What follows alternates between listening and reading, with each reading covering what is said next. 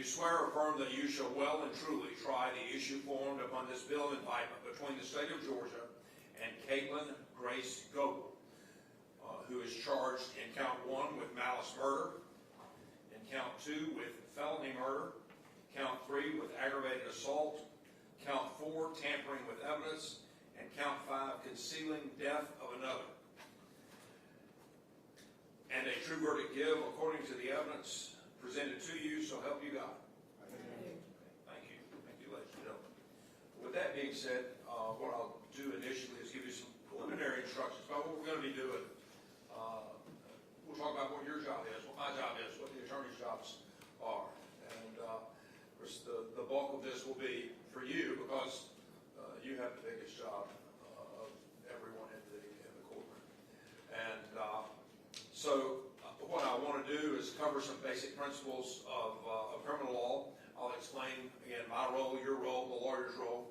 And finally, I'll tell you how the trial will proceed generally. Many of you, I know, based on the surveys that you responded to, have not served on a jury before.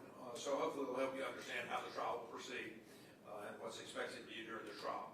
Obviously, there are a lot of moving parts. Sometimes the cogs don't always meet together, so there may be a hitch here or there. And if there is a hitch here or there, just blame that on me, and we will move forward. No one else has a whole lot of control over that. But you've now been selected and sworn to trial the criminal case of the state of Georgia versus Katelyn Goble. The indictment that I read from earlier was returned by the Newton County grand jury, and I'm not going to read it to you at this point. When we get to the final charges, I'll go over each one of those crimes that she's charged with in detail so that you'll know what the elements are, and you'll have the indictment out with you when you begin your deliberations. The defendant has entered a plea of not guilty, and that makes the issue which you have been selected and sworn to decide. The indictment is the way that the defendant is charged with committing the crimes that violate the state of Georgia, and gives her the basis upon which her attorneys can prepare the defense. They need to know what she's charged with and how she's charged with committing those acts in order to be able to prepare their defense. The charges in the indictment and the plea of not guilty, though, are not evidence of guilt, and you may not conclude that the defendant is guilty based on the charges or not guilty based on the not guilty plea. However, the defendant is presumed to be innocent until she is proven guilty. The defendant begins the trial with a presumption of innocence in her favor, and this presumption stays with her until it is overcome by the state with evidence that convinces you beyond a reasonable doubt that the defendant is guilty of the crime or crimes charged. You may not convict the defendant of any crime unless each element of the crime is proved beyond a reasonable doubt. The burden of proof is on the state to prove every essential element of the crimes charged in the indictment beyond a reasonable doubt. The defendant has no burden of proof at all, and the burden never shifts to the defendant to prove her innocence. However, the state is not required to prove the defendant's guilt beyond all doubt or to a mathematical certainty. A reasonable doubt means just what it says. It's a doubt that a fair-minded, impartial juror who's honestly seeking the truth finds. It is a doubt based upon common sense and reason. It doesn't mean a vague or arbitrary doubt, but it's a doubt for which you can give a reason based on consideration of the evidence or lack of evidence, a conflict in the evidence, or any combination of these. After considering all the facts and circumstances of this case, if your minds are wavering, unsettled, or unsatisfied, then that's a doubt of the law, and you must find the defendant not guilty. But if no reasonable doubt exists in your minds of the defendant's guilt, then you may convict the defendant. If the state does not prove the defendant's guilt beyond a reasonable doubt, it is your duty to find the defendant not guilty. Now, your role is to determine the law. My role, is to determine the law as it applies in this case. Then I will instruct you on the law that you must apply to the facts in reaching your verdict. I'll give you some of those instructions now, and I'll give you more detailed instructions at the end of the trial. Obviously, the jury has the most important role. You must decide the facts of the case from the evidence presented, and then apply the law that I give you to those facts. Evidence is a fact, or is how a fact is proved or disproved. Evidence may be either testimony or exhibits. Testimony is what you hear from people that take the witness stand and swear to tell the truth. However, questions that the lawyers ask of the witnesses, those questions are not evidence. Exhibits, documents, photographs, and other physical items that are admitted during the trial, that is evidence. The object of this trial is to discover the truth. During the trial, I may admit evidence according to the rules of evidence. And those rules are designed to aid in discovering truth by making sure that you consider only the best and highest evidence. The lawyers are advocates for their clients, and they have a duty to represent their clients to the best of their ability. They must follow the rules of law, trial procedure, and evidence during the trial. They may make motions or objections if they believe that any rule is not being followed. Again, what the lawyers say in making or responding to any objections is not evidence. And I'll admit or exclude evidence according to the rules. And if the lawyers make an objection and I overrule it, it means the evidence is admitted and you may consider it. On the other hand, if I sustain an objection, this means the evidence is excluded from the trial and you are not considerate in rendering your verdict. You should consider only the testimony and only those exhibits that are admitted. You should not assume or infer anything from evidence which I've excluded. If you happen to hear or see evidence that I end up excluding from the trial, you must disregard it in its entirety in your deliberations and in arriving at your verdict. None of my decisions and nothing I say during the trial are evidence. My decisions and remarks don't mean that I favor or lean to one side of an issue or one side of this case or the other. I'm only interested in seeing that this case is fairly tried based on the laws and the Constitution of the state of Georgia and the Constitution of the United States. Sometimes I may need to deal with lawyers' motions or objections without you being in the courtroom. So I'll excuse you to the jury room, and we'll try to limit those types of interruptions. But I do ask you, if you would, please be patient with us when that occurs. Now, the trial will proceed as follows. First, the attorneys will make what are called their opening statements. No attorney is required to make an opening statement, but they normally do. And the opening statements are not evidence. However, they can introduce you to what they believe the evidence will be. I'm going to give you an outline of where they think their evidence will take you, and ultimately give you a picture of what will be going on over the next few days. The state goes first because they have the burden of proof, and then the defense may present their opening statement. After the opening statements, then we get into the evidence. Those are the witnesses, and that will, of course, be the lengthy part of the trial. The attorneys, after all of the evidence has been concluded, then the attorneys will rest and close, and we'll have, meaning me and the attorneys, will have what's referred to as a charge conference to go over what the evidence, what the law is that I'm going to give you. They need to know what that is so that they can properly argue the case to you when it comes time to make their closing statements. And sometimes closing statements are referred to as summations. And that's where they'll discuss with you what they believe the evidence that's been admitted during the trial shows with respect to what the law is, and try to persuade your mind to one side or to the other. They'll point out evidence that supports their positions. Again, though, what the lawyers say during the course of the trial is not evidence and not be considered by you as evidence. The goal of the closing argument is to persuade you to their side of the case. I'll explain the law, that's the charge. I think I spoke about that a little bit yesterday during board hire. And after I've given you the charge, I'll send you to the jury room to begin your deliberations. It is important that you pay close attention to everything that's going on from the evidence, from the witness stand during the trial. If for some reason you can't hear or you can't see something, then alert me, alert the bailiff, stand up, get our attention, whatever, because it is most important that you see and hear everything that's going on. You know, if at some point you are distracted for any reason, you need to take a break, just let me know and we'll take a break and let you deal with that, and then we'll come back into the courtroom. Again, just raise your hand and let us know. At this point, you have indicated through the voir dire process that you have an open mind, and I want you to continue to consider the evidence that comes in over the next few days with an open mind. Do not reach any final conclusions until the trial is over. Do not jump to conclusions before all the evidence is presented. To maintain the integrity of the jury system, I remind you that you must decide this case solely based on the evidence admitted during the trial and the law that I explained to you during the charge.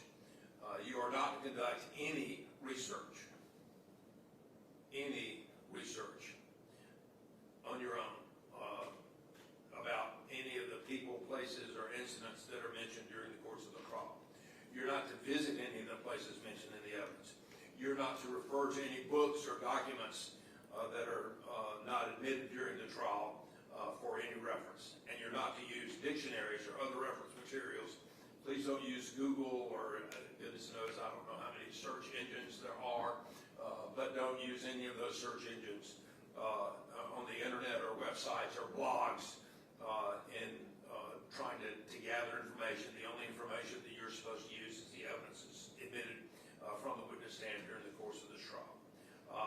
Ask you to not to use any electronic media. Don't listen to any sources of news during the course of the trial. Don't read any accounts of the trial. Anything that's online, in print, or I don't know if anybody listens to the radio now. Don't listen to that either. Remember,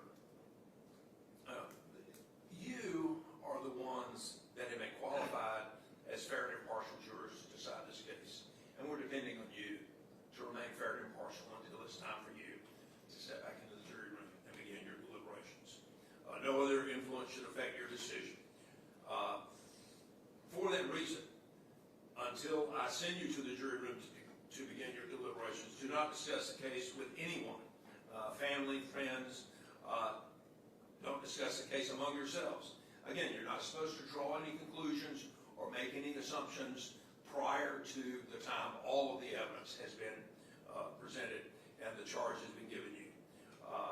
And by that I mean, again, emails, texts, logs, any form of social media, until after you've heard all of the evidence and I've sent you to the jury room to use only the evidence that has come in during the course of this trial.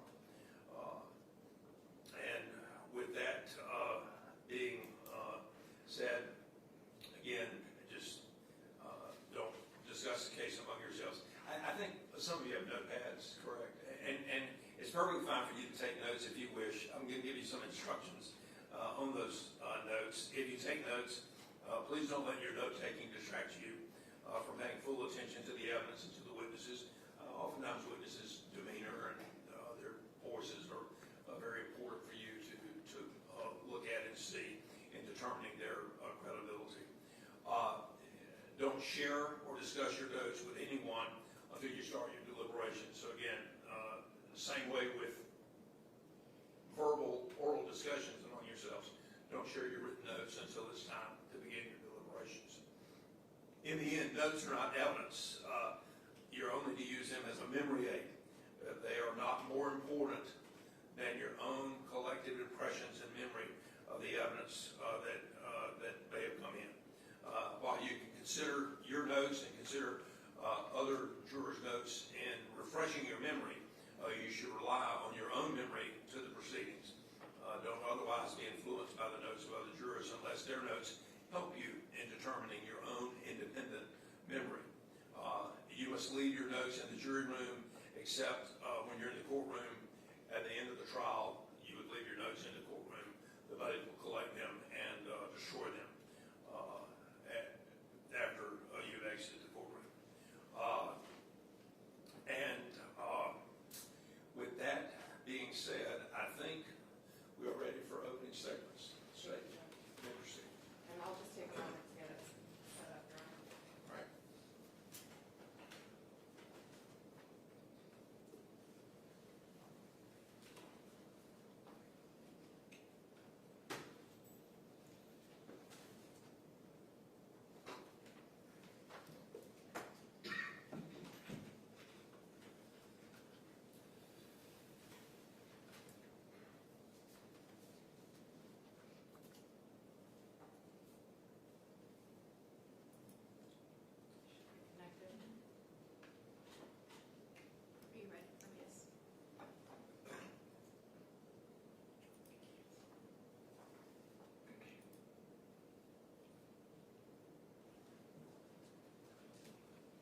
Co-defendant, Katelyn Goble, befriended Morgan Bauer. She befriended her, and then she lured her back to her home so that the defendant and her boyfriend, Alex Warren, could kill her. Once she got Morgan back to her home, they strangled her and killed her. But it didn't stop there. Over several days, they mutilated Morgan's body. They beheaded her, they dismembered her, and Alex had sex with her body throughout all of that. And then when they were done with her body, they took her to the woods, burned her body, and left her there.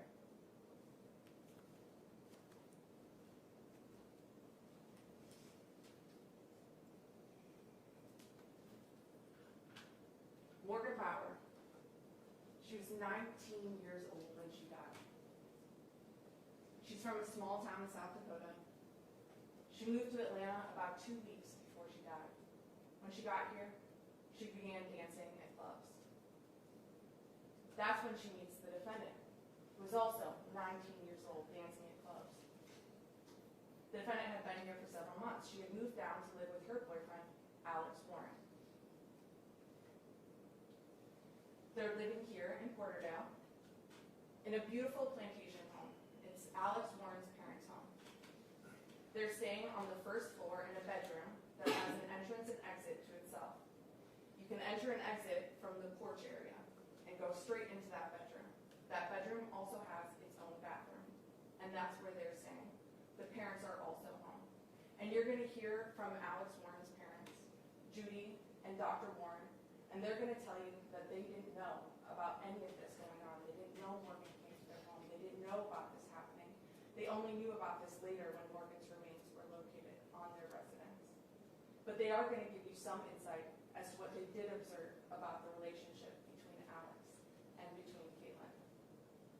And it's while they're dancing that the defendant meets Morgan. You're going to learn that Morgan died probably around the time period of early morning of February 26th of 2016. We know that because that's the last time she interacts with her cell phone. And that evening, she had been auditioning at the same place that the defendant was auditioning at. But the night before, Morgan was having problems with the hotel or motel that she was staying in. She had made a 911 call, which is also reflected in her cell phone records, and that someone had been banging on the door. It wasn't safe for her to stay there anymore. And so the defendant offered for Morgan to come back to their house in Porterdale with them and to stay in the room with them, in the bedroom that they were staying in. A safe place for Morgan. But what you're going to learn is it wasn't safe for Morgan. Because they drove from the club, Alex, the defendant, and Morgan. They got back to the residence. And shortly after getting back to the residence, that's when they strangle and kill her and keep her remains in this bedroom for 3 days. They move her body to the bathroom that's attached to this bedroom.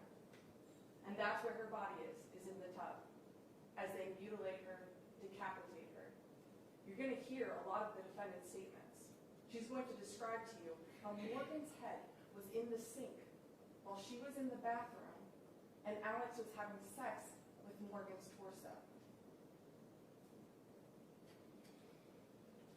And then when they're done with the body, they take it out to the woods.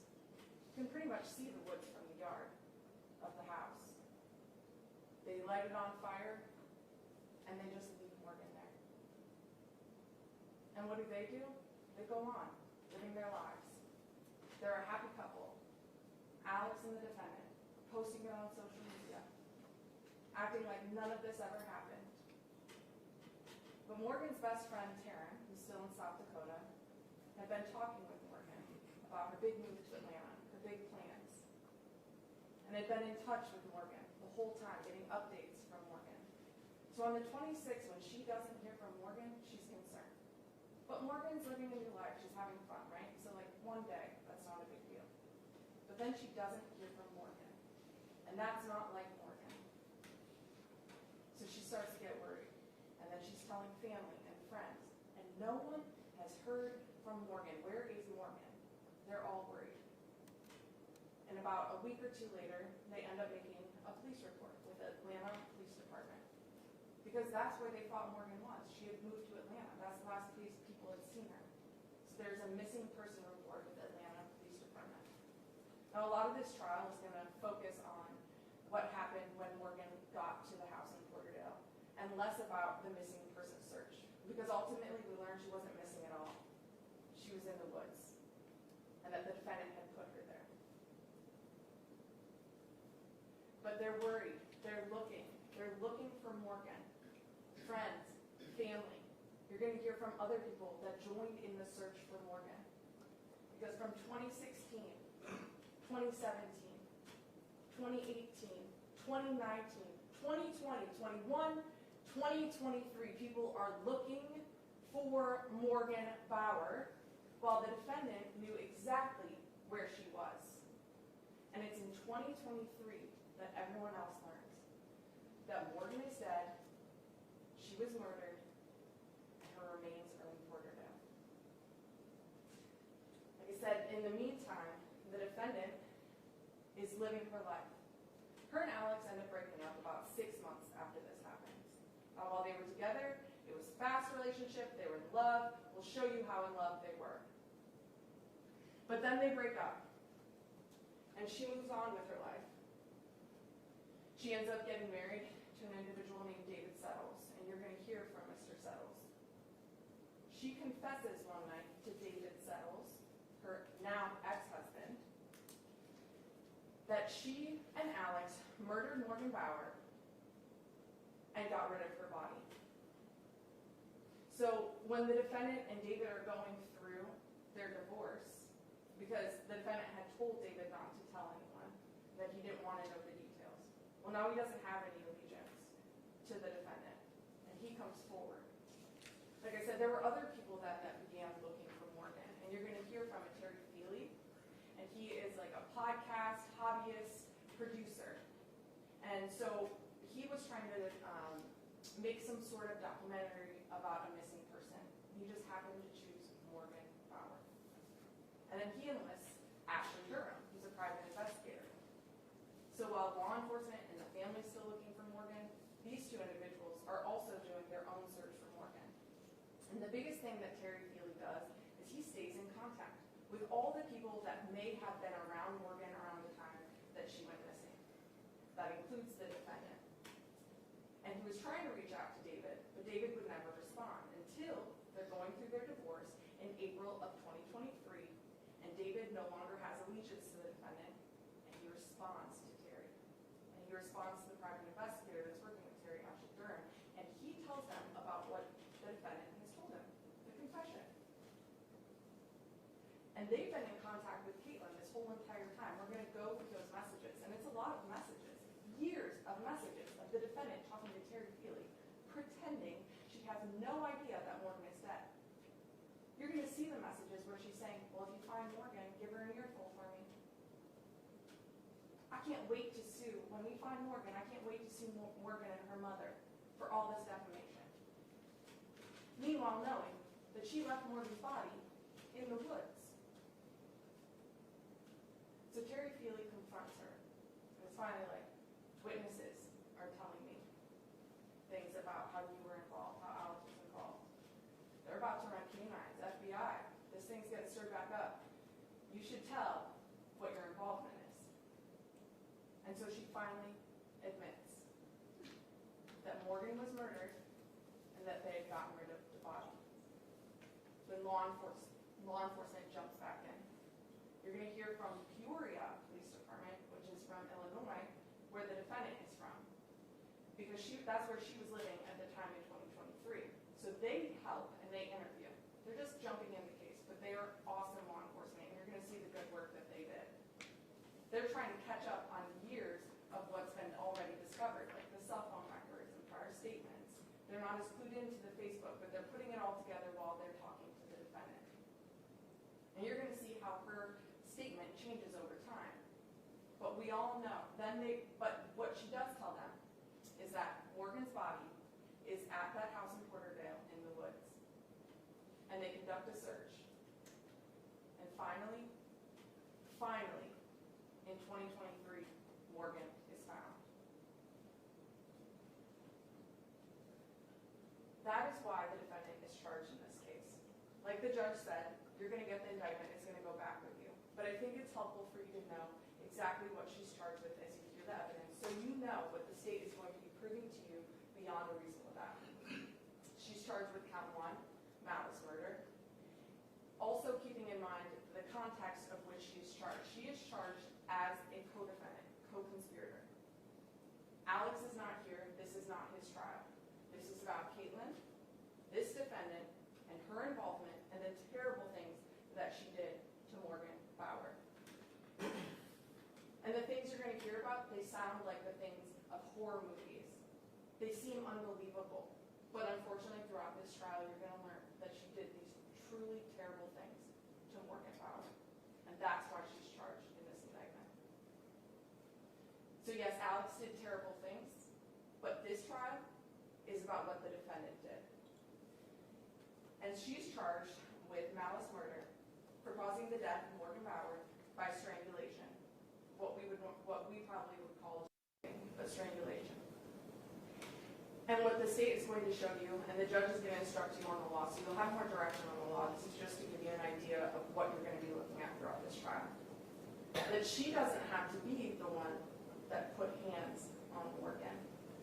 If she aided, abetted, conspired with Alex Warren, she is just as guilty as him. She doesn't have to cut off Morgan's airway.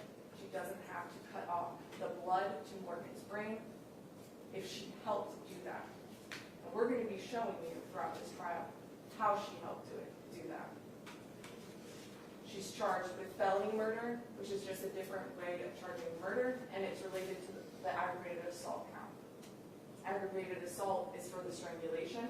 If you strangle someone, aggravated assault them, and cause their death, then you also committed felony murder. So it's just a different way, but it's the same actions that we're talking about. And then tampering with evidence and concealing the death of another for covering this up for years and years and years. And concealing the death for years and years and years by destroying the evidence, Morgan's body, and then lying about it for years. And throughout the trial, the state does have the burden of proof, and it's beyond a reasonable doubt. And that's a high burden. It's the same burden that's used in every single courtroom throughout the United States. But it doesn't mean beyond any doubt, doesn't mean beyond all doubt. We're asking you to come in here with your life experiences. That's why we talked about it a lot in Bauer, because your life experiences. We're not asking you to check those at the door. Your common sense, your reason. And apply those life experiences to the facts and the evidence that you're going to see throughout this trial. As the judge said, we're going to give you a lot of evidence, so please take notes. Listen carefully. For some of the interviews, we're also going to give you transcripts. Those are going to be aids to help you because sometimes the volume is not as loud either in this courtroom or with some of the interviews, so to help you follow along.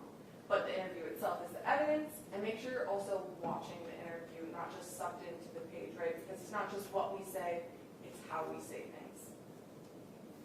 There's going to be a lot of evidence, like I said, but we're going to be presenting and trying to present what's relevant, especially when it comes to those interviews, because there's hours of the defendant lying.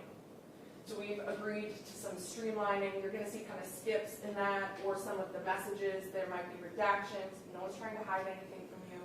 We're just making sure whatever is important is what you're seeing, and we're cutting out the other stuff that's not relevant.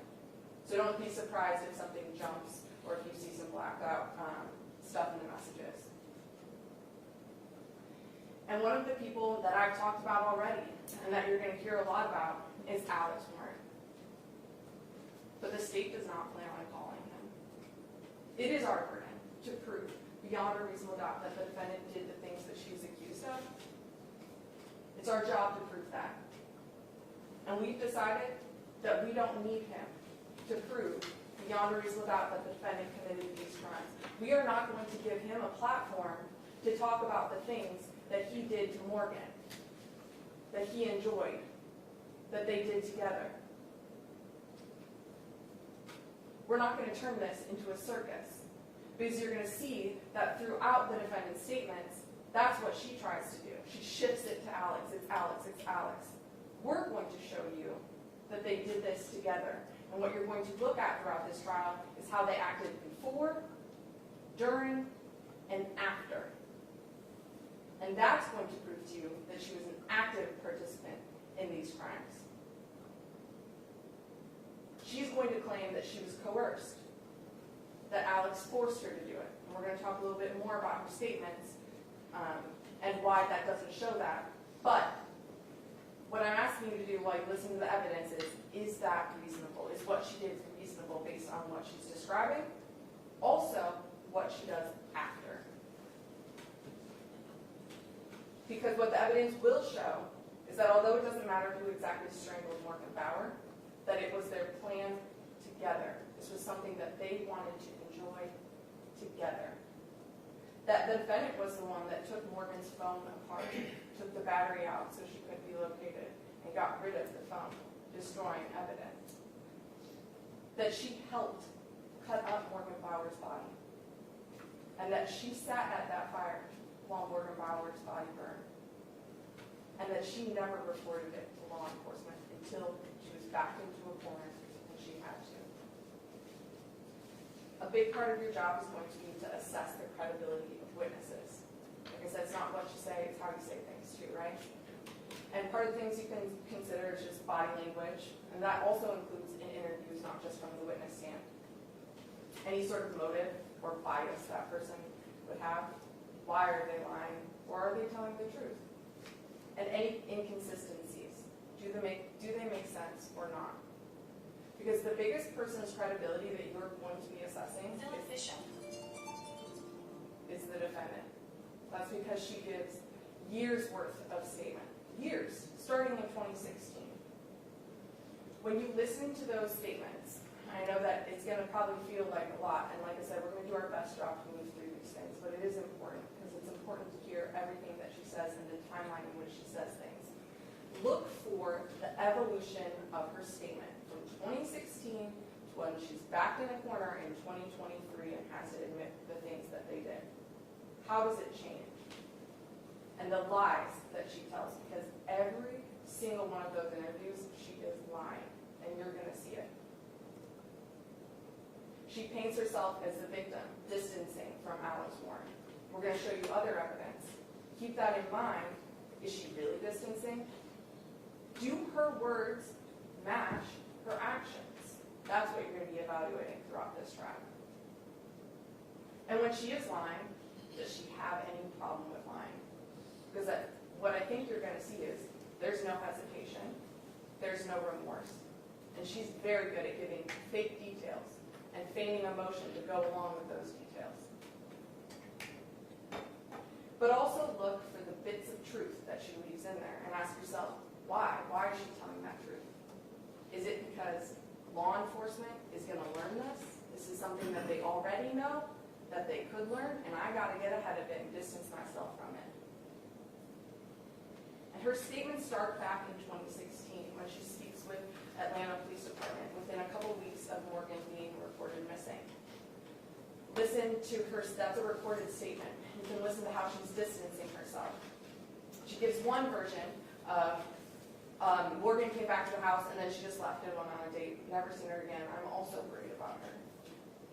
And then that same day, she speaks with Casey McClure, who you're gonna hear from. Casey McClure is kind of an advocate for those that are stripping. She's a woman's advocate, and she assists with trafficking. And so when Morgan's mom becomes concerned, she comes to Atlanta, she needs help, and Casey McClure is kind of boots on the ground and is in the clubs, and so she's going to the clubs and trying to help Morgan's mom. And they end up speaking with Alex and the defendant. And the defendant says that they just dropped Morgan off at a gas station and Morgan left. So she's already changing her statement within the same day. And then she reiterates that statement, defendant, to Porterdale Police Department officer, who comes and talks to her shortly after that. So there's three different people, at least three different people that she talked to in the beginning. Atlanta Police Department, Casey McClure, who is an advocate for women in her position, and Porterdale Police Department. And not once does she say, help me, my boyfriend did these terrible things, I'm scared of him, I'm in an unsafe situation. You will never hear her say that. And then the years go on, and eventually she has that call with Terry Feely. And even within that call, she starts to shift and change once she realized that Terry's serious this time and things are about to come out.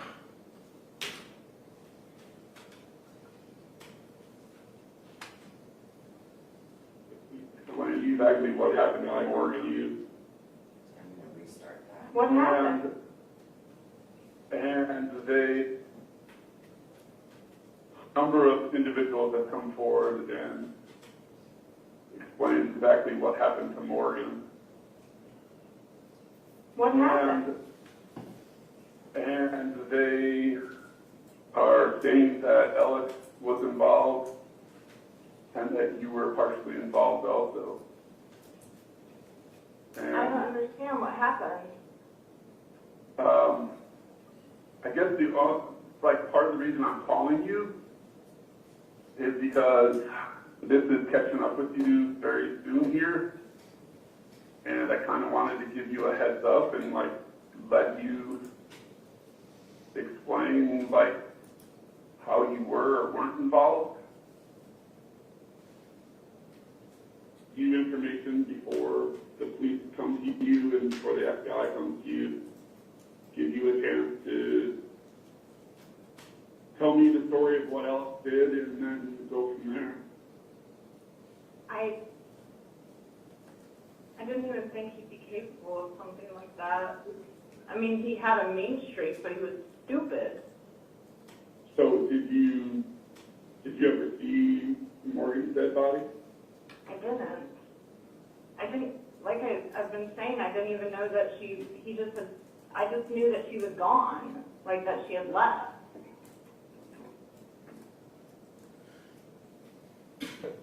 Until he went to Vernon?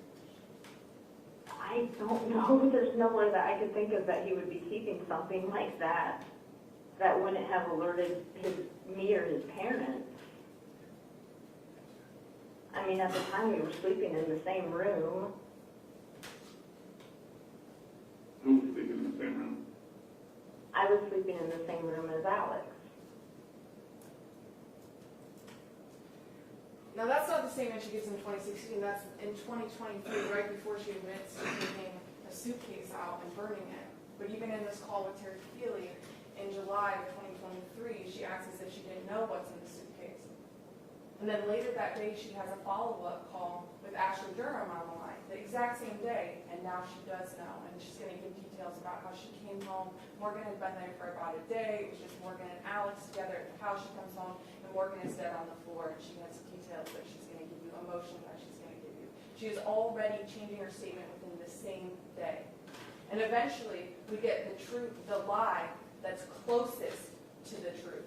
After several interviews with Peoria that are not making sense because they're digging into the cell phone evidence. And the cell phone evidence shows that Morgan died the night that she got to Porterdale Police Department. And they're able to finally confront her with that. She's back in the corner and finally has to admit that she knows what happened to Morgan Bauer and to her body. Some knives, and he had put her into the bathtub. The little bathroom there in the bedroom. And that was through a period of 3 days where I know he had continued to have relations with her and stuff. Her quarters. And yeah. And she was in was it the tub? I haven't seen it. It's a small tub. So she's in the tub, and He when was is in there for a couple days, basically kind of face down. okay, kind of rear end up. Did you ever witness him having sex with her after she had passed? He made me watch a couple times. At what point does he decide to now? I mean, I know a lot about human beings when they perish. You know, there's things like lividity and things. The body starts to decom. Her stomach had started to get kind of Bloated. green. Okay. And is that when he decided that we probably need to do something here before she started? Did it ever start to smell or anything like that? Okay. What do we do to get rid of this body? What does he do? He had me hold parts of her while he made cuts, and Do you remember what part you held and? her legs, Okay. at her like ankle, so he could cut her knee, Okay. and her arms at the wrist, so he could take parts off. Had she gotten stiff by then? Yeah. Was it just a regular? When she knows that law enforcement knows what's going on and they're going to search again and there might be more evidence, that's when she finally starts to tell us the truth, still distancing herself. But she had been telling the truth through social media the whole time, and a lot of this case is going to be about her statements through social media. The defense wants to make it seem like it's just Facebook, it's just TikTok. And maybe that's true for some people. But in this case, we're not just looking at one post, we're looking at years of posting her statements about what's going on. Also, allowing you to evaluate her conduct. Does her conduct on social media match a person that just went through that? She's going to tell us statements about how she sees herself. She's a siren. Someone who can manipulate men. She describes herself as having different personalities. Lilith is what she goes by on Facebook. She even tells Terry Feely in the messages, you can call me Lilith. Well, who is Lilith to her? She says in a message, Lilith doesn't give a shit about anyone except who belongs to her, and she happily hurts others. Lily is similar, but has a good, sweet front and is more manipulative. Her own description of who Lilith is. She's telling us who she is. Her obsession and interest with death, decay, and murderers. That's why we asked about if anyone watches any sort of Netflix documentaries, because that's not what we're talking about. She loves them. She's attracted to them. So as she's sitting there in those interviews telling you that Alex is repulsive, that she's scared of Alex, she's also posting and glorifying serial killers. She has an attraction to extremely violent criminals or a person who has committed a gruesome crime. These are her posts. After they've done this to Morgan Bauer. She tells us about the relationship with Alex. If you just saw the selfies they posted, they're a happy, loving couple. These are after they've done these things to Morgan. A photo in the very bedroom that all those things happened, before and after cutting Alex's beard. Selfie photo, because they eventually end up leaving Georgia after a few months after this. This is them on their way, first day hitchhiking out of Georgia. While Morgan's body is in the bathtub, Katelyn is posting about fighting an ex-girlfriend on behalf of Alex, telling her to leave them alone. Do those actions match the person that was coerced to do these things? That's what you're going to be asking yourself. It's going to contradict what she says about Alex, because she posts things after this happens with Morgan. I love you, Alex. You're so sweet to me. Is he this abusive monster that she's describing and trying to present?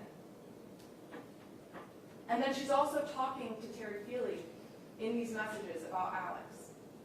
Although she wants to portray as if she was a domestic violence victim or sexually assaulted by Alex, she's telling Terry Feely before she's backed in the corner, he never raised a hand at me, so I don't think woman beating was his thing.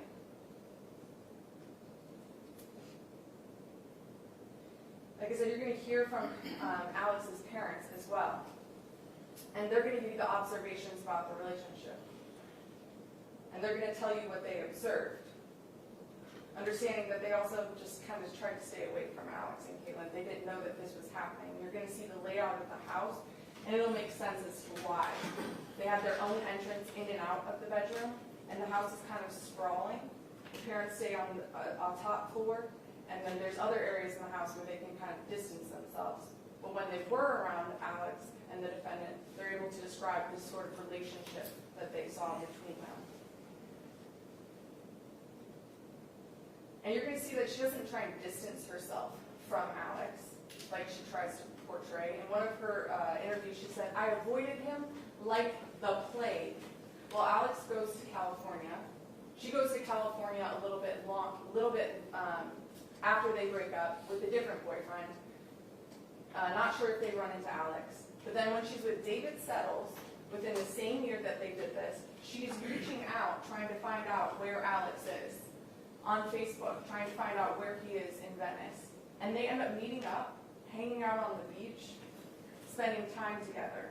Does that make sense with the person that is so violent, coerced her to do these terrible things? You're also going to see that they planned this. That flayed women photo, that was her profile picture. And Alex comments on it, "Our harem." The next picture of Bob, this is Bob. Bob kills for fun. This is green light, go. She posts this and tags Alex the night that they take Morgan back to their residence. Her social media is going to show us that they were in this together and they planned it.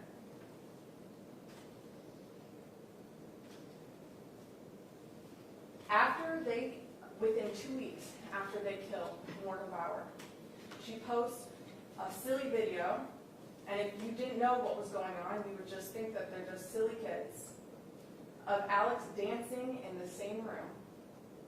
And right after that, she says, "Death is when the party really started." Alex. You're also going to learn that Alex kept a trophy, and he put it in the vent in the bedroom. Those are Morgan's necklaces that the GBI was able to recover. But you're going to learn that the defendant had trophies herself, and you're going to see them. They're not physical. They're the type of things that she posted. Her TikToks, her Facebook messages, breadcrumbing. To the outsider, right? She just has a dark sense of humor. She's into dark things. And I agree with the defense. We don't need to hold that against people that are into dark things. But this isn't pretend. This isn't cosplay. This isn't make-believe anymore. When you have taken someone's body and burned it and left it for years, that's not make-believe. Her trophy is posting about it on TikTok. You've been sleeping for quite a while. I think they noticed that you never left the building last night. The cameras were searching for you, but they couldn't find you. I have you hidden too well. I kidnapped you. Because the defendant, she befriended Morgan Bauer, she lured Morgan Bauer, she killed Morgan Bauer, she defiled Morgan Bauer. She burned Morgan Bauer's body, and then she left Morgan Bauer in the woods for years. For her family and friends to wonder, what happened to Morgan? Where is Morgan? Just let the boy demonstrate I am the one who's gon' piss in your lemonade. You're full of dead bodies. This my job, this my passion, this my hobby. Give my best, you're full of dead bodies. Call me up 1-800-BODIES. I'll be here to get rid of your bodies. Pilot dead bodies, I got the pilot dead bodies. I'm dropping bodies on bodies. I got the pilot dead bodies. I'm in the hallway and lobby. Fill up the closet with bodies. I'm dropping bodies on bodies. I got the pilot dead bodies. Hold on.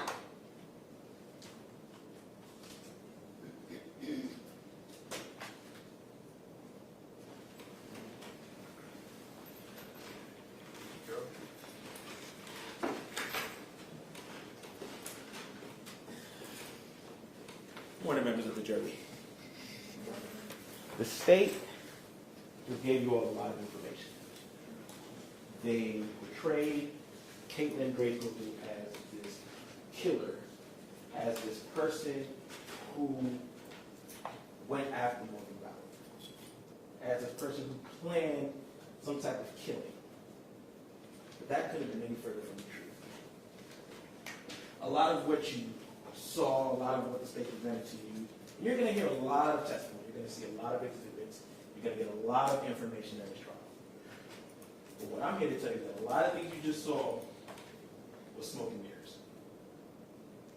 So how did we get here? Katelyn, who was a mother of two beautiful children, got into a relationship with Alex Warren back in 2016.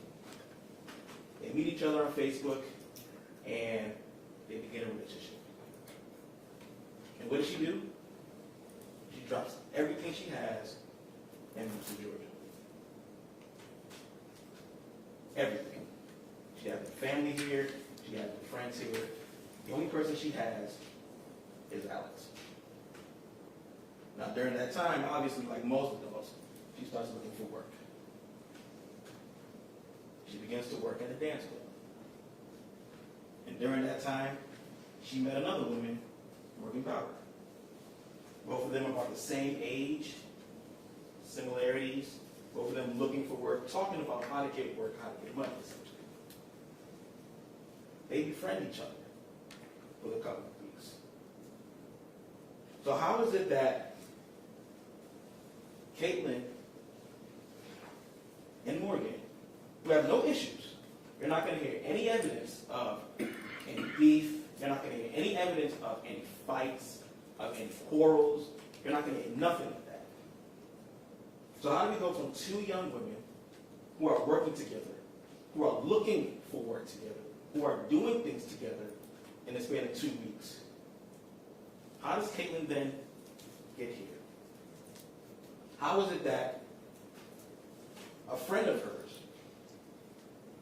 and now all of a sudden Katelyn is being charged with these crimes, or as the state would put it, actually committed these crimes?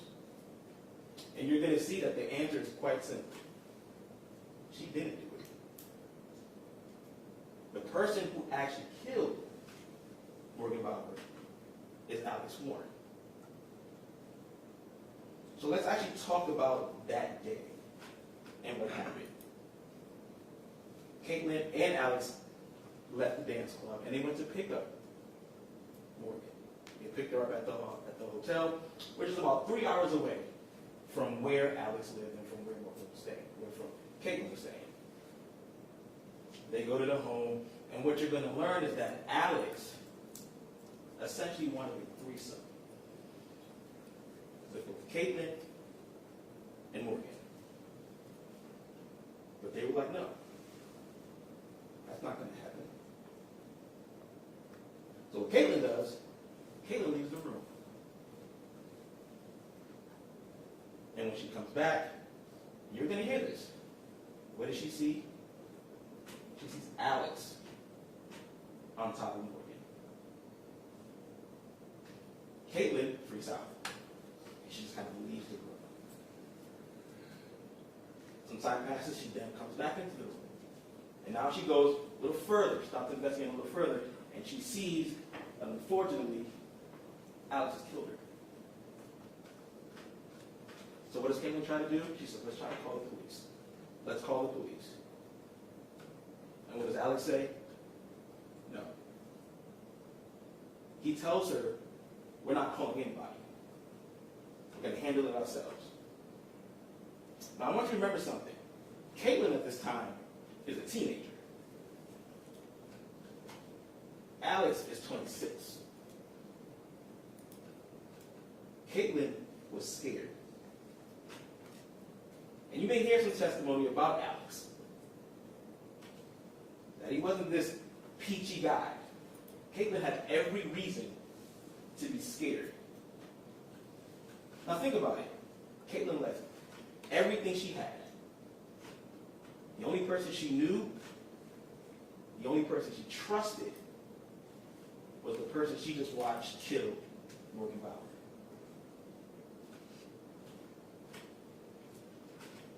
And in those days, you're going to hear testimony, you're going to watch the video, you're going to learn that Katelyn was forced to hold the body as Alex cut it up. That Alex made Katelyn sit down and watch him as he had sex with her body. Now this is all sad. Because at the end of the day, there was a life that was lost. But it wasn't by Katelyn. Katelyn didn't conspire with anybody. Katelyn didn't plan anything. Katelyn was a 19-year-old who had just witnessed her boyfriend kill someone. She tried to make an attempt. She tried to do the right thing, but she was scared. She was scared of her boyfriend. She was scared of the only person she knew. She had nowhere to go. She had no family. So Katelyn did what she thought she had to do in that situation. Now let's fast forward and let's go through this social media. The state, they're trying to portray Katelyn as this person who was relaying her messages through social media. Now we all know between 2016 and 2022 was the boom of social media, specifically TikTok. Most of you, if not all of you, have either heard about it or used it to some degree. Now what is this TikTok? You all know TikTok is a platform that billions of people use across the world for all types of reasons. Some use it to tell stories. Some use it to buy things. Some use it for cosplay. There is countless ways that people use this platform. And one of those reasons, as I mentioned, was cosplay. The very thing that Katelyn loved to do. Now, what is this cosplay? This is essentially people dressing up and reenacting characters or whatever it may be. And it's a wide range. You can cosplay as athletes. You can cosplay as cartoon characters. You can cosplay as fairies. Or you can cosplay as people who are dark. That doesn't make you a killer. The state wants you to believe that because Katelyn Morgan painted her face and had props and used fake blood, that all of a sudden, that was her message. That was her saying, look at what I did. But that couldn't have been any further from the truth. Katelyn was just expressing herself. And you're going to see the videos. You're going to see the videos. And you're going to be able to look at it and you're going to be able to judge. And you're going to see that this is simply art. You may look at it and you may say, it's a bit dark. Fine. It's a bit weird to some. Fine. But does that make her a killer? No. Does that mean that she all of a sudden plotted and conspired with Alex to kill Morgan? No. Because there's nothing in those videos that's going to directly tie Katelyn to the killing. You're not going to see no TikTok video where she's mentioning Morgan or she's doing a story time of what happened on nothing. Again, the state is using a lot of smoke and mirrors. So let's fast forward to 2022 when things start to come out. And you're going to learn that the person that brought all this information out was Katelyn. The body that was found, when they went to search the home, you'll learn that they found that because of Katelyn. Now, were there inconsistencies in her statement? Yes, we're not hiding that. The state has said it, you're going to hear it. There were inconsistencies in her statement. But the one thing that remained true, the one thing that remained consistent, was that she did not kill Morgan Bauer. The witnesses that will take the stand, none of them are going to be able to say that Katelyn told me that she, in fact, killed Morgan Bauer.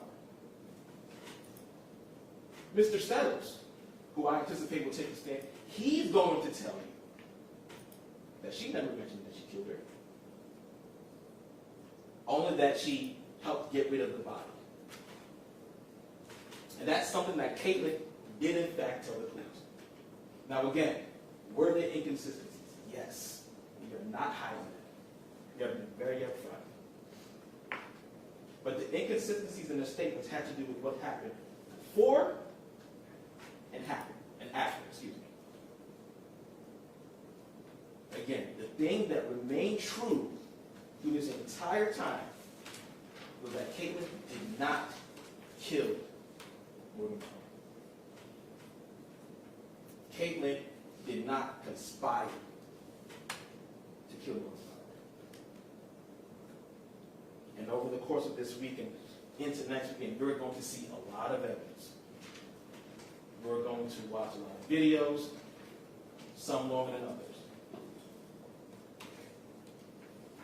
And when you watch those videos, I want you to take note when discussing Alex, when discussing Katelyn. The witnesses that take the stand, take note of what they say.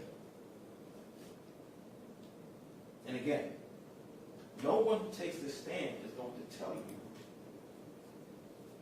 that Katelyn said that she actually killed the body. And I want you to remember that, because the state has the burden.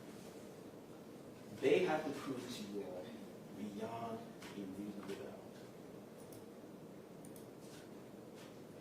And I'm confident that once you've gone through everything, that you've seen other TikToks and heard all the witnesses and gone through all of the exhibits, I'm confident you all will come back with the right verdict. Because remember, Katelyn was a 19-year-old who was scared. And she's going to tell you. Remember when we asked you some of those questions, how people may react, how people act differently. Take that in when you're watching and when you're listening. Just because Katelyn didn't act in the way the state wants you to believe she should have acted does not make her a killer. Everybody is different. Everybody is different. Everybody acts the trauma differently. So all I ask is that you take that all into consideration. And when you go through all the evidence, you'll see that Katelyn did not kill Morgan Bauer. Katelyn was the reason that she was found.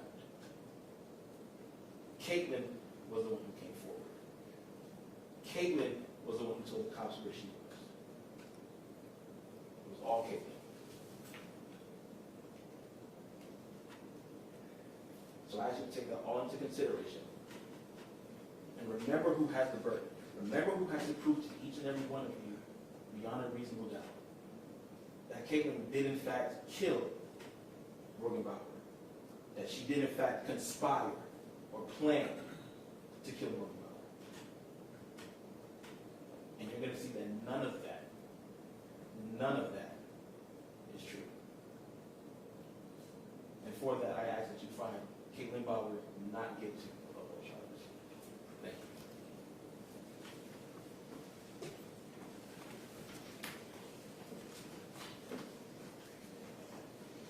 Go ahead, first witness. Joseph Goble.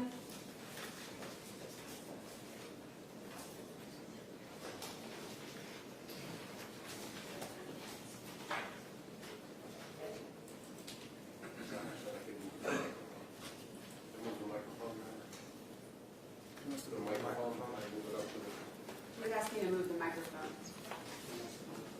Oh, yeah, okay. Sure. Thanks.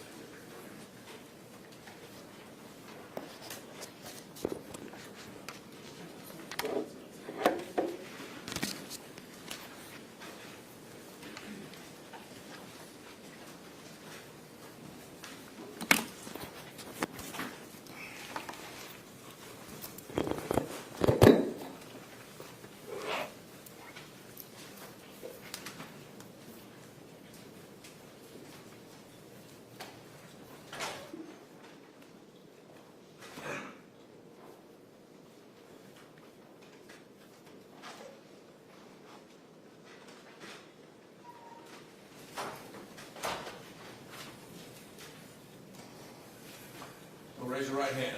Swear testimony you about to give in the case of State of Georgia versus Katelyn Goble, the truth, whole truth, nothing but the truth, so help you God. I do. You may proceed, counsel. Could you please introduce yourself to the jury, state and spell your name for us? Yes, I'm Detective Joe Golphin. It's Golphin, Detective, Atlanta Police Department. Is there a way to move that microphone? Yeah, I'm just gonna move this, we'll switch it. If you want to drag it this way, Okay. that way you can talk to it while you're talking to them. All right, and you said you're a detective with the Atlanta Police Department? Yes. And what is your current role with the Atlanta Police Department? Currently, I'm in the Internal Affairs Unit. And how long have you been in law enforcement and with Atlanta Police Department? Law enforcement for 32 years, Atlanta Police Department for about 20 years. And were you working for Atlanta Police Department in 2016? Yes. Can you tell me about what your role was within the Atlanta Police Department in 2016? In 2016, I was in the Homicide Unit. Eventually, did you move out of the Homicide Division into the Missing Persons Division? Yes. And when you were in the Missing Persons Division, were you assigned the missing person case of Morgan Bauer? Yes.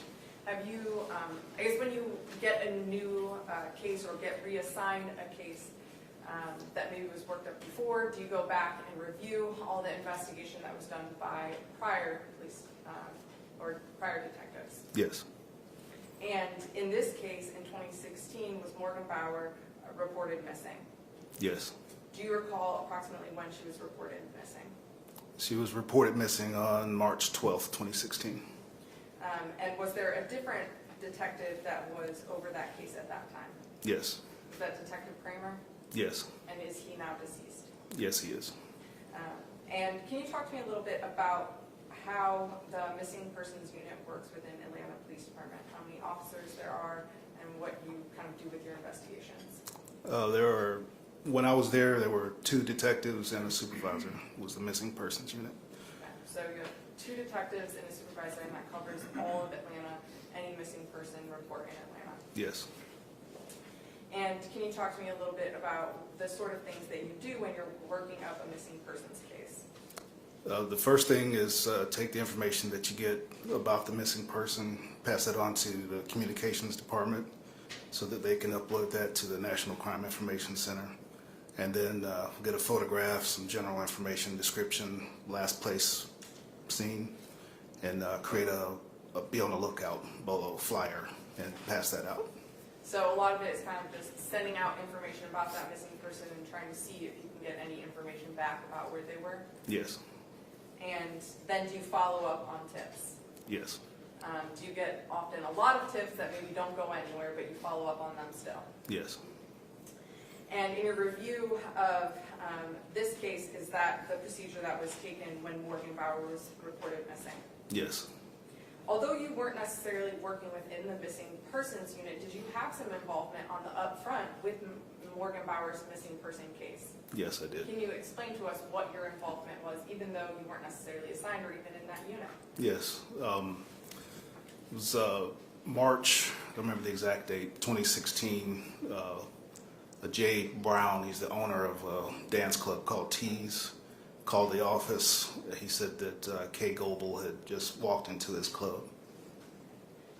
And at that point in time, the detective that was working it, had they identified a Kay Goble as a potential person of interest or to speak to? Yes. And so you're saying that you got a call, do you recall if that was on March 15th or 16th of 2016? Yes. And on that day you did you end up speaking with Katelyn Goble? Yes, I did. And was that interview recorded? Yes, it was. And have you had an opportunity to review that interview? Yes. And did it fairly and accurately reflect the interview that you conducted over the phone with Katelyn Goble? Yes. Your Honor, at this time, I would tender State's Exhibit 8, and I also would tender State's Exhibit 9. As the defense, the State's Exhibit 9 is a copy of the transcript. Those transcripts have been provided to the defense. I will also pass them out, and I do have copies for the jury.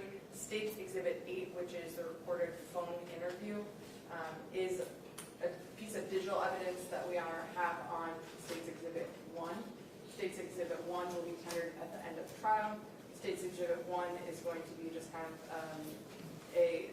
drive with all of the digital evidence on it. We've already kind of discussed with the defense about operating that way for authenticity, as long as it's been reviewed. My understanding is the defense agrees to that.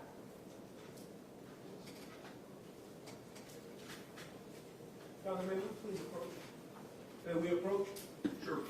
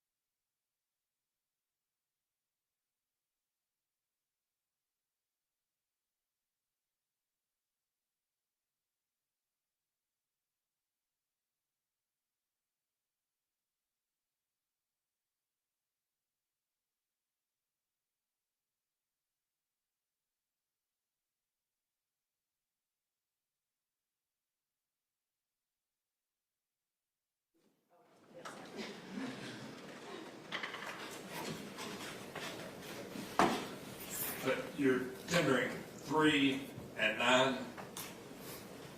8, State's Exhibit 8. I'm sorry, 8? Yes. 3, 9. You mentioned 1, but that was going to be at the end of the trial. Correct. Okay.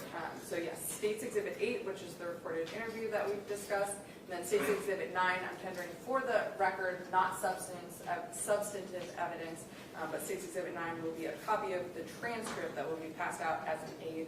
I don't know if Your Honor has anything to advise the jury about aids and using transcripts as aids. Objections to 3, 8, and 9. No objection, Your Honor. Judge, there is no 3 being tendered right now. It's just 8 and 9. Exhibit 3 is not being tendered right now. Okay. 8 and 9 are admitted. Now, cue up 8.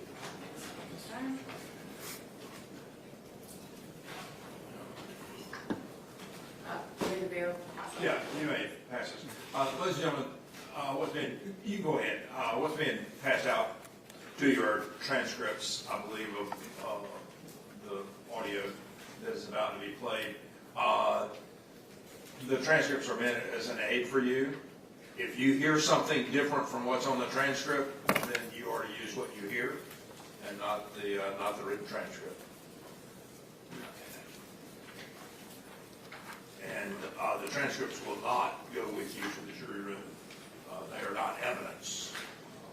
They're just demonstrative aid for you.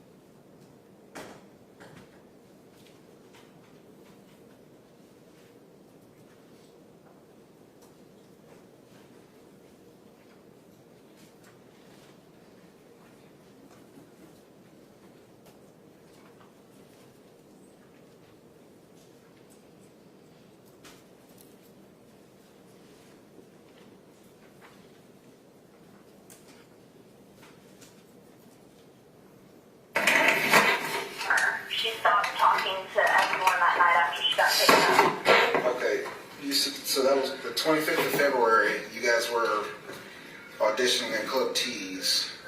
Yeah. Did she leave with you? Yeah, she left with me. Okay, where'd you guys go? We went to my house. It's over in Covington. What's the address over there? I haven't lived there that long. You don't know your address? No, not for that house. Okay. The guy that called said your name is Kay. Is that K-A-Y or K-Y-E or what? K-A-Y. Okay. What's your last name, Kay? Goble, G-O-B-L-E. G-O-B-L-E? Yes, sir. Okay. And so this is his phone. What's your phone number? My phone number is 309 Okay. 740 Okay. 5663. Okay. 309, what area code is that? That's an Illinois area code. Oh, okay. I've only been here for about 3 months. Okay. How old are you, Kay? I'm 19. You sound very young. What's your birthday? July 8th, 96. 96. Okay. And you said Morgan went with you back to Covington? Yes. Okay. But you don't remember the address? Is it a house or an apartment? It's an apartment. Like I said, I haven't been there that long. Okay. Does anybody else live there? My boyfriend does. Okay. What's your boyfriend's name? His name is Alex Warren, A-L-E-X-W-A-R-R-E-N. Okay. Do you know his birthday? I don't, unfortunately. That's all right. That's all right. How old is he? He is 26. 26. Okay. And do you have his phone number handy? I don't. Okay. It's not in your phone or anything? No. You don't keep your boyfriend's phone number in your phone? We see each other every day, so we don't really text that much. Okay. All right. And then, so how long does it take to get from Club T's to Covington? It takes about an hour, about 45 minutes. Okay. Who was driving that night? I was. You were? Okay. Yes. What kind of car do you have? It is a blue Dodge Ram. Okay. Oh, a truck. All right. And then, so who all was in the truck with you? It was just you and Morgan, or what? It was me, Morgan, and Alex. You, Morgan, and Alex. Okay. And then, so you guys drove back to Covington. What happened when you got back to Covington? We got home, and I got in the shower and everything, and she was texting on her phone and talking to someone and giggling a lot. Do you know who she was talking to? I have no idea. It was a guy she was talking to. She was on Snapchat or Tinder or some social media site talking to him and sending him videos. Okay. How long have you known Morgan? We knew Morgan. I met her earlier when I was working at Main Stage. When was that? And that was like maybe a month after I got here, so about a month ago. Okay. So you've been there how long? 2 months? Yeah. 2 months or 3 months? I'm sorry. I've been in Georgia for about 3 months. Okay, so you got here right around the first of the year, somewhere in there? Yeah, around the first of the year. Okay, so she's texting and Snapchatting and all that, but you don't know with who? I don't know with who. And then she said she was going to go on a date and probably stay the night. Okay. Where was Alex while all this was happening? He was around the house, probably watching TV in the living room. Okay. What time did she leave? Do you know? We got home around midnight, so she left maybe at 1 or 2 in the morning, and she took her bag of clothes and her bathroom stuff with her. So that was Friday morning? Yeah, I think so. It was early on the 26th by that point. Okay, you said she took a bag of clothes with her? She took her clothes with her and her bathroom supplies. Did she leave anything at your house? No, she didn't. So she took everything she owned to a date? I guess, yeah. Okay. I was tired by that point. I wasn't really thinking much of it, and she said she was staying the night, so I just assumed she wanted the options on what she was going to wear or something. Okay. How many clothes are we talking about? How many bags does she have? She had a small suitcase and a small bag of, I guess they were her dirty clothes. So she took even her dirty clothes on a date with her? She said she was staying the night, and I didn't know if she knew the guy or not already. And our washer is broken, so I don't know. Okay. And what's her phone number? Her phone number Yeah. is 605-228-3512. What area code is 608? I don't know. Where did she tell you she was from? Where is it? South or North Dakota? One of the Dakotas. Yeah. How did she get to Georgia? I don't know. She said she took a plane. Okay. How did you get to Georgia? I took a bus. Did Alex come with you? No. You met Alex after you got here? Yeah, I did. Okay. What does Alex do for a living? He doesn't have a job right now. How did you meet Alex?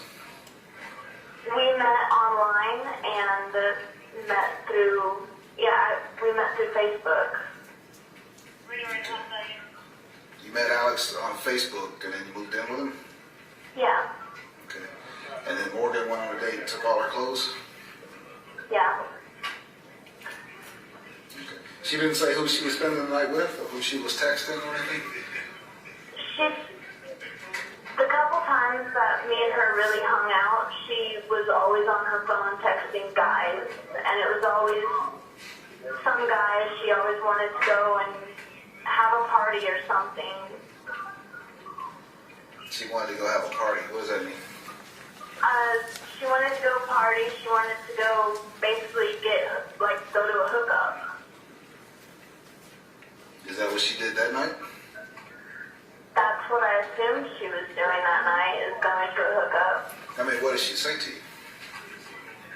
She said she met a cute guy who was going to come pick her up, and she would probably stay the night and call me in the morning because we had to go get her license that morning. She met a cute guy. Yeah. Where did she meet him? She was talking to him over her phone, so it was probably over Snapchat or Tinder. Okay. And, yeah, he told, so, wait a minute. She met him online and told him to come pick her up at your house? Yeah. And you don't know your address? No. I've lived there for about a week now. Kay, you just told me you've been there. You just told me you've been there a month. That one, yeah. Yeah, so what's the address? Okay. I don't know the address to the house. Hang on a second, let me call Alex. Maybe Alex has it. Don't go anywhere. How long has Alex lived in Georgia? He's lived in Georgia his whole life. I didn't give you his number. What's his number? I don't have his number with me. Okay. You gotta help me out here, all right? I'm trying to. Because Morgan is missing, right? We gotta find her. Yes, I know. I'm So you gotta help me. worried about her. So you gotta help me then. Okay. I need phone numbers, I need addresses. You gotta help me, Kate. I'm genuinely trying to.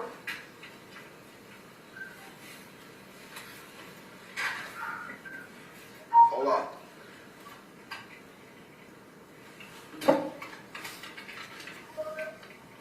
You said Alex is 26? Yes, he is.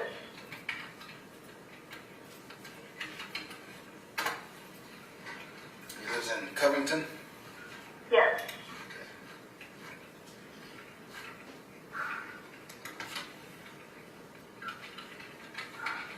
And you said he doesn't work anywhere, right? No, he doesn't. Who's paying the bills then? We're staying at an apartment that his parents are paying the bills for. That's convenient. Huh? I said that's convenient. Is it Alexander Warren or Warren Alexander? Alexander Warren.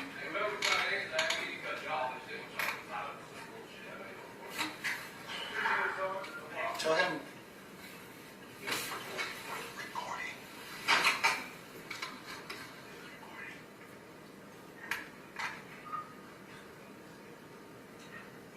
You said he's 26? Yes, he is.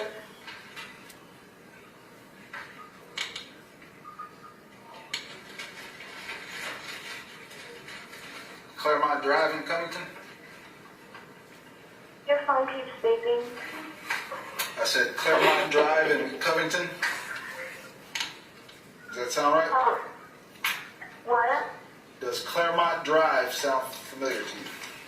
Yes. Okay. 210 Claremont Drive? I think so, but I know Claremont Drive. Okay. Does Alex have a middle name? Alexander.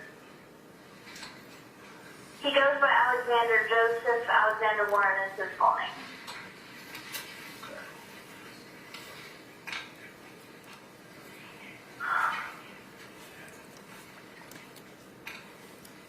Not exactly how I expect my night to be going. Hang on a second, okay? Yes, sir.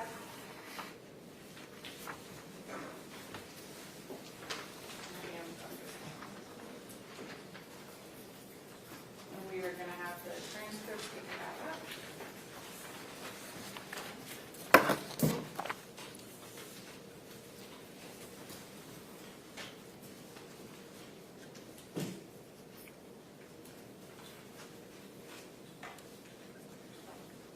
What we heard was that the extent of your conversation with the defendant.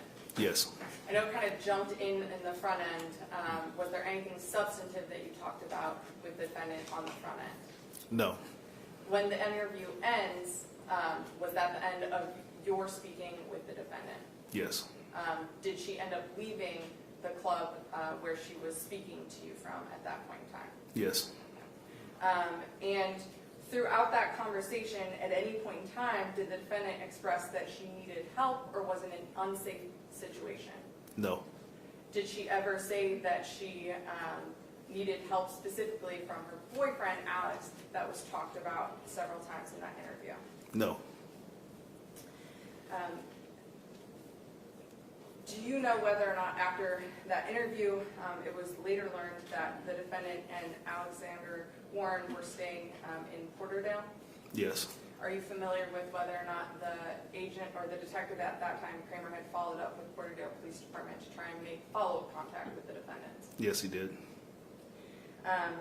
When you became involved in the case in 2017, well, I guess you weren't necessarily a detective, but was there anything else that you were involved in as far as investigative acts in 2017? Yes. Can you explain that to us? It was a canine search with the Alpha Canine, search of a property in Porterville. Can you tell us what Alpha Canine is and what the purpose of that search was?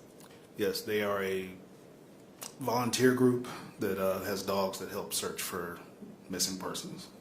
And you said that you searched in Porterdale. Was it at specifically the residence that the defendants were staying at, or just an area in Porterdale? I believe it was just an area, a wooded area in Porterdale. So not an actual residence? No. Was there anything of note located during that search? No. From 2017 on, did you end up getting assigned to that case? Yes. Along with yourself and then the other detectives that worked Morgan Bauer's case, did you follow up on tips or alleged sightings? Yes. Was there anything of evidentiary value that came up? No. Did Morgan Bauer's case remain an open missing persons case up through 2023? I was transferred out in 2019, but as far as I know, yes. Okay, so while you were assigned the case, it was still an open missing persons case to try and locate Morgan? Yes. And did that end your involvement with her case? Yes, it did. All right, I have no further questions.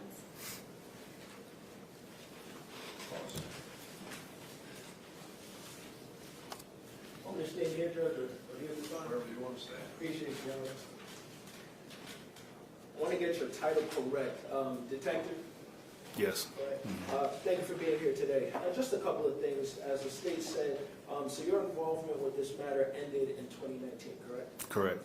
The only interaction that you had with Ms. Goble, that was the conversation that was just played, correct? That's correct.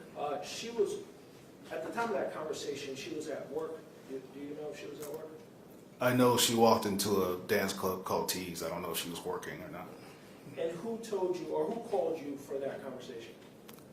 Jay Brown, the owner of Tees, called the office. I just took the phone call. Okay. And at that point in time, you didn't know anything about Ms. Goble, correct? No, I didn't. You didn't know anything about Alex Warren, correct? No. She was not under, I guess so, because you didn't know anything about her, she wasn't under an investigation at that point in time? No. Okay. So when you had this conversation with her, you didn't think of her as a suspect, correct? No. It wasn't my case, so Right. no. So she spoke freely with you. You'd have to ask her that. Well, she talked to you, correct? She did talk to me, yes. So you had a conversation with you? Yes. With her? Yes. Okay. And after that, there was no other, I guess, encounter or investigation when it pertains to her, correct? No. Okay. And when she had this conversation, you stated you knew that she was at the club, correct? I don't know if I told her that. No, I'm saying you knew she was at the club when you Yes, spoke to her. yes. But at that point in time in that conversation, you didn't know who was around her when she was having that conversation, right? No. You didn't know if Mr. Warren was around her at that time, correct? No. I appreciate your time, sir. Direct. I just want to clarify, when you jumped in and took that call, were you literally just jumping in a different unit, didn't know any of the background about Morgan Bauer missing person? Yes. I have no further questions. Anything else? Nothing from the defense. Witness the accused? Yes, and I would ask that you be released from his subpoena. I would ask that you be released from his subpoena. Thank you, sir. Thank you, sir. Thank you. Release from your subpoena. Your Honor, could we take a quick comfort break before our next witness? We'll take a break. You all just exit to the jury room, and as soon as you all are comfortable, let us know. I'll probably check with you in about 15 minutes. Just to see. Okay. All rise for the jury.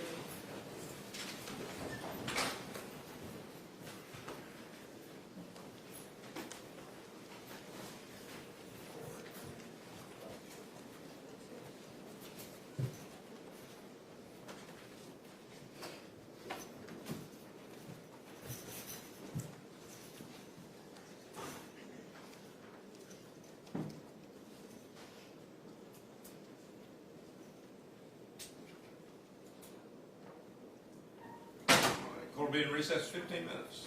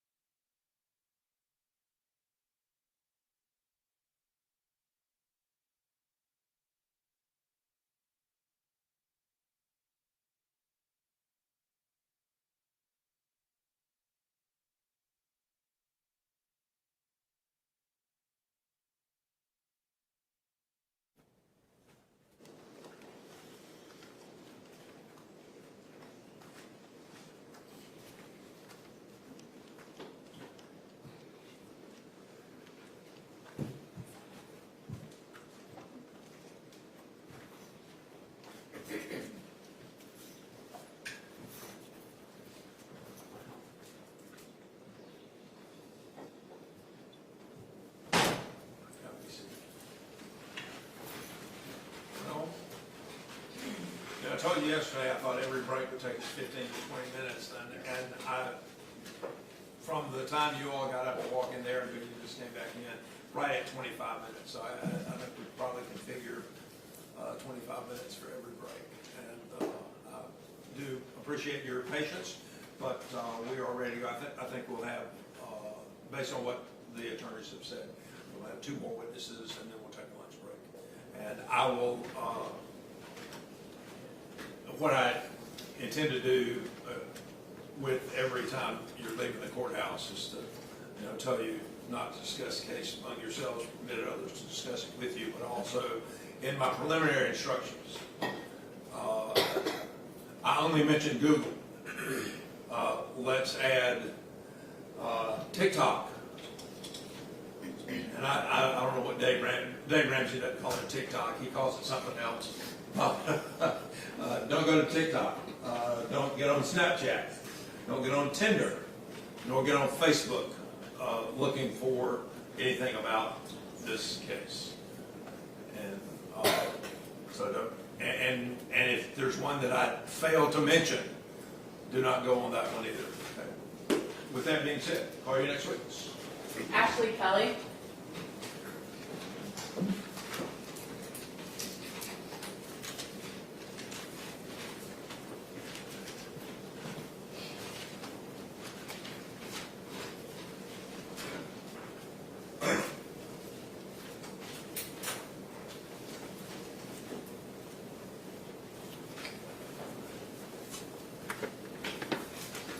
Raise your right hand.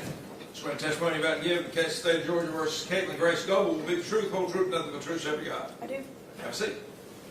Just get seated. If you want to pull that microphone up so we can hear you nice and clear. And then can you introduce yourself to the jury, please? My name is Ashley Kelly. I am a Homeland Security Coordinator with GMA, and I'm also a task force agent with the GBI on the Homeland Security side. And how long have you worked in law enforcement? Since 2014, so 12 years. Prior to your current position, did you work for any other agencies? I did. What other agencies have you worked for? I've worked for Newton County Sheriff's Office, and I've also worked for Porterdale Police Department. Did you work for Porterdale Police Department in 2016? I did. And while working for the Porterdale Police Department, did you learn of a missing persons report that was being investigated and have any sort of involvement in that? I did. Can you talk to me about what your involvement was, and do you remember the timeline of when you became involved? So I became involved Tuesday, March 22nd in 2016. We were contacted at the police department, and Chief Cripps had come in contact with an advocate and Morgan's mother, and we learned then that the last time that she was seen was possibly in Porterdale, so that's how we became involved. And I noticed you were kind of glancing down. Do you have some notes in front of you? I do. Okay. And as far as referencing the notes for like timeline, or if you need to refresh yourself, that's okay. I know it's happened in 2016. If you'll just let us know, take a moment, and then once you've refreshed yourself, go ahead and testify to the jury, please. Okay, so you said that you were referred or involved, you were made aware of this case on March 22nd of 2016. And then did you take any sort of follow-up actions to see if you could learn anything more about Morgan Bauer? I did. And what did you do? So that was on a Tuesday evening. So that Wednesday morning, I reached out to, was it Detective Kramer? Investigator Kramer? I'm not sure. I think it was Detective Kramer at the time. Let me make sure I have his title correct. Investigator Kramer with APD, who was working the case at the time, just to get some information. And then also on that Wednesday, Sergeant Boyces and I, who also worked with the Porterdale Police Department, went and spoke with Alex and Katelyn. And when you say Alex and Katelyn, that was Alexander Warren and Katelyn Goble? Yes. And you spoke to them on that Wednesday, which would be March 23rd of 2016? Yes. And when you spoke to them, where did you speak to them at? Do you recall? I want to say that we went to the house and they were not there, so then we saw them walking on the street, and that's when we stopped and talked with them. And when you talked to them, were they both present when you initially started talking to them? They were both present, but we separated them. Is that your normal practice if you were speaking to individuals, that you would separate them and speak to them individually, separately from each other? Yes. I want to focus on speaking with Katelyn Goble. Do you recall what she told you about the missing person, Morgan Bauer? So I'm going to refer to my notes to make sure I get everything correct on what she told me. Maybe approach.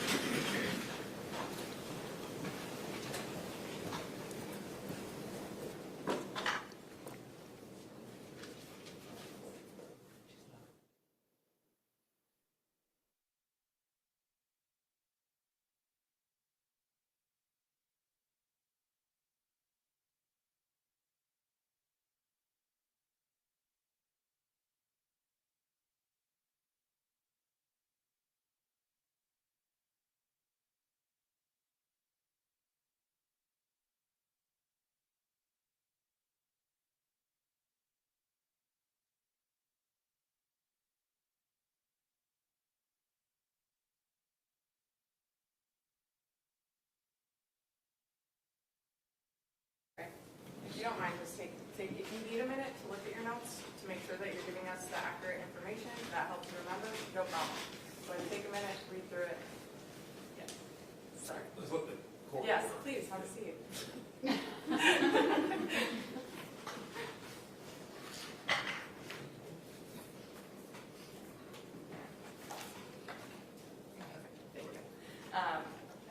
It's okay to just take a minute, review it, and then if you want to flip back, take it, review it, let us know. No problem. Okay.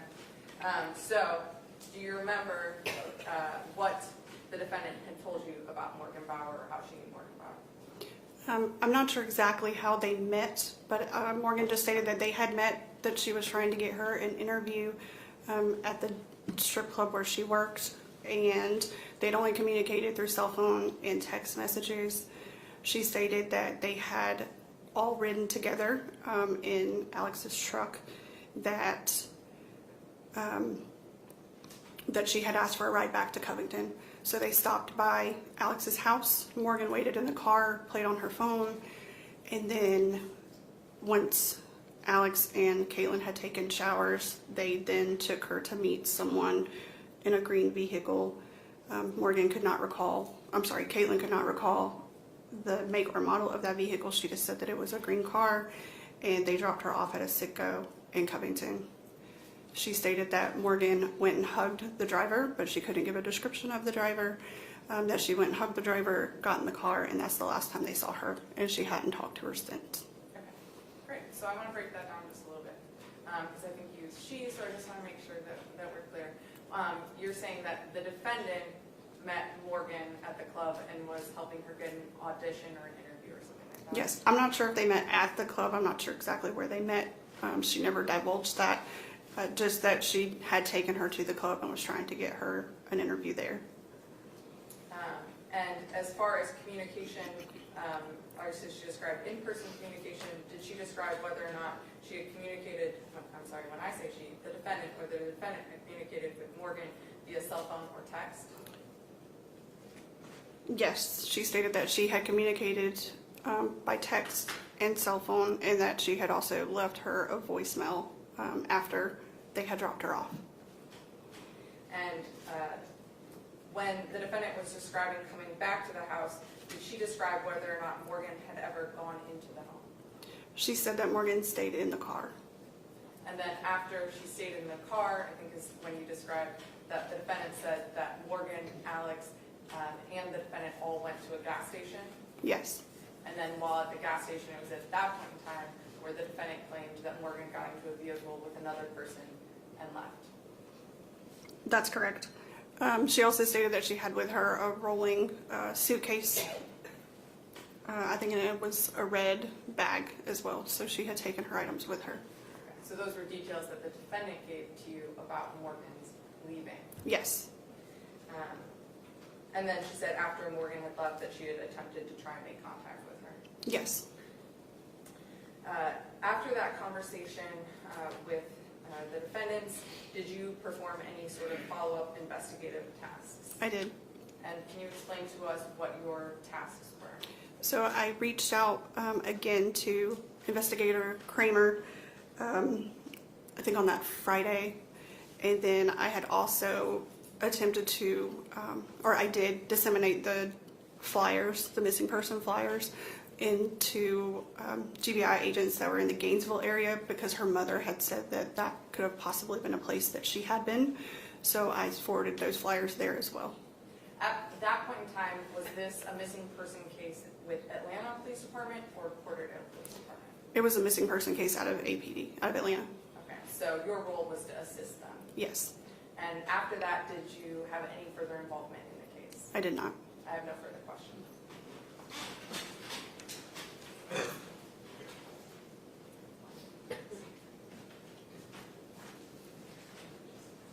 Great one. How you doing today? Good. Again, I like to get people's titles correct. What is your title? Task Force Agent. Task Force. So you can call me Agent. Agent. Yes. I appreciate that. Agent Kelly, thank you for being here today. Just a couple of things. So you were given information that you needed to speak with Ms. Goble as well as Alex Warren, correct? Yes. You went to the house to speak with them. Yes. How many officers did you go with? It was myself and Sergeant Boyces. Okay, so 2 officers. Yes. They were not at the house at the time, correct? No. Did you speak to anyone else? No, not that I recall. How far away from the house did you, how did you recognize what they looked like? I've ran into them before. I had some previous knowledge of who Alex was, so I recognized him. So prior to this, you didn't recognize or know anything about Ms. Goble? Not that I recall. Okay. So when you saw them walk in, you recognized Alex Warren? Yes. You guys decided to pull over and speak with them, correct? Yes. How far distance, when you said you separated them, how far away from each other were they when you were talking to Ms. Goble? Or were you talking to Ms. Goble? Yeah, we both talked to them. Okay. And you separated them? Right. Yes, I don't know exactly how far apart they were. I mean, it was a good distance so that we could speak with them independently, but I'm horrible with measurements. No, you're good. Ballpark it, like the distance between us right here? Possibly, maybe a little further. Okay. And it was on the street? Yes. Okay. This was daytime? Yes. Okay. And you spoke with Ms. Goble, and the information that the prosecutor just stated, that's what she relayed to you pertaining to Morgan, correct? Correct. How long was that conversation? I don't recall. It wasn't a very long conversation, but I don't recall exactly how long. And after that, you and your other fellow officer, you guys just left? Yes. Okay. You guys didn't see where Ms. Goble and Alex went to, or where they went after that? No, sir. Okay. But he went back with Ms. Goble after you guys left. He went with Ms. Goble and they left, correct? I assume so. They were on the street together. I appreciate your time. Briefly. Porterdale Police Department, I know you said it was you and another officer, that went and spoke with them. How large of a police department is Porterdale, or was Porterdale when you were working there? I'm wanting to say at that time we had 4 officers. We're very small, so it was usually about 1 per shift, maybe 2. And then when you were speaking with Katelyn, at any point in time, did she tell you that she needed help or that she was scared? No. I have no further questions. No question, Your Honor. Should she be excused, released from her? Yes, Your Honor. Yes, I would ask that she's released from this. All right, you're excused, free to go about your business, released from this. Call your next witness. State calls Katelyn Goble. Casey Miller.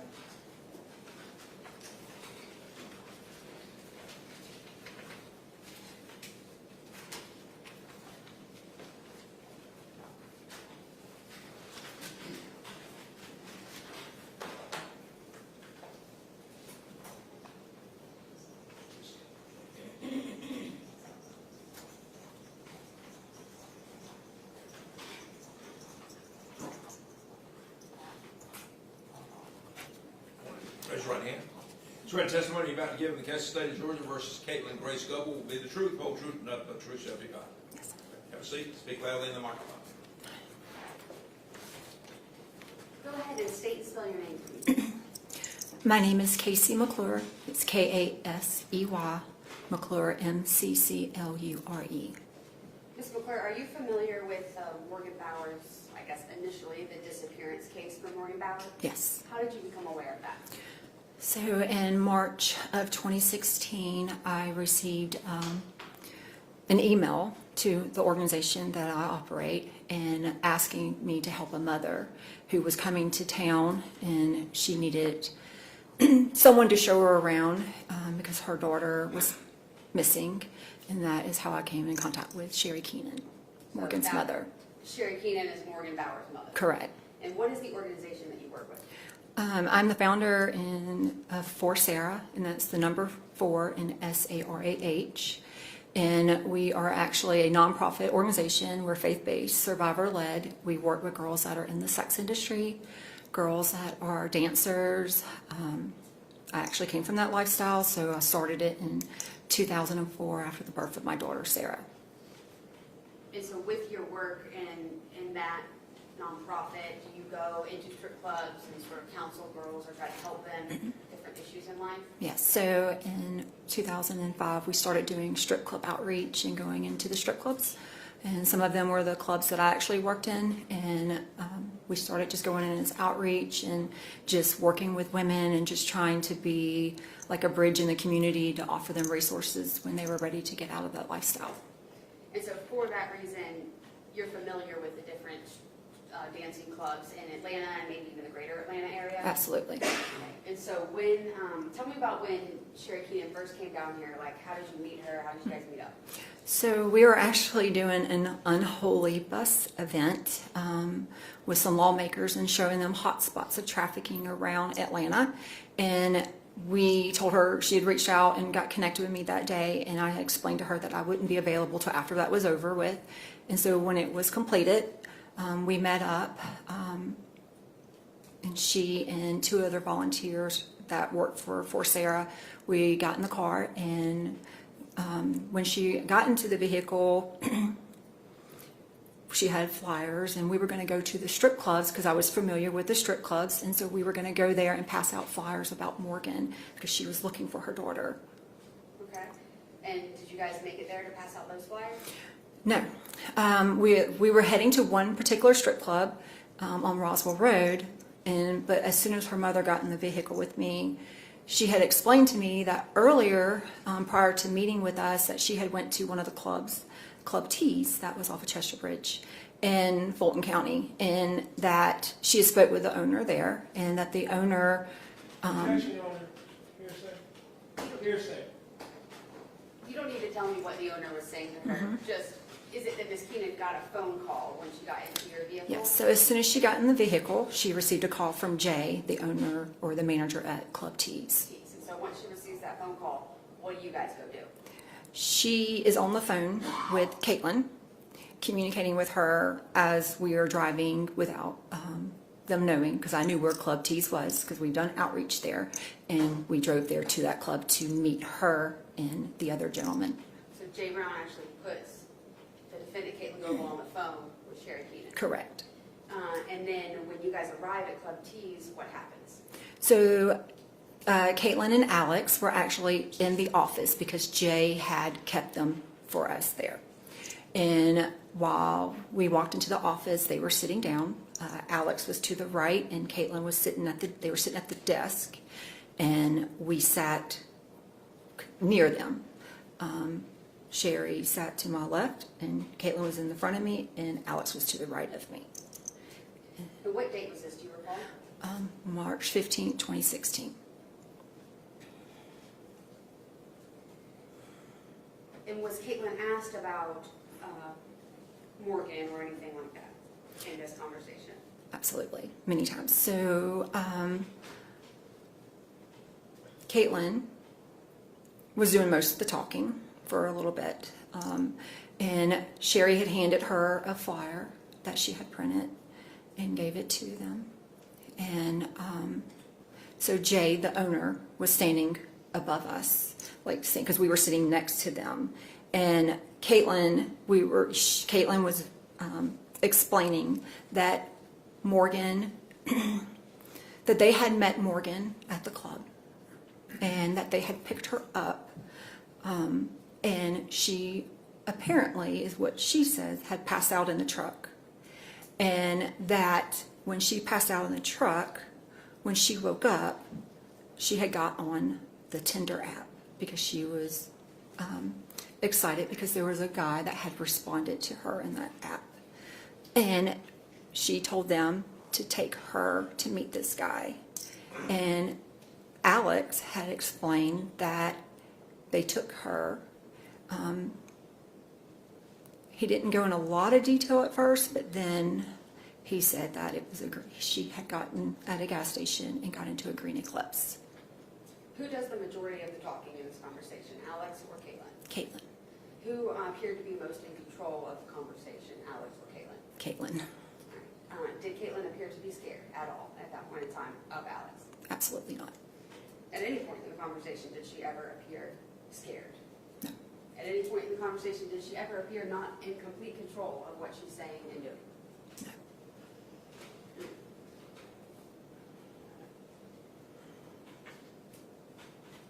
Did she say anything else about during this conversation, other individuals that were around Morgan at that time or that she had known? Yes. So she had told Sherry and me that she was worried about Morgan because she had not heard from her and that she almost filed a missing persons report. But she had said that she had reached out to this gentleman named Plug. And that Plug, she had called Plug and asked if he had heard from her. And Plug had said, no, that I thought she was with you. And they told him that the same story that they had told us, that she had gotten in a green eclipse with a black guy that she had met on Tinder. And when I got through talking to Katelyn, I said, can I get Plug's number? And so she gave me Plug's number. Okay. And I don't know if I need to. No, I'm not going to ask you to say what anyone else said to you. That's okay. When y'all were there at the club, did you actually end up taking a picture of the truck and Alex Warren, and then while they were outside? So while we were in Club T's, after we sat there and communicated with Katelyn and Alex, and we were leaving and got the information and exchanged phone numbers, as we were leaving and going, we were going to go to, because Katelyn didn't disclose this, but Plug had disclosed that Morgan had worked at another club in Gainesville. And so on our way out, Alex and Katelyn were walking outside the club to their vehicle because Alex had stated that he had to be home at a certain time because he was on probation. And so on their way out, Sherry Keenan, the mother, Morgan's mother, went up to them and said, can I take a picture of you? And he allowed her to take a picture of him, and she took a picture of him, Alex, and the truck tag. And Katelyn was with him at this time? Yes. I'm going to show you State's Exhibit 10. Do you recognize this? Yes. What is that? That is Alex and the Dodge Ram truck that he was driving. Is this a fair and accurate depiction of how he appeared that night when y'all spoke with him? Yes. All right, so y'all tender State's Exhibit 10. No objection, submitted. Did you also work with anyone in your capacity with Force Sarah and the work that y'all were doing in the FBI? Yes. And did you disclose this information to them that y'all were learning about Yes. about this disappearance? So as it was happening, when we got a picture of the tag, and when we received Katelyn's, I had Katelyn's cell phone number, and then I also had Plug's cell phone number, which I had reached out to Plug and had a conversation with him as soon as we walked out the club. And I shared that because of the work that I do. We work with victims of trafficking and exploitation and girls that are in the industry.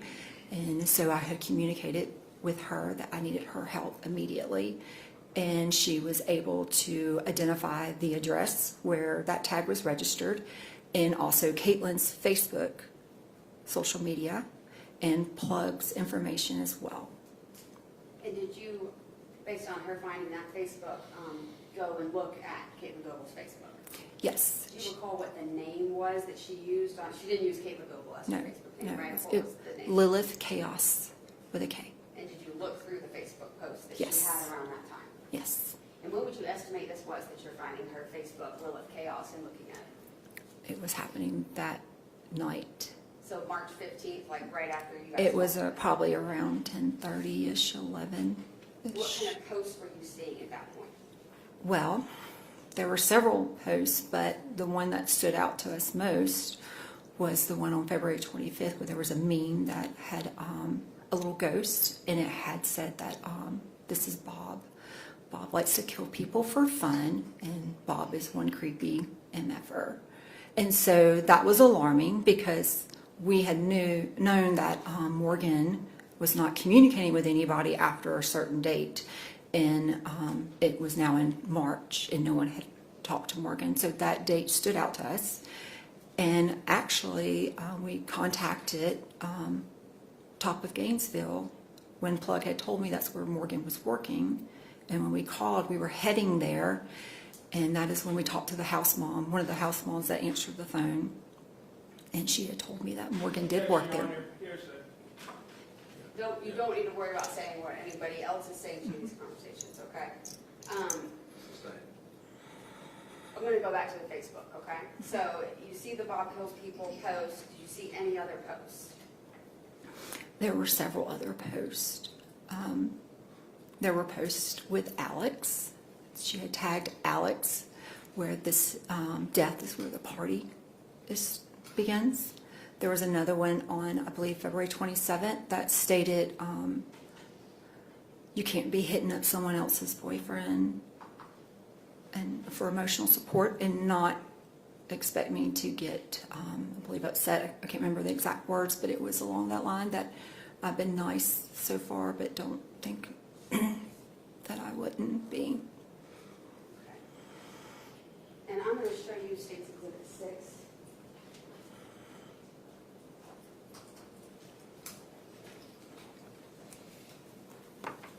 Just look here at the different pages. Try to keep them in order and let me know if you recognize this. Well, those are from her page. She had some creepy... Well, just let me know if you recognize them, okay? Yes. All right. And are they fair and accurate depictions of what you observed her Facebook timeline to actually be sort of as you were seeing it? Absolutely. And do me a favor, just so I don't get confused. Let's try to keep them in order so that I can reference it. Okay.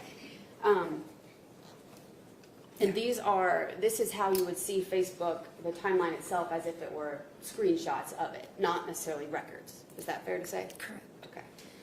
Judge, I would seek to tender, I think it's State's Exhibit 6.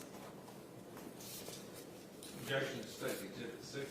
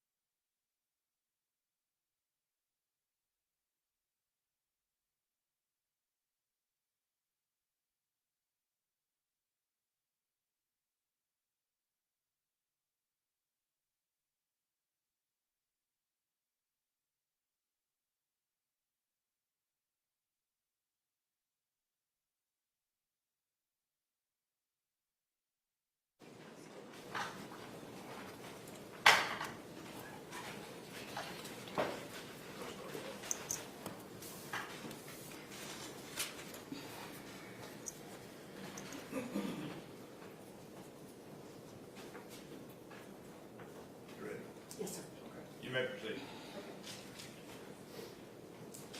I'll tender State's Exhibit 6. The exhibit is admitted over objection.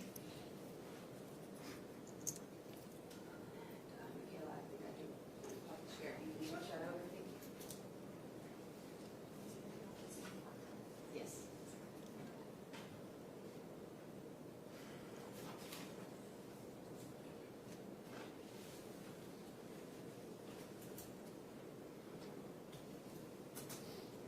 Just so everyone knows, this mouse is a challenging one, so it looks like we just can't seem to get there very fast. It's not fully user error.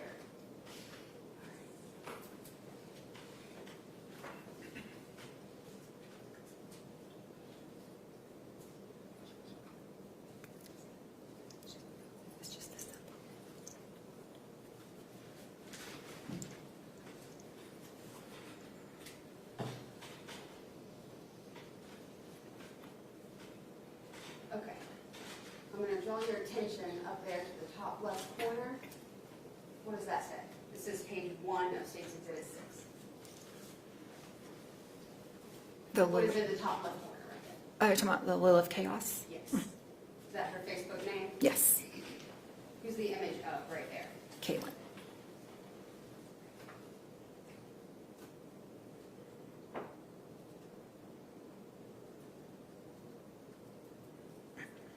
I'm going to skip to page 3 of State's, actually, I'm sorry.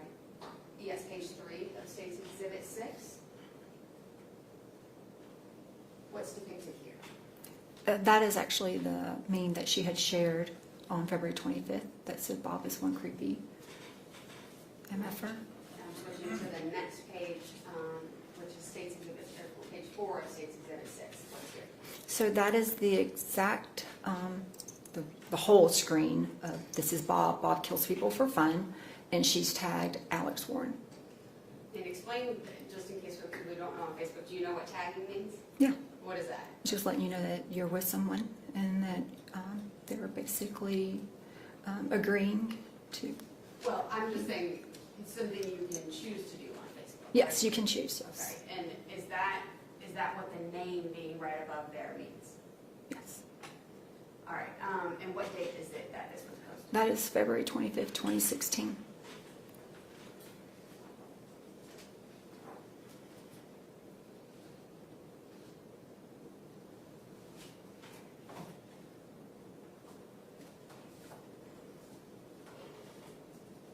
And I'm going to show you page 5, State's Exhibit 6.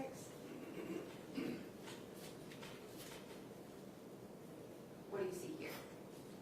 That it was another comment that she had posted that concerned us, where it said, I hate how some people don't understand that they can't be hitting up someone else's boyfriend for emotional support, and leave us the F alone and understand that just because I've been nice so far doesn't mean I won't get scary if you cross me. What's the date there? That is February 27th, 2016.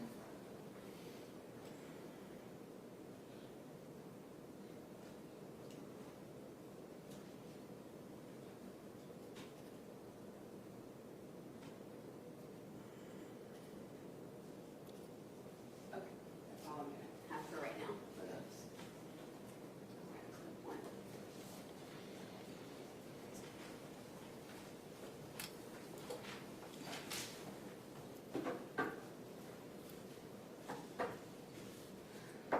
After you initially talked to Katelyn on March 15th, did you continue to speak with her and meet with her in days or weeks that followed? I actually contacted her as soon as we left the club that night. Is she answer your calls? Does she talk to Yes. you? Is there any point in time in which she stops communicating with you? I would say probably after like August or September, September. I think the last conversation was in August where I tried to reach out to her. Of 2016? Yes. Okay. So, like 6 months after the murder? She communicates with you for about 6 months. At any point in time in those 6 months following it, you working in the capacity that you do, helping women in these difficult situations, does she ask for help, reach out to you in any manner, tell you she's scared, do anything like that? you know, your work, you go into these clubs and you see the area and sort of the layout, how they work. Are there spaces in these clubs where it's just women, there's women with other women and things like that? Yes, so, Tell me about that. so most clubs in Atlanta have house moms. They have like the locker room where the women are allowed to go in there and change and get dressed for the night, or just kind of their safe place to hang out when they don't want to be on the main floor. And so there's house moms, and there's where they can be the house mom basically manages the women and oversees them, make sure, you know, that they're okay, that they're not going to leave intoxicated. And there's also men on the floor, usually like a general manager, like a floor guy that oversees the women just in case there's any situation on the main floor. So even if there was a guy that came to the strip club with a girl, they're not back there in those rooms in those areas, correct? Correct. Most of the time, like men that are not customers are not allowed, you know, like if boyfriends or in relationships, most clubs do not allow that in the clubs. They don't go in there. Right, because it can become a problem. Right. But there's bouncers there, physically strong Yes. men, other women. Security, valet, there's a lot of security around the club. And I also want to ask you, you're a former stripper yourself, dancer. Can you let the jury know, is that a physically demanding job? Absolutely. And how so? Well, you have to be, you know, be able to stand and wear heels and be active on the stage. And you have to kind of be able to, I guess, work the room is what you could describe it, and be able to communicate with people because you do have a rotation usually. Most clubs have a rotation of dancers that have to go on the main stage or whichever stage there's other stages. Usually there's multiple stages sometimes in certain clubs. If you dance, like on a pole in particular, does it require a lot of grip strength? Yes. In that manner? Yeah, if you use the pole, if you have to do tricks on the pole, you definitely have to have some upper body strength or core. Okay, just one more. I don't have any more questions right now. Thank you. Ross?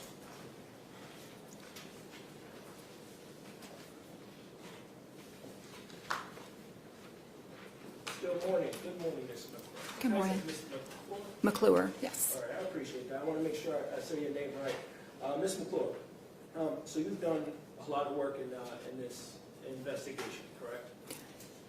I guess you can say so, yes. That's a lot of work you did. You investigated on your own behalf.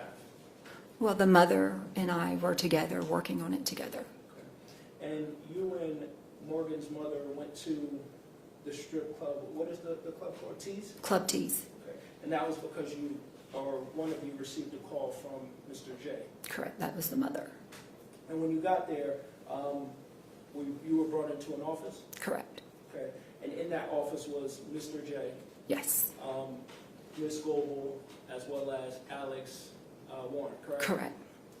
You stated Ms. Goble was seated? Yes. Where was Alex? Right next to her.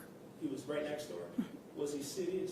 He was seated or standing? He was seated. Okay. And he didn't talk much, correct? He didn't in the beginning. Okay. He was just standing over her? He was standing beside her, like sitting beside her. Standing beside her? No, he was sitting, and there was chairs at like a desk like this. It was like, I guess, Jay's work desk. And he had two, when we came in, they both were sitting in chairs. We came in, Jay was standing behind us. Alex was to the right of me. Katelyn was in the front of me. Sherry was in a chair next to us. And when were you doing the speaking, or was... We both were. Well, Sherry was asking questions. And during the questioning, you were very observant, correct, of both Alex and Ms. Goble? Yes. Did you notice anything on their body? Well, I didn't because it was a dark office. If you've ever been into a strip club, well, usually it's dark. And even in the office was kind of dark. However, Jay, the owner, did whisper in my ear. He noticed something? He did notice something. Okay. Was it marks? Yes. On Mr. Warren? Correct. Where were those marks? He said on his arms. Did you happen to see them? I could not see them. Okay. I was close, but I still couldn't see You the couldn't marks. see from a distance? I couldn't. How close you were? Right. Okay, but you came to learn that there was marks on Mr. Warren's arms. That's what Jay had said. I never personally saw them, but Jay had made the statement to me that there was. And you, how long was this conversation? We were probably in there for like 45 minutes. We were in there for a while. And then you all leave, correct? Yes. And Ms. Goble, she also leaves, and Mr. Warren was with her. Correct. And you stated you did more investigation, you made some calls, and you got a hold of a house mother at a different club. Correct, at top of Gainesville. Did you end up going there? No, we did not, because so when we were leaving Club T's, it was already late, and top of Gainesville, it's not like the normal Atlanta clubs. They usually close earlier. They have a different nightlife, even though they, it's a different, smaller town. So we were not able to go, and that's why we called first, just to see if, because I knew that the drive, like I couldn't guarantee that they would be open by the time we got there. And you did speak with this house mother, correct? Yes. And you learned information to see if they knew Ms. Goble as well as Mr. Warren. Well, what they had stated was that Morgan, we called to see if Morgan had worked there, because Club T's had said that Morgan did not have a permit to work there. Okay. But did they speak? You speak of Ms. Yes. Goble? Okay. Well, they spoke of They spoke her. of her. They identified her. Okay. And did they speak of Mr. Warren?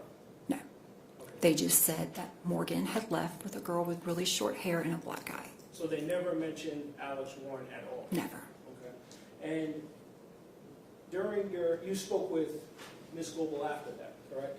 Yes. You called immediately? I called immediately. And she answered for you? Yes, she did. And you guys spoke? Yes. Did you hear Mr. Warren in the background? So when I called, I asked Katelyn, because Top of Gainesville had identified Katelyn as being the girl that left with Morgan on February 25th in a black eye.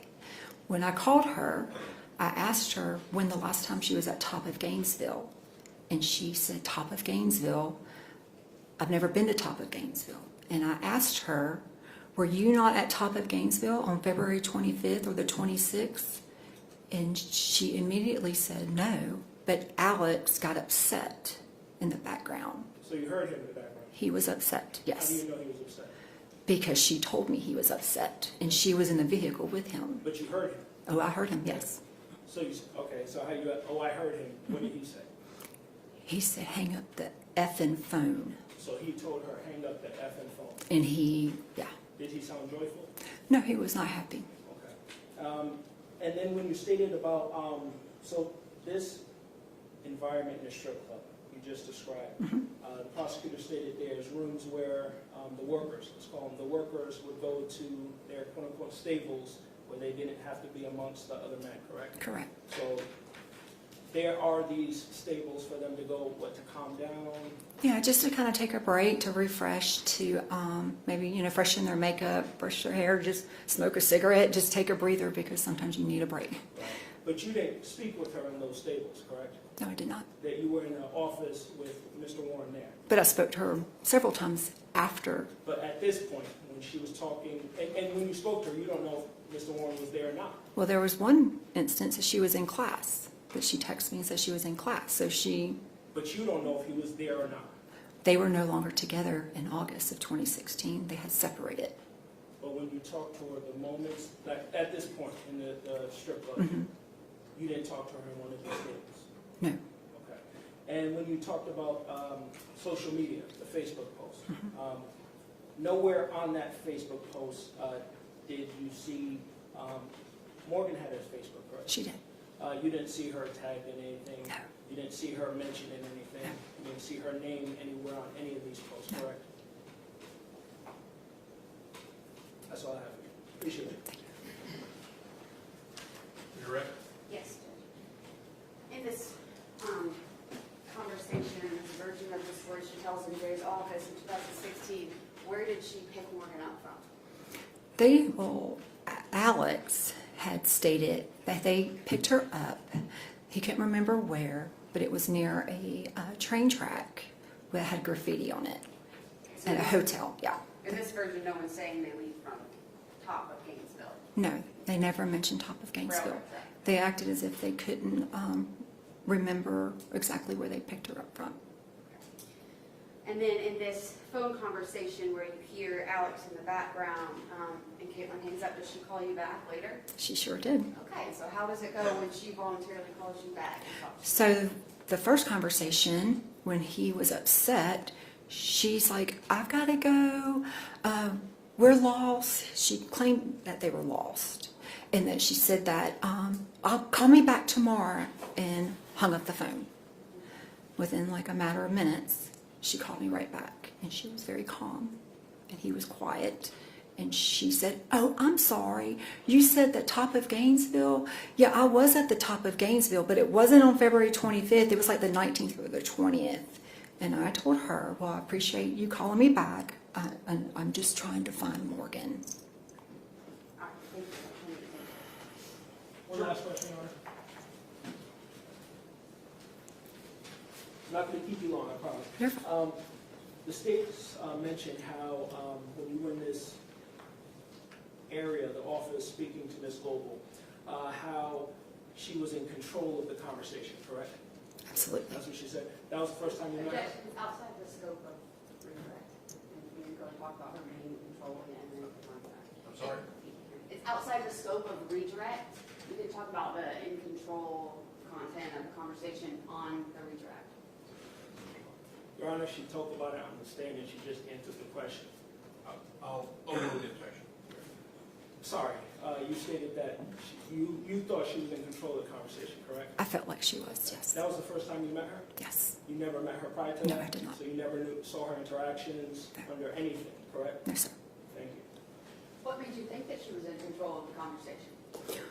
Well, I just felt like she was very confident, and I felt like she was speaking on behalf of both of them. I just felt like she was not, I didn't feel like she was afraid at all. So it was the way she spoke, how she carried herself, everything like Yeah, that? I mean, she felt extremely confident. She was very quiet and meek, like she presented herself very professional.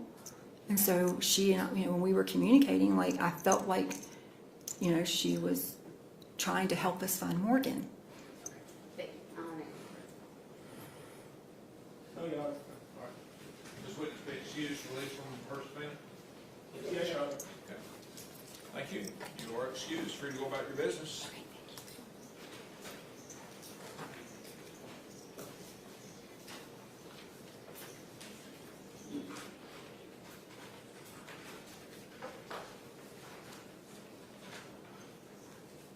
Oh, I'm sorry, Judge, you said, hold on, so now was when we had planned the lunch break for the other witnesses. Yeah, I was letting the witness go out of the courtroom. But, Oh, okay, yeah. sorry. We're noontime. We're going to take a break. 75 minutes enough, or you think you need 90 for lunch? That's fine. 75? Yes. Okay, all right. You see those seats fold up, right? I want you put your notes in the jury room, and then we will let you all go first, and we will just remain here in the courtroom until you all are on the elevator downstairs, and then we'll release. See you back in 75 minutes. All rise on the jury.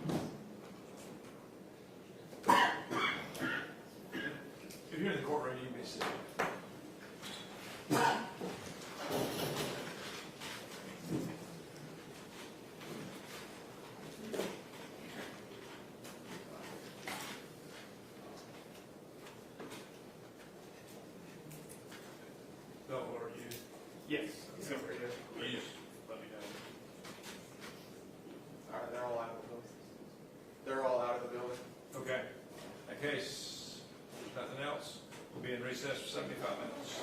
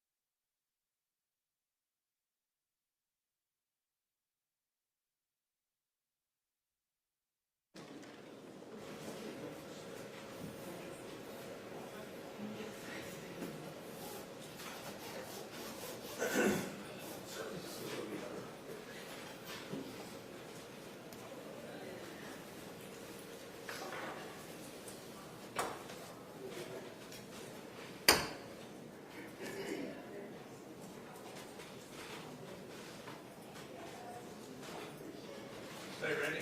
Ready? Yes. Bring the jury in. All rise for the jury.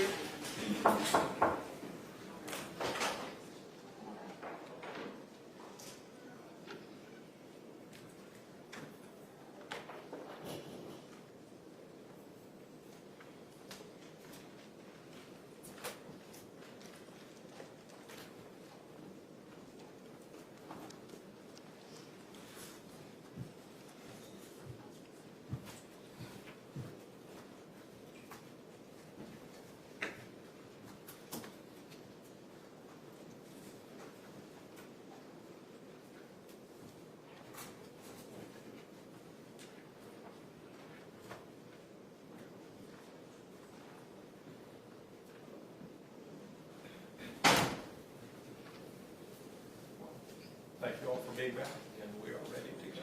Call your next witness. Judith Warren.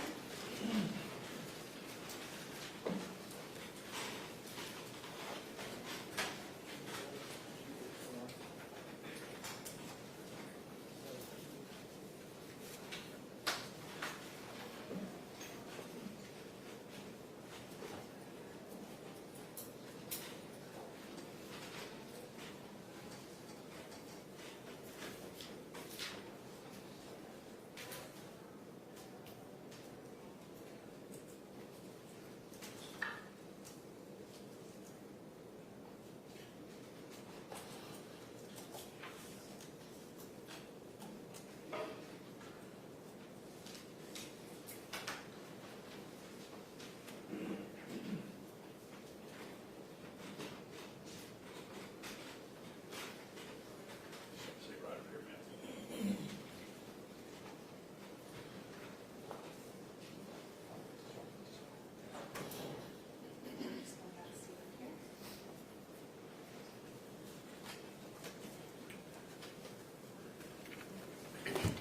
All right, go ahead and get comfortable for me. Then we're going to move this microphone. We're going to have you try and speak through this microphone the best that you can, okay? Okay. All right. And if you'll raise your right hand for me, or Judge, sorry, if you want to. Raise your right hand.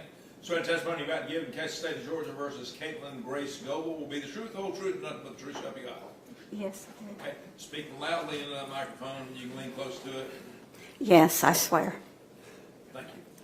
You may proceed. All right, well, we're just going to start off with an introduction. Can you please let us know who you are, state and spell your name for us? I'm Judith Warren, Judithwarren. And Miss Warren, where do you live? In Porterdale, in the Porter House. And is that at 2 Broad Street? That's correct. And how long have you lived there? Oh my goodness, since 82 or 84, somewhere in there. Yeah. And who all lives at your house? My husband and I. And your husband, is that Dr. Warren? That's correct. And what did you guys do professionally? I was an ER nurse. I'm an RN, and I still keep my license at this age, but I'm an RN, and my husband was an ER physician, but he was in Snellville. I was in Covington. And I want to talk to you a little bit about your house. I'm going to show the defense first. It's been previously standard States Exhibit 11. I'm going to show you States Exhibit 11. Mm-hmm. Do you recognize States Exhibit 11? Yes, I do. Is this the plot of your house? It is. Okay. It's the first floor, yes. And is this a fair and accurate depiction of kind of the layout of your first floor? It's absolutely correct, yeah. Your Honor, at this time, attender States Exhibit 11. No objection, Your Honor. States Exhibit 11 is admitted. Ms. Warren, would you be comfortable stepping down a little bit closer to the jury so we can talk about this exhibit? Oh, okay. Is that okay, Judge? Oh, that's fine. Okay. If you don't mind, just come in. We're just going to come right here. All right. All right, so States Exhibit 11. Can you show me on kind of the plot of your house? You said this is the first floor. Can you show me where the front door is? Let me stop you just a second. If you all need to move so you can see, feel free to move around the courtroom. Okay. You can proceed. Go ahead. All right. Well, what we used as a front door was, oh, I'm so nervous, was here. And, well, no, okay. this was the door, the porch here, and this was an extension. This is the old front door, this is the back door. Okay. And so, yeah, I guess technically the old front door, because your house is an older home, right? Right. But is there a driveway that comes up this way to the? Comes up that way, and there used to be a drive there, but we didn't restore it, so. So your driveway from the street comes up and it goes to what is not the traditional back door, but you use it as your front door. Exactly. Okay. And you said that there's a porch that goes around? Mm-hmm. Completely a wraparound porch. And then we can see that your house kind of flows, like there's an addition that goes on? Yeah, they added, we didn't add, they kept adding things, but yeah, that's my husband's study and everything that's off to the side. Okay. The kitchen's off to the side, my husband's study. Okay. So if you come in, what you use is the front door, Mm-hmm. and if we go over to this area, what's over here? The bedroom, a bedroom, a guest bedroom. Okay. So there's a guest bedroom here. Does this guest bedroom have its own door that it can go in and out of the porch? Oh, yeah, there's an alcove on the porch, and you can go in one door and enter the house, a central hallway. But then you can, before you enter the house, you can go to your left, and there's a door there. And it was, I guess, in the old days for the convenience of anybody that they had staying with them, you know, and so it's a separate entrance and exit. Okay. Yeah. And then off of that bedroom, there's like a study, parlor, your formal living room? Formal living room, a parlor, like old houses, you know, we restored that, yeah. And then that hallway, when you come in, if you go the other direction, is that how you get to the rest of your house? Yeah, that's exactly. You have to go through the library to get to everything else. We call it, it's got a bunch of books. Like your library den Right. area? Yeah, that's our company, our den. And then, so if you go through the library, through the den, there's even like an old kitchen, then you get to the kind of the addition that was already there when you moved in. Yeah. But that's where your kitchen is now. Right. Was that where your kitchen was in 2016? Yes. Okay. And then this is just the first floor. If you go up the stairs from that hallway, the stairs are kind of by that back door, what you use as a front door. Right. That's where you stay, up on the second floor, the bedrooms. Right, up there. Okay. If you want to have a seat, I'll ask you a few more questions, but you can have a seat. Okay. Well, there's a separate entrance and exit for the kitchen too. Okay. And you kind of pointed to where that addition was on State's Exhibit 11? Right. Okay.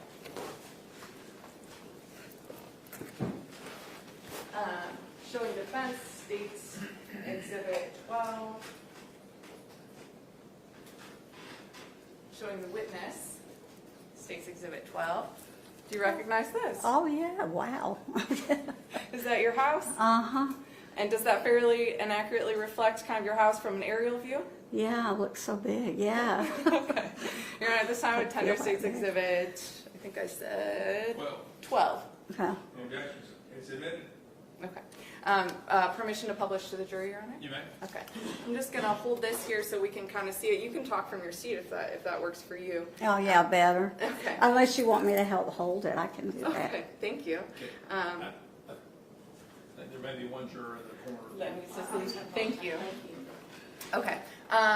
I've got it. I'll ask you about Okay. it. So this is your street that your house is off of, right? Right. And so when we were looking at the plot, this is the driveway that you were talking Uh-huh, about? it's a long driveway. Yeah. And when you come up the driveway, that's that front door that you guys use. Right, exactly. Yeah. The bedroom, that spare bedroom was Right, off to the side. exactly, right there, yeah.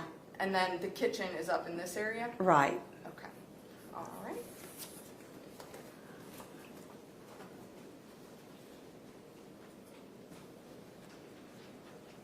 I want to talk to you about a little bit about your family. I know that you said that you live with your husband. Mhm. Do y'all have a son? We adopted my husband's great nephew. Okay. I'm just going to move this so we can hear you nice and loud, okay? Okay, I'm sorry. No, you're okay. Everyone does it. And is that Alex Warren? That's correct. And so, I mean, you raised him. He was your adoptive son. Right.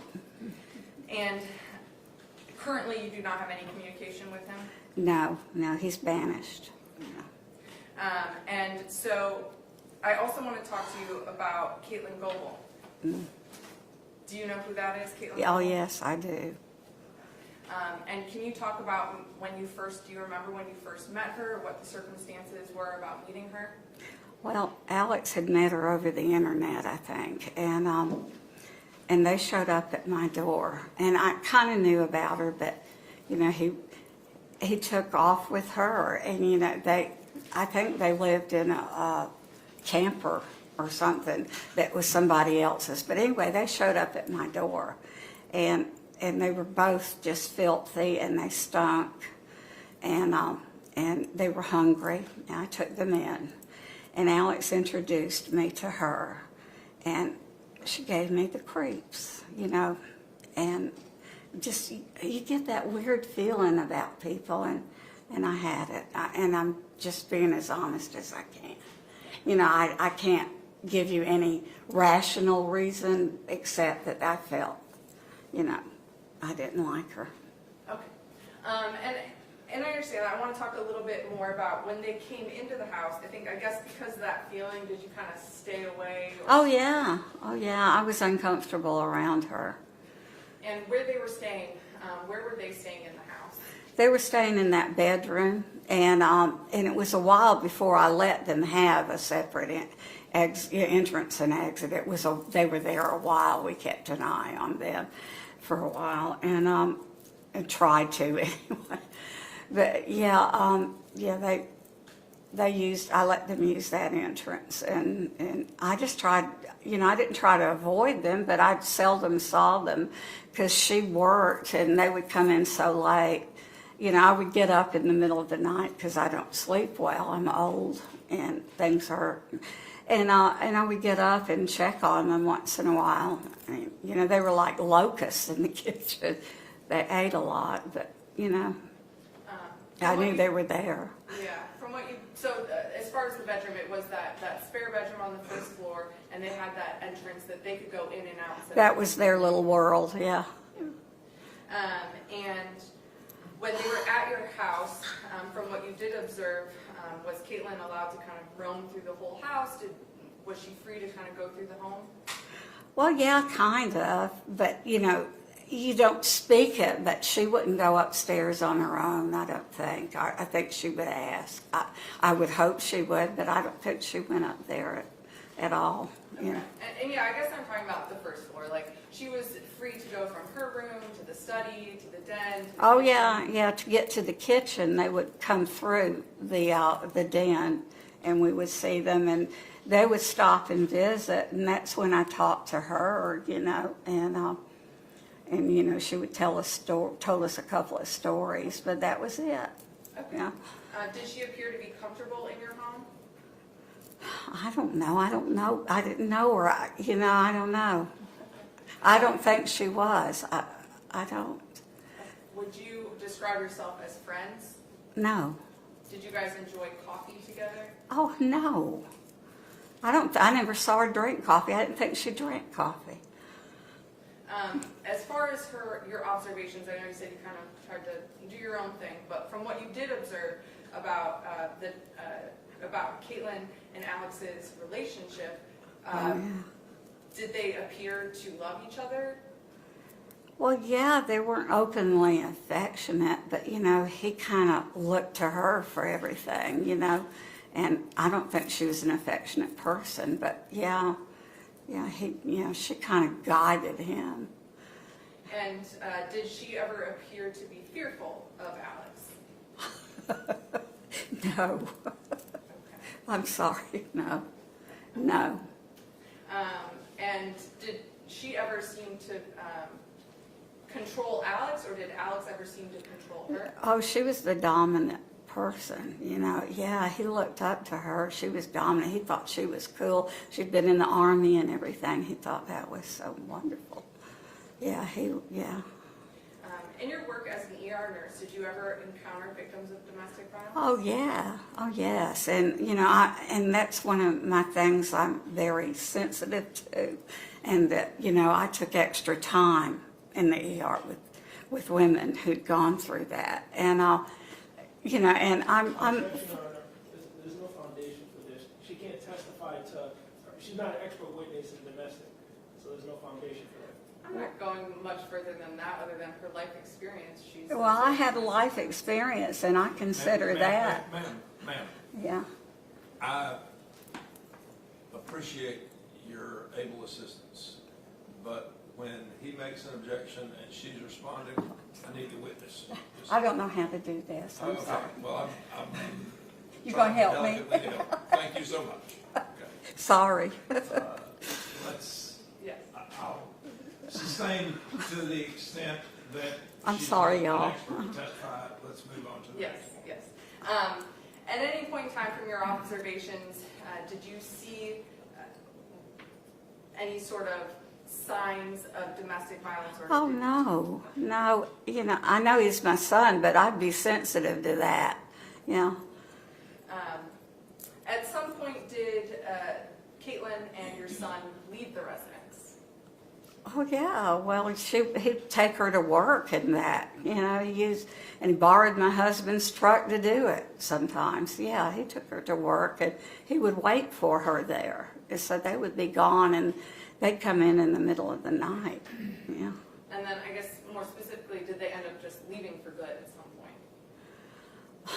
You know, it's been 10 years, and yeah, they ended up leaving. They decided that Alex had read this book about traveling.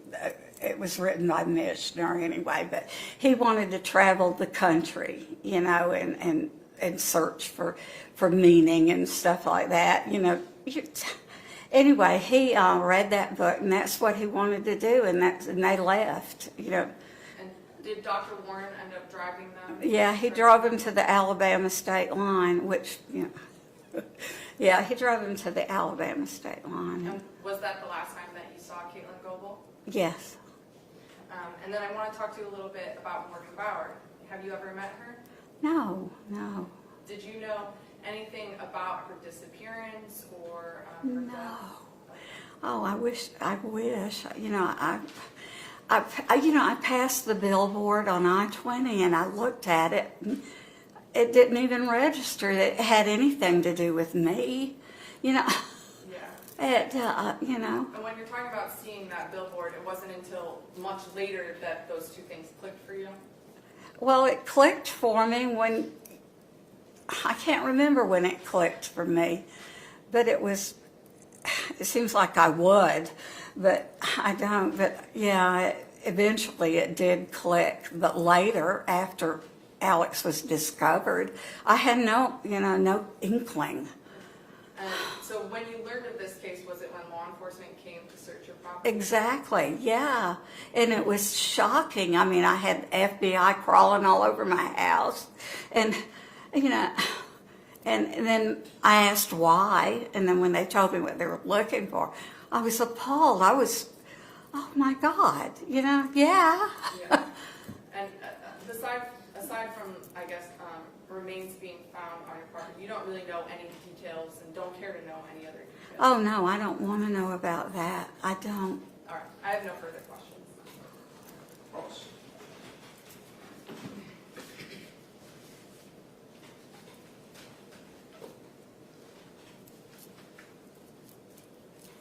Good afternoon. Hi.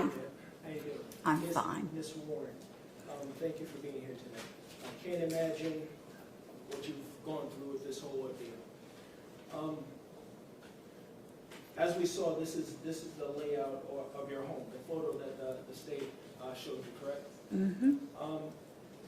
When Ms. Goble came to your house, at that point in time, how long I know you stated you adopted Alex Warren, correct? Mm-hmm. At what age did you adopt? 10 months. Yeah. So throughout this whole period before she came, he was living with you? Yes. Correct. And when Ms. Goble came to your house, she wasn't staying with you long, correct?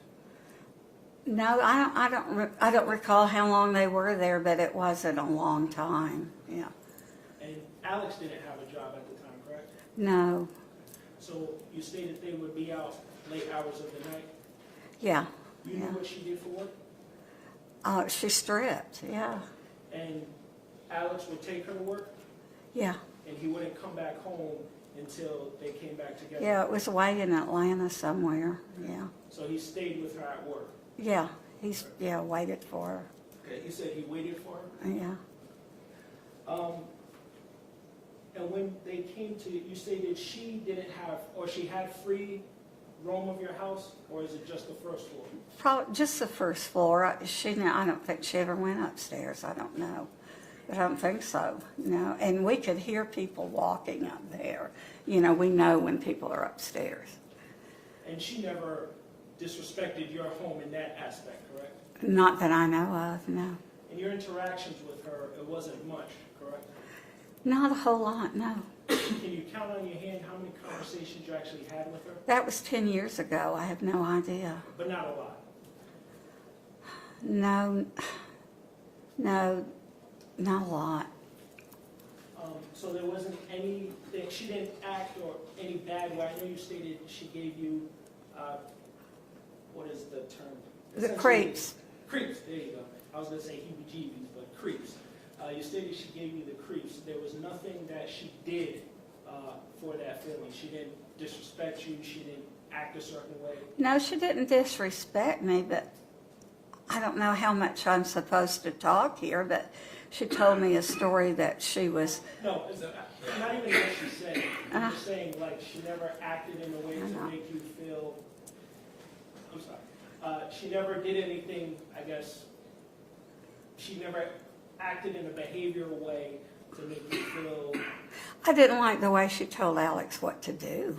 You know, I didn't like that, and I didn't think it was a good idea. And their interactions outside of the house, they were gone a lot from the house? Well, they're gone a good bit, but she had days off, and they were around, yeah. And when they were away from the house, it was for long periods of time?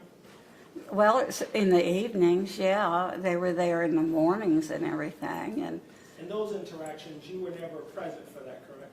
Well, no, I fed them sometimes, yeah. I'm saying when they weren't in the house. When they weren't in the house, no. And when they were in their room together, they would go off to the room together? Yeah, that was their privacy. I didn't interfere with that. And you didn't enter the room or go essentially hang out with them? No. So their interactions in the room, you wasn't there for, all right? No. Now, Alex, he left from the house with Miss Goble, correct? Yes. And that was the last time you seen Miss Goble, correct? That's correct. At any point in time, did Alex return home?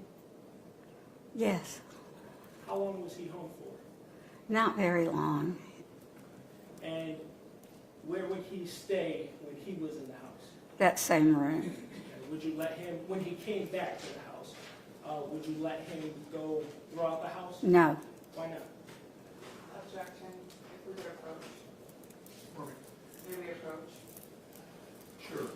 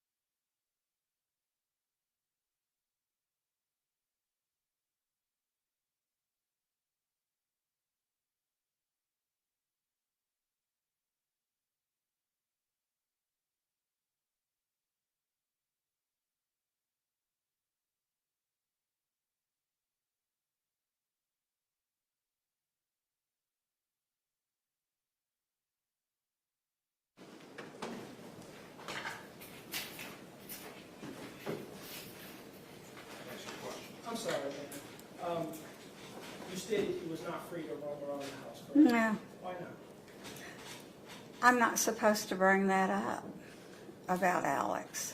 You can answer it as the judge is allowing you to. Okay, he was mentally ill. He's schizophrenic. And when he was in the house with you, at any point in time, did you feel comfortable with him being there? Yes, he wasn't violent. Did you ever have to lock your door? No, When he was in the house? no, None at all? no. So you just want to keep him there, so you were safe with him, you were comfortable with him, but he couldn't go anywhere else but that? Yeah, because, you know, I have a coin collection, I have things, and, you know, I was afraid he's been known to help himself. At this point, this isn't about Alex. Exactly. Not about the relationship with his mother. This is about the defendant. To that extent, I'll sustain the objection. Let's move to another subject. How long was Alex in the house when he came back?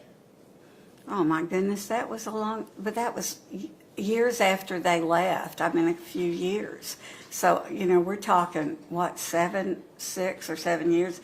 I can't remember. It wasn't very long. We sent him back to California. Yeah, so, Thank you for your time. yeah. You right? Yeah. Okay. You can come down, ma'am.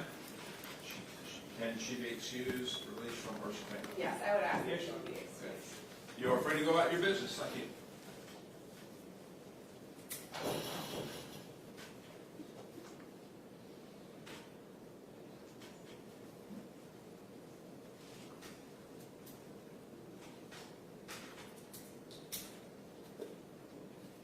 Yes, sir. Maybe address something outside the presence of the jury. Okay. Mr. Jury, if you all would, send it to them. All rise for the jury.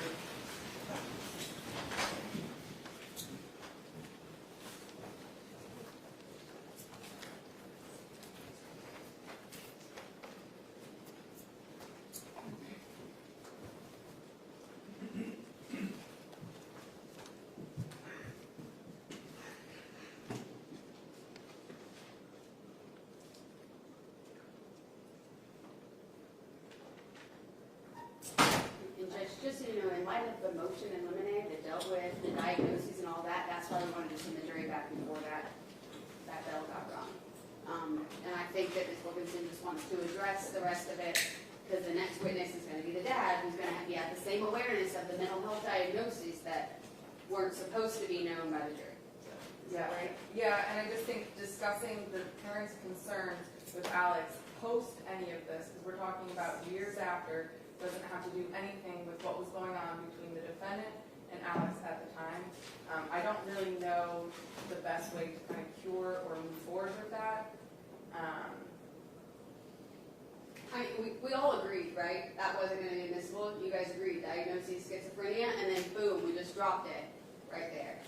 So I guess we have to sit here and contemplate, do we need a limiting, do we address it with the jury? Because it's not supposed to be something that comes in. I don't know the relevance of why he's roaming on the house later or not, but, and there's certainly another witness that's going to be coming up. I'm assuming we're not going to go down that route with the father. Is that fair?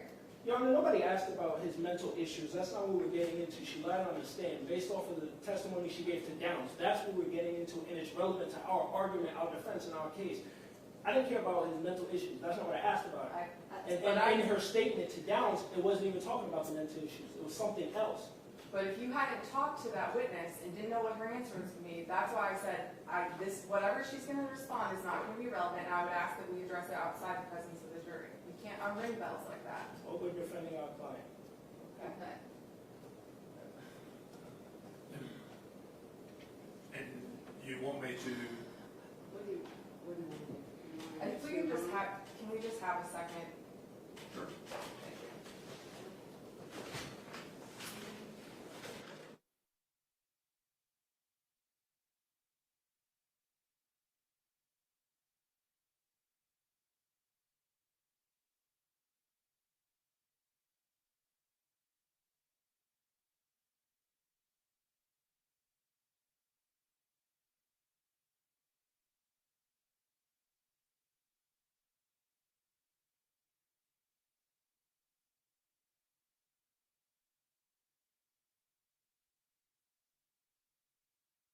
draw more attention to it.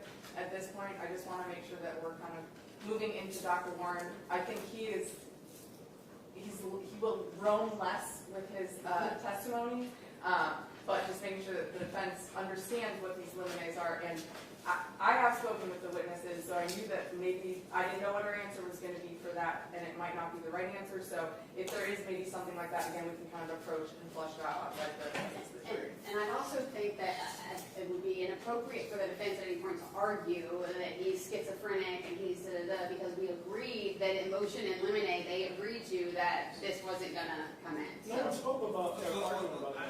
Hang on this, let me say this.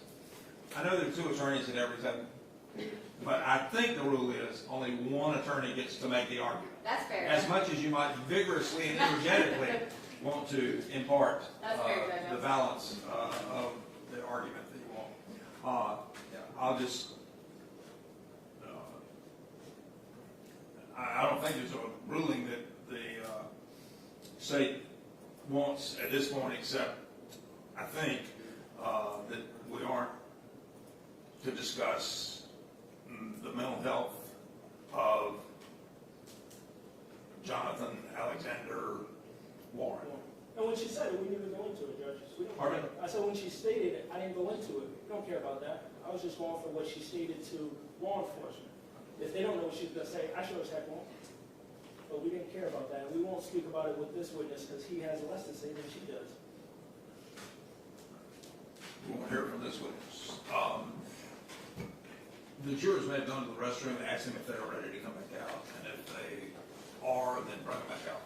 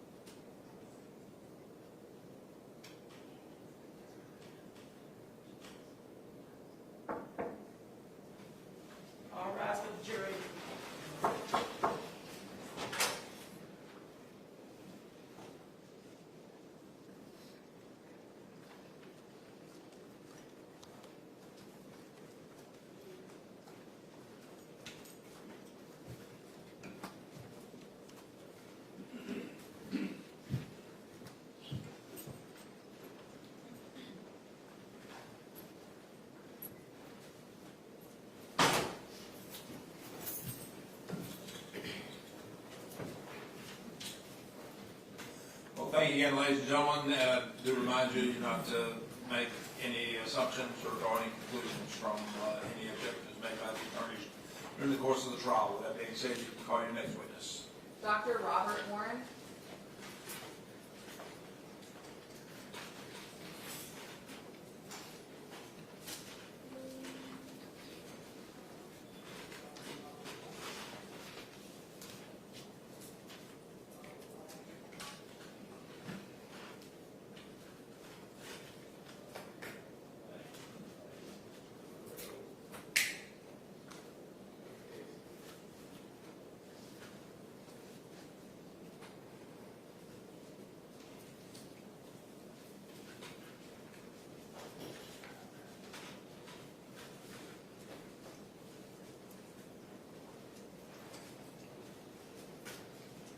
Just have a seat right here, sir. Thank you.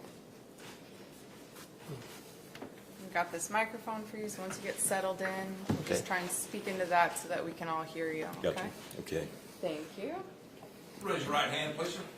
Swear the testimony you're about to give in the case of the state of Georgia versus Katelyn Goble will be the truth, the whole truth, nothing but the truth, so help you God. I do.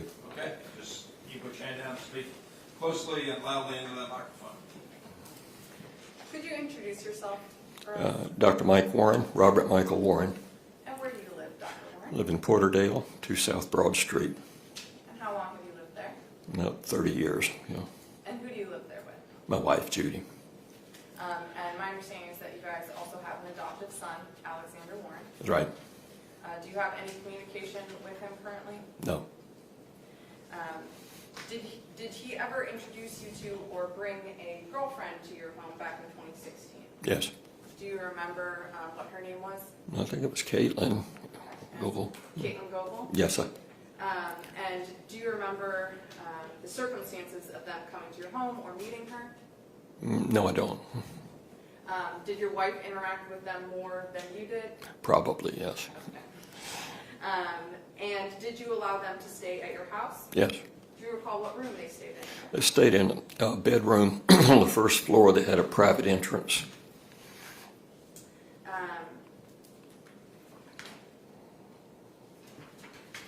If your wife interacted with them more, did you have any opportunity to observe their relationship, or did you kind of keep your distance? Some, but limited. What do you remember about observing about their relationship? Well, they seemed to be getting along well. So you didn't see any big issues between them or anything like that? No. And you've had the opportunity to review some videos of your house, right? Kind of the Yes. interior of your house. And when you watched them, did they fairly and accurately reflect your home and how it was also back in 2016? Yes, there's probably been some minor changes, but essentially, yes. Pretty much like the furniture or the layout would all be about the same? Exactly, yes. And Your Honor, I would tender States Exhibit 13 through 15, which are videos of the walkthrough of the house at this time. Any objections? No objection. All right, submitted. You can publish to the jury. And States Exhibit 13 and 15 are housed on States Exhibit 1, so I'm going to display them from States Exhibit 1. Dr. Warren, we're going to put these videos up, and I might kind of have you kind of tell us where we are in the house or ask you a couple questions about it. Okay.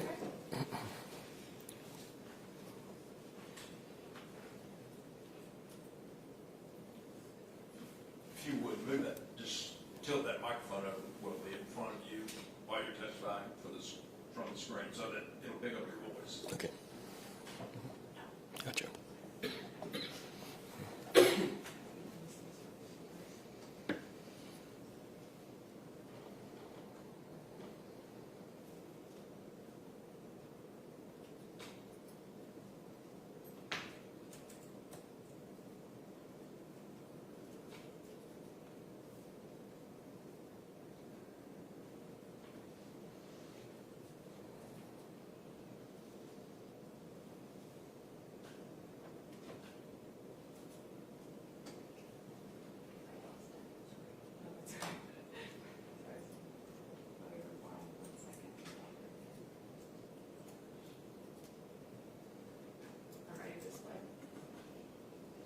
Can you see on that video screen in front of you? Yes. Okay. And what are we looking at in your house right now? That's the back of the house, which is also the main entrance. And so are we standing in the driveway to your house? In the parking area, yes. And we can see kind of a front porch that goes around the front of your house? Exactly. And then there's an alcove. Does that lead both to the door on our left, if we're walking towards that alcove, towards the bedroom that Alex and Katelyn stayed in? Correct. And then if you were to go straight through the door, that's kind of your main entrance to your home? Right, that's in the central hallway, correct.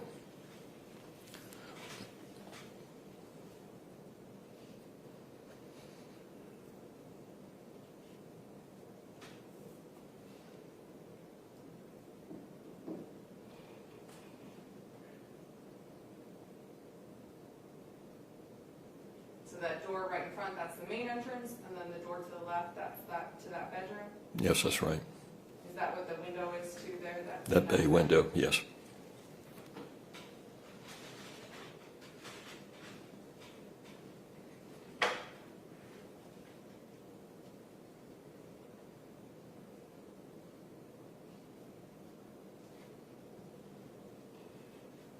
So is this the doorway into that bedroom that Alex and Katelyn stayed in? Yes, it is.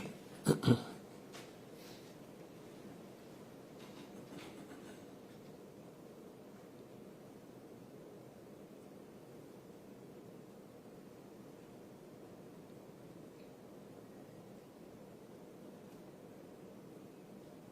there may have been some like decoration differences, but is it basically the same furniture, like the desk and the wardrobe?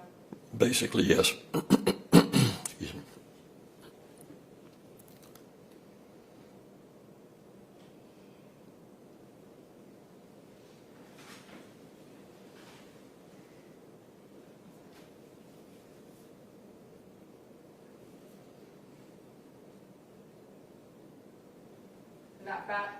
That bedroom, does it have its own private bathroom? Yes, that's what we're seeing now.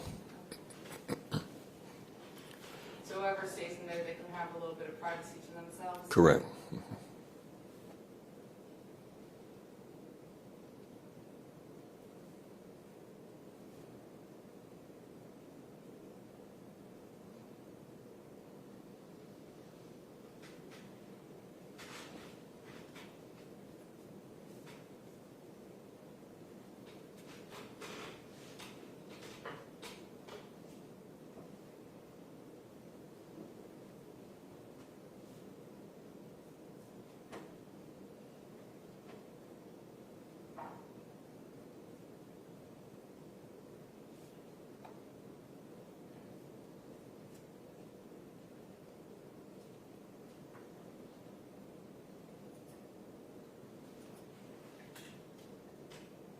This other doorway that we see on the left of the screen, where does that go to? It goes into the parlor, and that's the end of the main body of the house.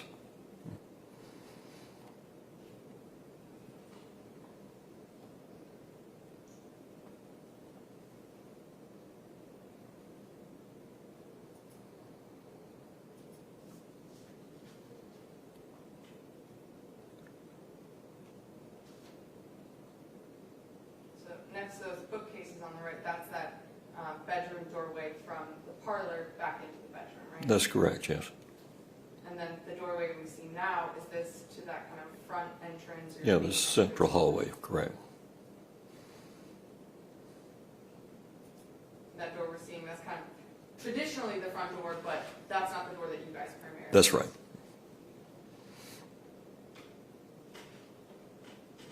And then now looking back, you can see some stairs. Does that go to the upstairs where your bedroom is? Yes, it does. And then the door to the left of the stairs, that main entrance? That's right. And then the next door we see is that on the left of the main entrance. See it again in a second, I think.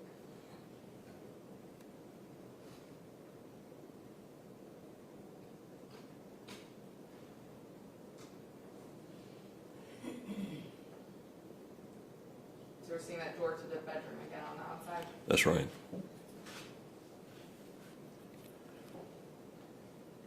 And then from your front main hallway, the doorway that we're looking in now, that's your like den library area. That's right. den library, that's how you get to the rest of the home? Right. Okay. So we're gonna go to the next video.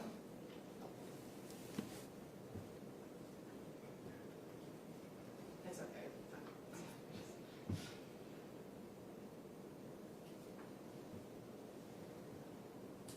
And so I'm gonna publish State's Exhibit 14.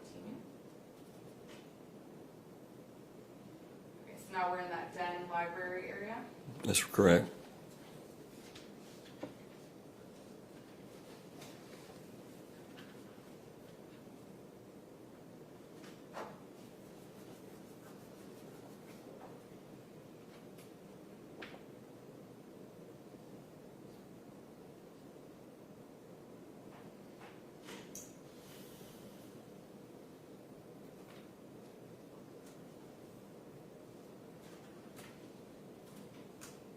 From the den library, we kind of saw a sunroom, and also you can go through your dining room.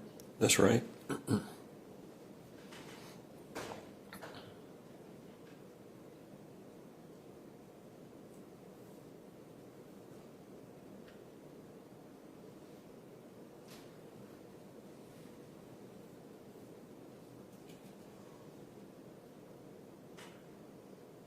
And this isn't your main kitchen here, is it? No, this was an original kitchen.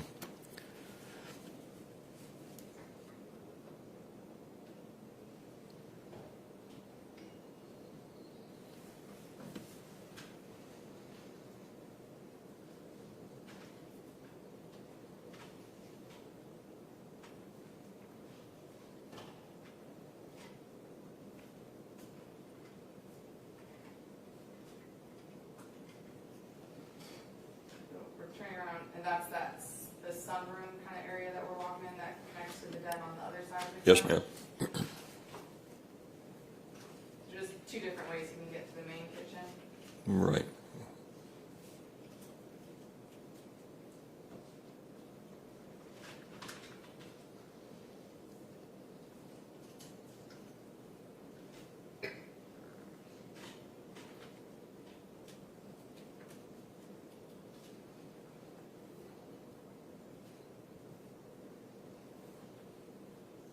Are we now entering your main kitchen area?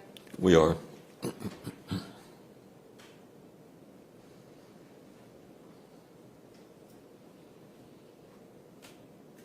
then is there a way to exit the house from the main kitchen area through like a sunroom? Yes. Covered porch in the back as well? Right. And then the white door we're seeing, is that also an exit? Yes, that leads to the parking lot.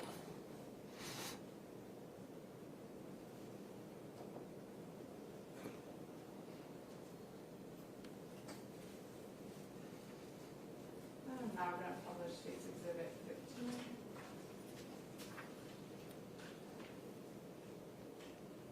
We're back out on your front porch here. Back porch, I guess. Back porch, the main entrance. Yes. And so we see your driveway. Yes.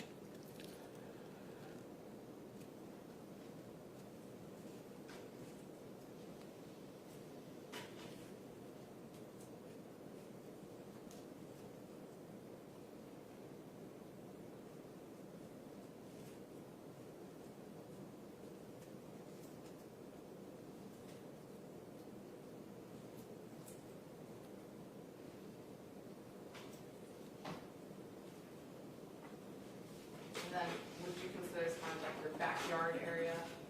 Yes. And in your backyard, is it pretty wooded? Yes. And the Yellow River, does that kind of butt up to your property or go through your property? Yes.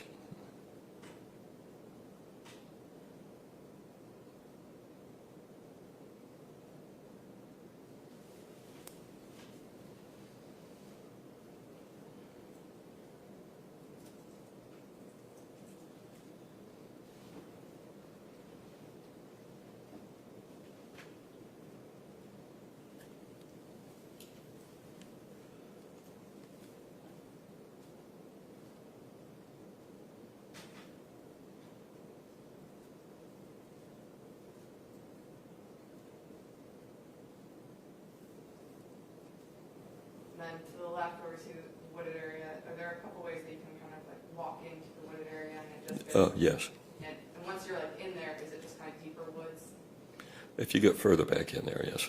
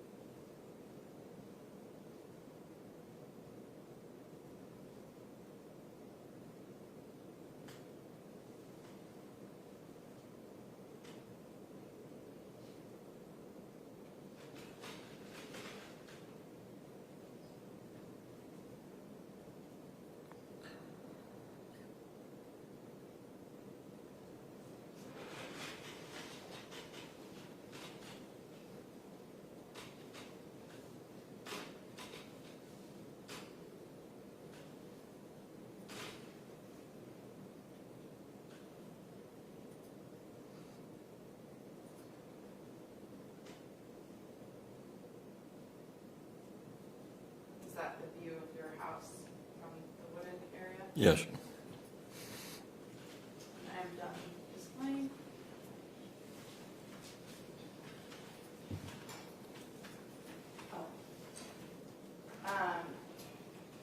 At some point in time, did Katelyn and Alex leave your house? Yes.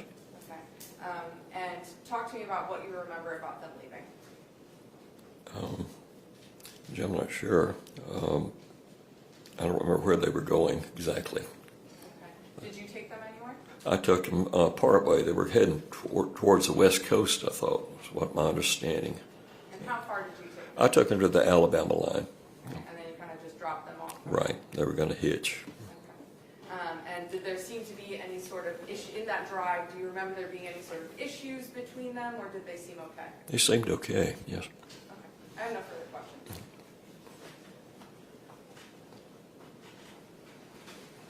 Ross? Yes, sir. Good afternoon, Dr. Warren. How are you? Good afternoon. I just have a couple of questions for you. We just watched the video at home. Would you say that's fairly how it looked like back in 2016? Yes. Okay. And where was your room in relation to where Katelyn and Alex were staying? Our bedroom? Yes. It was upstairs. Yes. Was it directly above their room? No, it was across the way. Yeah. And is it safe? Would you say that if you were in your room and if somebody was talking downstairs, could you hear them? No. You couldn't hear them. No. Okay. Is that possibly just because of how far? Exactly. Okay. And you mentioned that you had limited, I guess, interactions with Katelyn Goble, correct? Right. Okay.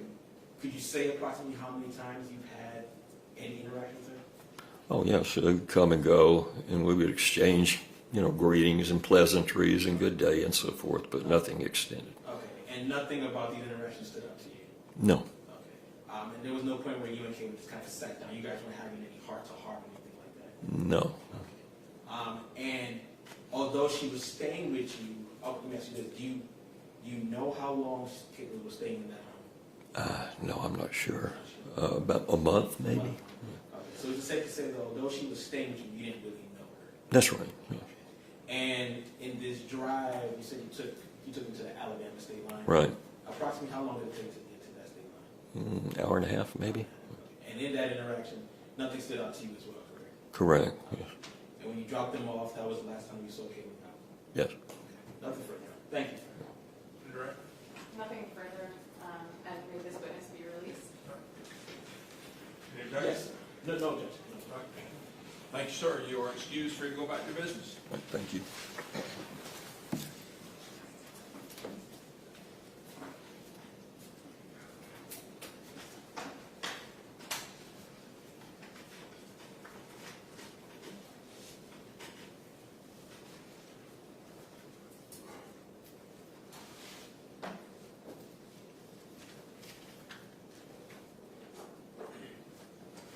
Call your next witness. Karen Ryan.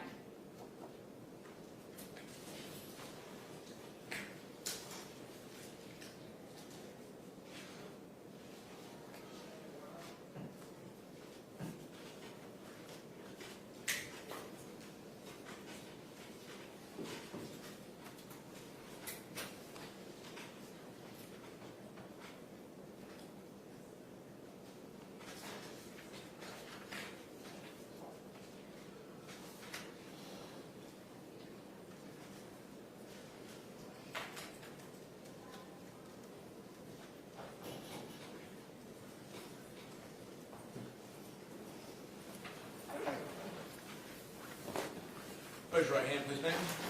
Swear testimony about to give in the case of State of Georgia versus Katelyn Grace Goble will be the truth, whole truth, nothing but the truth, shall be God. Yes, sir. Have a seat. Well, you're already sitting down, but I'll adjust the microphone and lean close to it and speak into it, please. Are you okay? Yep. Good. Thank you. Can you please introduce yourself to the jury? If you want to state, spell your name for us. My name is Taryn Ryan, Taryn Ryan. And I want to talk to you a little bit about Morgan. Okay. Did you know Morgan Bauer? Yes, I did. Can you talk to me about how you knew her and what your relationship was like? We met in the first grade 24 years ago. We were best friends for a good while until she moved to another smaller town where we were before the age of social media and text messages and stuff. We reconnected again in high school and after high school until 2016, sorry. I'm just going to move this down just a little bit for you. Okay, so you guys were childhood best friends, reconnected, and had a good, friendly relationship up till 2016. Yes, correct. And where did you live, and where did she live? We both lived in Aberdeen, South Dakota. I know for a while, I think she moved to Groton, South Dakota, a little small town 15, 20 miles away. But most of all of our lives, we lived in Aberdeen, South Dakota. Is Aberdeen a small town as well? Now about 28,000 people, yep, a small rural town. Okay, and back then it was even smaller? Yes, yeah. And how often would you guys see each other or talk when you guys were in Aberdeen? After high school, we worked together every day, so we saw each other pretty much every day for probably the year and a half or so there. In high school, same thing. We, for the most part, usually had at least one class together, so still usually saw each other probably every day there. Yeah, before that, it wasn't quite as often. But in the time period leading up to her leaving, you guys were seeing each other just about every day? Yeah, yep. Did Morgan end up leaving Aberdeen and going somewhere else? Yes. Can you talk to me about that? What did you know about Morgan wanting to leave or why she wanted to leave? Morgan in herself, she was much bigger than what Aberdeen had to offer. She had a personality too bright for that small town. So she deserved to go somewhere else. She deserved to kind of spread her wings and go. The timing that she went was a good opportunity for her. People she was living with at the time, they were moving back to their home state of Michigan. She didn't have any other place to go at that time. Not my house. I had a one-bedroom apartment. A lot of our friends were kind of in the same situation. So the opportunity kind of presented itself, and she took it. Had Morgan been kind of living on her own for a while, even though she was only 19? Yes. Okay. Yep. Do you know about how long or when she moved out? I would say I mean, probably at least 17. I can't really know I don't really know the details of when she moved out of her mom's house, and I think she was kind of back and forth there, kind of. But I think for the most part, she was mostly on her own, 17, 18 for the most part. So she was kind of on her own and ready for the next step. Yes, and then she did, I know for a while, I think about 17, she was living with a boyfriend at the time, and stuff like that. And do you know, I mean, she ended up coming to Atlanta. Do you know how or why she chose Atlanta? She put a Craigslist out anywhere in a lot of major cities for a roommate, looking for a roommate and a place to stay. Atlanta being one of them, I believe like Miami, Chicago, Los Angeles, Denver. She just she didn't have an idea in mind, I don't think. She just wanted to be in a bigger city, and at that point didn't really care where. Okay. And so she landed on Atlanta. Yes, yep. And do you remember when she left Atlanta? Yes. Okay. Left for Atlanta? Yes. Yep. Did you see her before she left? Yes. Okay. How close in time to her leaving did you see her? A few hours. I knew I worked that day. I don't remember what time not her flight, but I don't remember what time she took off to Minneapolis, then to get on a flight to Atlanta. But I knew I worked that day. Usually I went to work about 10:30, 11 o'clock. But I was there most of the morning while she was kind of wrapping up, packing some things, and before I left before she did, and I knew she wasn't leaving much long after that. Do you remember what day it was? Do you remember the date that she left? February 12th, 2016, sorry. And so she got to Atlanta on February 12th of 2016? Yes, I believe it was all same day, yes. And were you friends with Morgan on Facebook? Yes. And did you guys communicate at all on Facebook? Not while she was here, not really, no, mostly text message. Yeah. But you've reviewed and seen her Facebook? Yes. Yep. Do you recall her kind of posting about leaving for Atlanta? Yes. I know she made a post she took a picture in the airplane. She made a post saying, I don't remember what her caption, I guess, was on that, but it was referencing towards going to Atlanta, yes. I'm showing the fence what's been previously marked as State's Exhibit 3.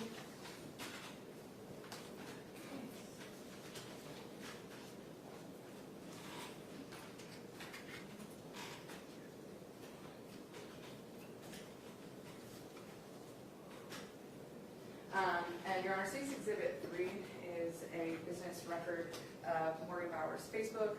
We do have a business record certificate. I forgot to print it out, so I'm going to with this. But my understanding is that we both understand that it has an authenticating business record certificate. So I would be tendering State's Exhibit 3 as a self-authenticating business record, and I'll supplement with the authentication. But my understanding is the defense has no objection to State's Exhibit 3.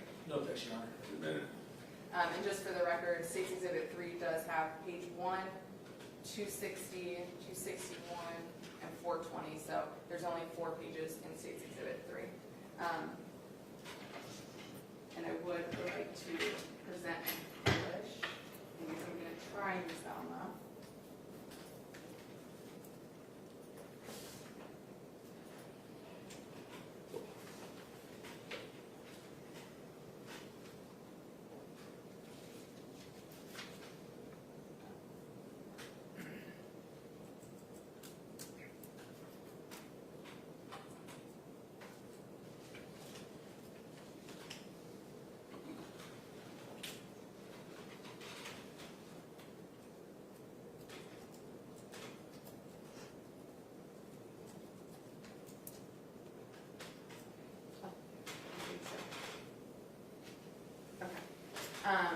And I know that you haven't seen necessarily these records, but you were familiar with Morgan and her Facebook. So I'm just going to read. This is State's Exhibit 3. If you will just read along with me, Taryn, can you see it up there? Yeah. And just tell me if I'm reading this correctly, okay?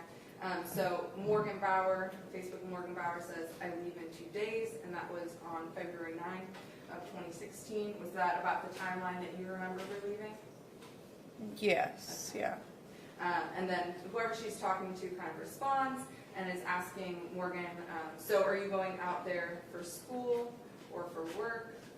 And then Morgan responded, both, and a new beginning. The person she's talking to says, new beginnings are nice to have, so you must have family out there, or are you going to be living on your own? And Morgan responded, I'm going alone, I'm a free spirit. Did I read those correctly? Yeah. All right. Then now looking at page 261, at the top of 261, that person responds, I feel you on that, so what are some of your life goals?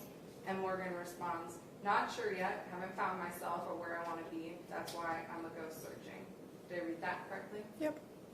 And then I know you talked about remembering a post that Morgan had made when she left.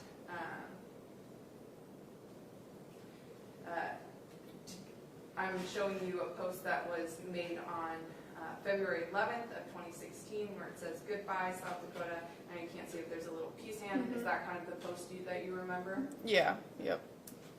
All right. I'm done displaying that exhibit.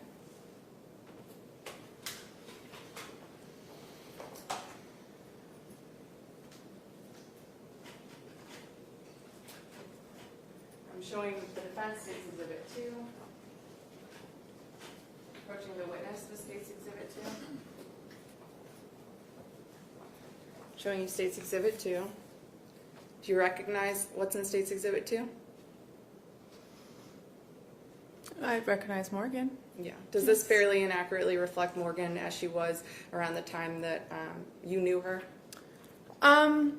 Yeah, that her is in her a little bit more, I would say, hippie stage, if you would say. But it was, so she had evolved a little bit since then, but otherwise, yes. Okay. Yep. All right. Your Honor, at this time, I would tender state's exhibit 2. There's no objection, Your Honor. Submitted. Permission to publish? You.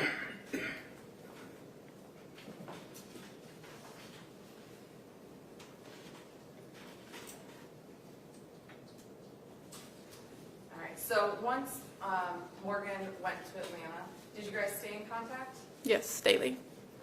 I'm sorry, you said? Daily. Okay. Yep. Talk to me about how you guys stayed in contact. How were you guys communicating? Mainly over text message, some Snapchat. I would, unfortunately, say mostly Snapchat and text message. I think was about it. A couple phone calls, not very many. Okay. A few phone calls. Did you guys do any sort of video call? We did on February 26th. That's the only faith. Some reason, that being the day, but we did that morning. That's the only time I can personally recall of, it was Skype at the time that we used, that we were Skyping. And you're saying February 26th, but in reviewing past interviews, is it possible that it was February 25th, if February 26th was the last day that you never heard back from Morgan? February 26th was the last day. I know, upon coming here reviewing, I think I initially told Sherry, Morgan's mother, February 25th, but I believe February 26th was the day that I last spoke with her that morning. I don't remember what time it would be here, but before 10 o'clock.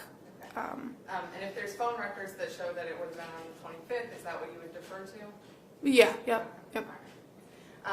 Okay, so if the last conversation you had with her was on the 25th, and your conversations, did she usually respond to you pretty quickly?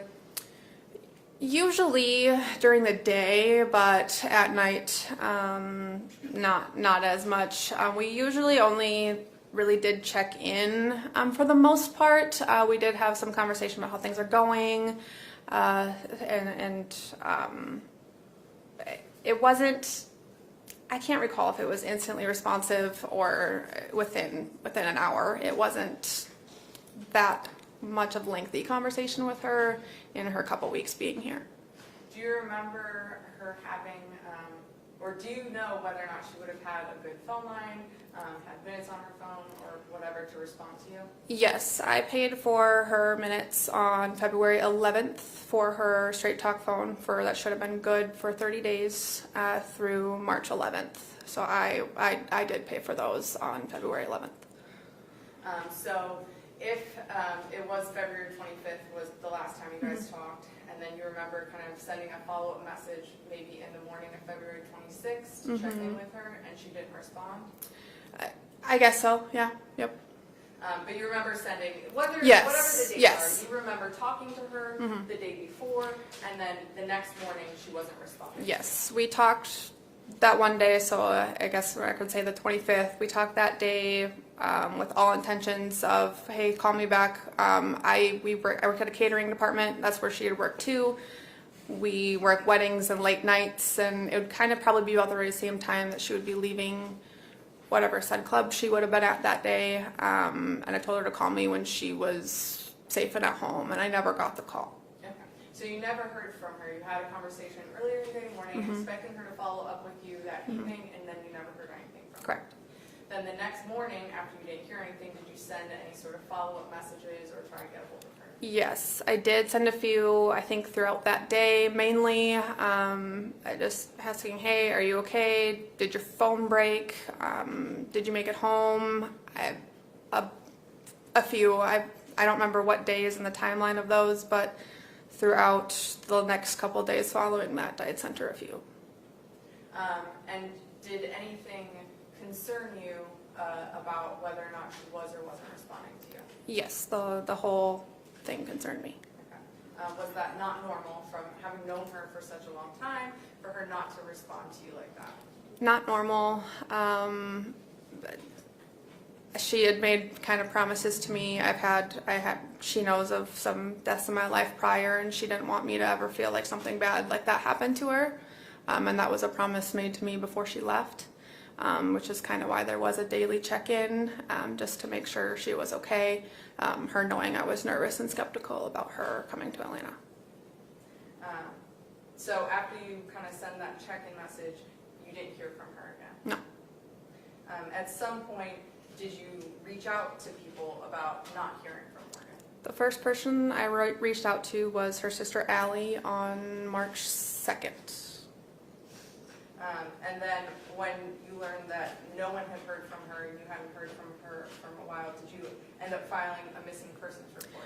I didn't personally file the report, but I did make phone calls to, I think it was Club T's, I believe, to Club T's, to see if she had been working there, if they'd seen her at work.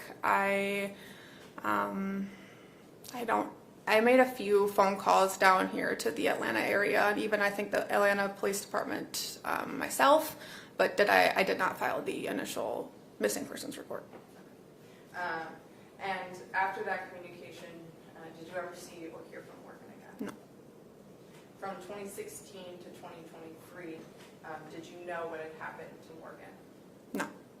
I have no further questions. Cross. Yes. Good afternoon, Ryan. How are you? Good, how are you? I'm well, thank you. Just have a few questions for you as well. You indicated that you knew Morgan, I guess, like in first grade. So you got a childhood best friend. Yes, yep. And then you said that there was a point where you guys kind of, I guess, disconnected. And at what point was that? I believe she moved to this town of Groton. I think it was in 4th grade, I believe. So we were pretty good friends. We played soccer together. Her mom was our soccer coach. Went to school at our Catholic school together until 4th grade when she left. I don't recall if it was during the school year or before the school year started. And then I believe she was there for a few years, which we did communicate a little bit via like MSN Messenger and stuff, but otherwise not much. Did you guys essentially reconnected in the latter part when you were in high school? Yes, yep. And you all went to the same high school? Yep. All 4 years? All 4 years. Yes. Yep. And then you said that you all had worked together. Yep.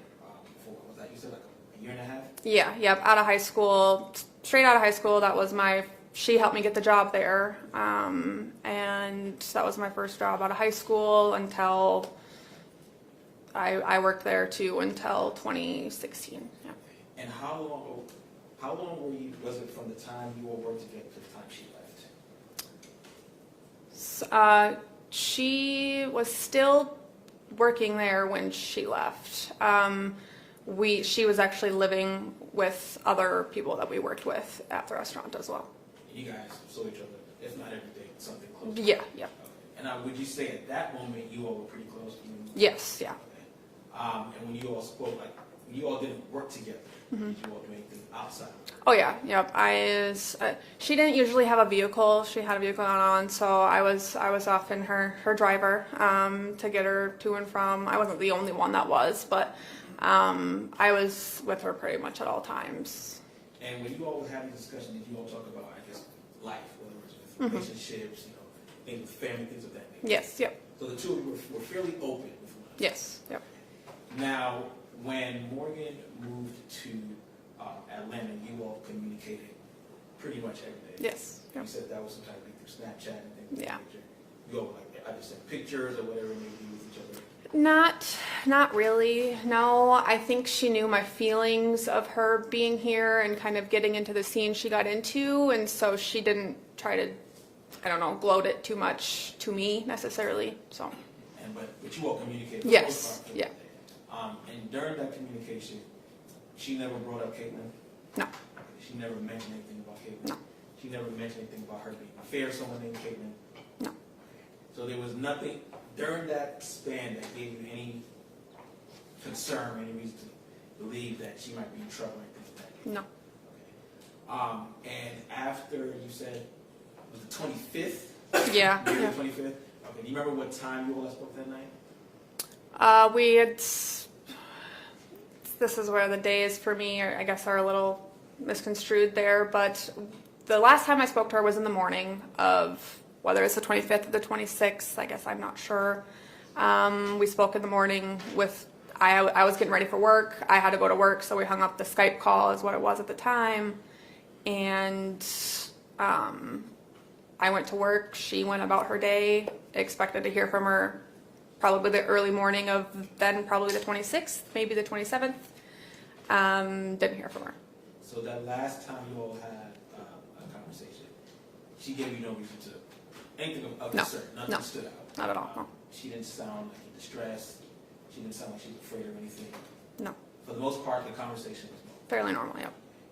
And then after that, approximately how long was it until you started, I guess, asking other people have they heard from her? So like, the first person that I asked was her sister Allie on March 2nd. So it took me a day to, I gave her a day or two, maybe your phone broke, something happened, And but. was it typical that sometimes she may go a day or so without responding? I wouldn't say typical, but it's knowing what she had going on, it didn't surprise me necessarily. So there were times where she may have gone Yeah. not too long, but Yeah. there were times where she had gone. Yep. Nothing further. Thank you. You said that her sister's name is Allie? Yes. All right, I have no further questions.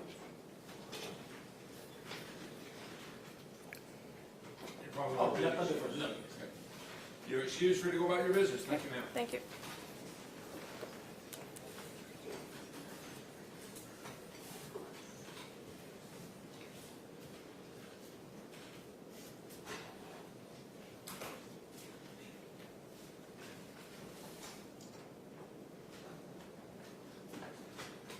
Next witness.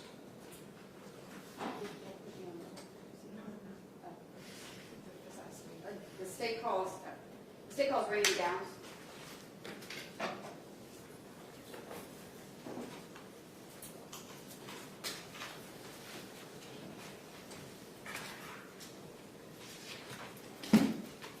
Good afternoon, Your Honor.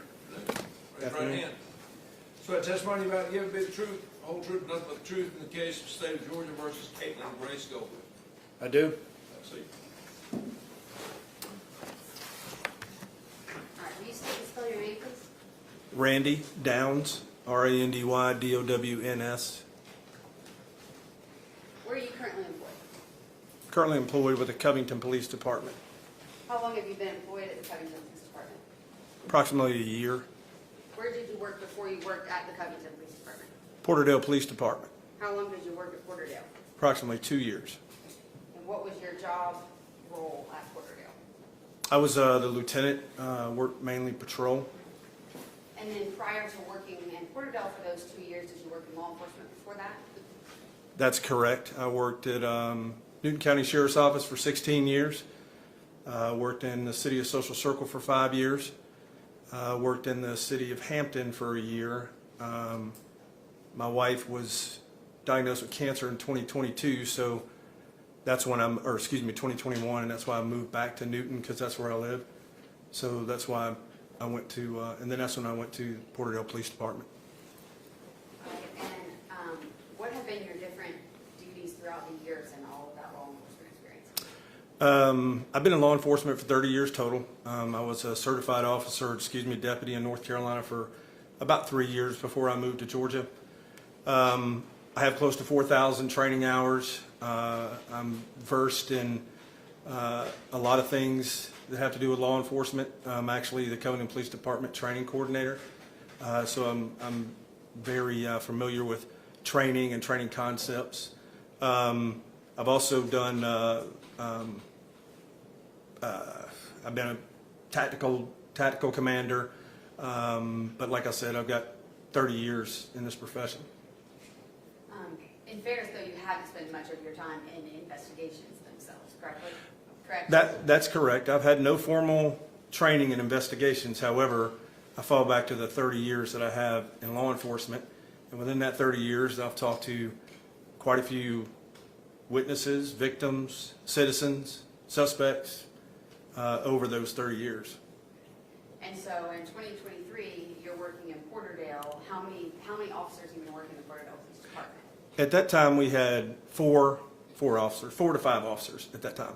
Okay, so you're working in Porterdale, a little town, and an investigation like this sort of comes knocking on your door. Is that fair? Yes, ma'am. Okay.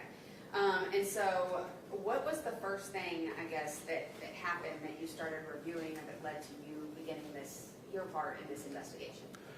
On July 12th, 2023, I received a phone call from David Jones, who is an agent with the Georgia Bureau of Investigations, and he told me that there was new information in the disappearance and murder of Morgan Bauer. Shortly thereafter, I received information of Katelyn Goble going to the Peoria Police Department to make a voluntary statement. I was contacted by the Peoria Police Department.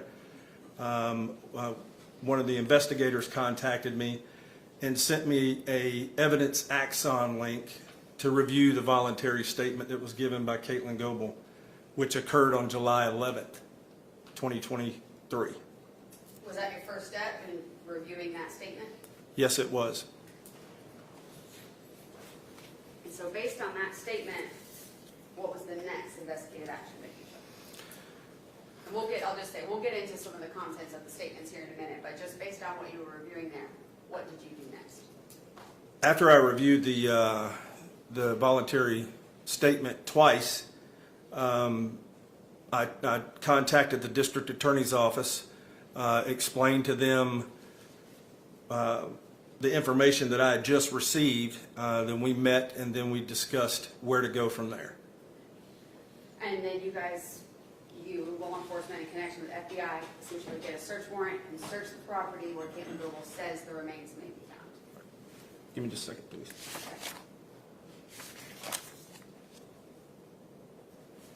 Yes, that's correct. On July 27th, 2023, we conducted the first search warrant at 2 South Broad Street.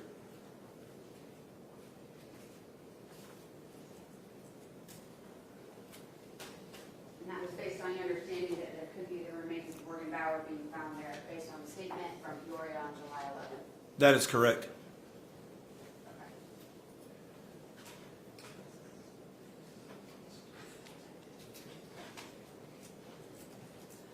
All right, and so you were there, we think you said, along with FBI and some other individuals to conduct this big search of the area, right? That is correct. And how was that going to work? What was the plan of action there? So initially we met at 6 o'clock in the morning at the Porterdale Police Department. I had gotten in touch with Rockdale County Sheriff's Department. They have a huge incident command trailer that they brought down. We parked it in the parking lot. there were a lot of law enforcement individuals involved in this. So we met at the police department. I did an operational brief, which that consisted of where we were going, why we were going, the information that I received, that I briefed the officers that were there. Shortly thereafter, we departed to 2 South Broad Street. Let me back up. So when I was doing the operational brief, I went to GIS here in Newton County, which is where they do mapping for like streets, buildings, things like that. And I had an aerial photo similar to what you've already seen, blown up, and then I had it gridded off into grid sections. I did have 3 cadaver dogs that also participated from GEMA. So we get down there, I split some of the officers from the FBI to go into the house, and then I split some of the FBI agents with their evidence recovery team for the wood line. So I met with the K-9 at a trailer where I had this poster displayed, and then I had shown them in Katelyn Goble's voluntary statement. She was shown an aerial picture of the property by one of the investigators. And they asked Katelyn, do you know where Morgan is?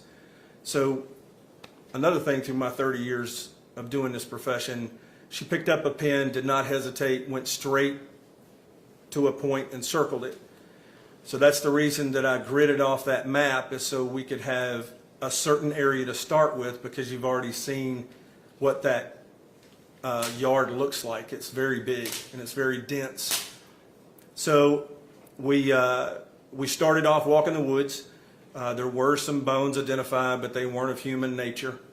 So as I was walking out of the woods, the FBI evidence recovery team commander was walking up with me, and we had a photographer. So we were walking out of the woods, and I looked off to my left and I saw an orange flag. Well, I also noticed that there were stones that were put up in a circle. Somebody had put them there. So I had remembered Katelyn said something in her voluntary statement about Morgan was at the bottom of a tree. So that's what kind of clicked to me. So I asked anybody if they knew or seen this before. Nobody did. So we walk over there and we start taking the rocks down off of this circle. So when we got to the last layer of the rocks and I swept my hand, I found a vertebrae popped up out of the ground. So I stopped, and the FBI recovery supervisor said, whoa, whoa, whoa. So I stood up and I walked out of the woods, because that was, I knew what I saw. So.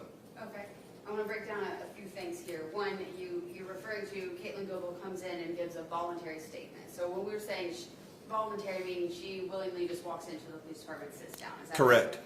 But it wasn't completely out of the blue, right? Because this is after David Settles has already told people about what she told him. Correct. Okay, I'll make sure that's clear. And then when we're talking about the dogs and the cadaver and then running those dogs, what was when the dogs alerted somewhere, what was done, I guess? There was a yellow marker, orange marker flag, like you see on the side of the road when they paint lines for like electrical lines, sewage and stuff like that. There was a flag there. It was an orange flag. So then those would be areas of interest to really sort of yes, ma'am. search into. Okay. And so at that time you said that you run your hand across and a vertebrae pops up. Are you aware of how many bones or anything were found at that time during the search of the FBI? So after that happened, it was roped off a certain area. The FBI did do a recovery.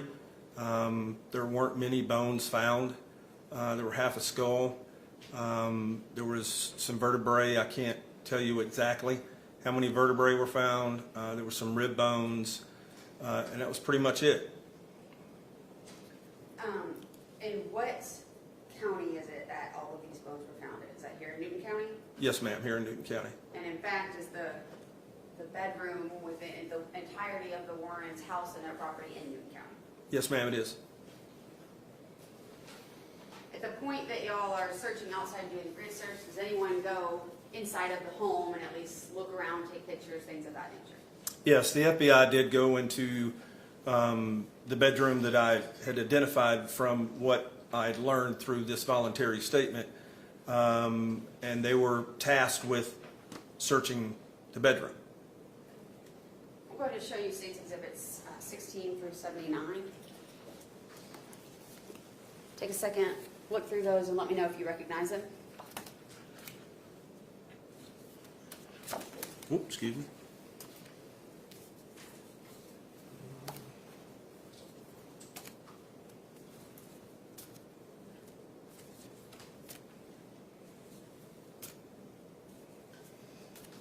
If y'all want to stipulate to authenticity, we can.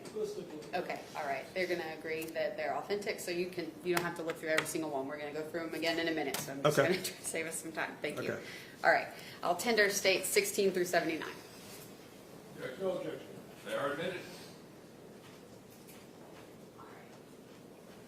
And I'm first going to try to publish them through the hard drive, and then if this mouse drives me too crazy, maybe I'll move to the Elmo.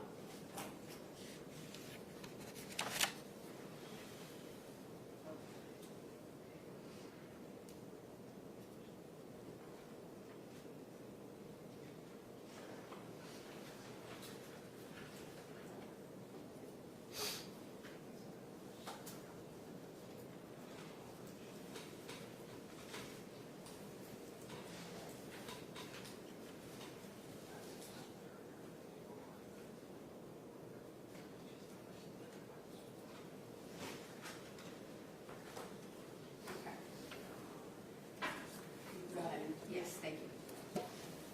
And can y'all see that? Unless it would be easier if we dim the lights. Everyone good? Try that? Okay, maybe that's a little better. All right, so this is State 16. What is this depict? This is the property at 2 South Broad Street. What are all the red lines and everything that are on this picture? Those are the grid lines that I spoke about earlier. And the biggest reason is I was in the military also for 10 years. So in the military, that's how we read maps, is by grids. So that was the easiest way I thought to do it too for canines, because each grid represented a certain distance. So we're not starting at the top and searching to the bottom. That's the general idea of what I used because of what Katelyn Goble had circled. So that's where we started. And I'm showing you States 17. What is this depict? This is the address sign that's outside of, or on the road of 2 South Broad Street. The beginning of the Driveway. And so just down the road there, you can kind of see it looks like almost a shop front. I don't know if you can see it. I can. There, but how close is this house to downtown Porterdale itself? Probably to that building right there, you might be about 300 yards, and then probably 200 yards up from that, Porterdale Police Department. So it's right there, just past this sort of, you have downtown Porterdale, then the lofts, then essentially the river and this house. Correct. Okay. And so you said, how far in miles would you estimate it would be from the police department? That's not even a mile. I'd say somewhere in the neighborhood, maybe 500 to 700 yards, graciously on the 700 yards. All right. States 18, just more the driveway sort of leading up to the house. Yes, ma'am. This is a picture of, to the right side, like I said, there were a tremendous amount of law enforcement officers there. And then this car that you see was actually just one of our security, so nobody could come up through the driveway. States 19. Also a picture of the driveway that's closest, it's closer to the house that you've already seen through the walkthrough. 20. That is another picture from the driveway. And the car up there, That's the Dodge Ram that's owned by Dr. Warren. This is stage 21, another picture of the driveway? Yes, ma'am. Some of these I might go through quicker, just a bit. And 22, is that just the front? Yes, ma'am. I guess really the back of the house with the main entrance. Yes, ma'am. Then stage 23, is that beginning of that pathway down to the wooded area? Yes, so when you're looking at this picture, the white shed that's in front, to the right of that is when you saw in the video where the wood line started as we walked down, or as whoever was filming it walked down through there. All right, stage 24. Picture looking into the wooded area, basically. Yes, ma'am. 25, is that looking back up from the wooded area? Yes, ma'am. And then when we say the wooded area, I mean, we're talking about the wooded area where remains were ultimately found, correct? Correct.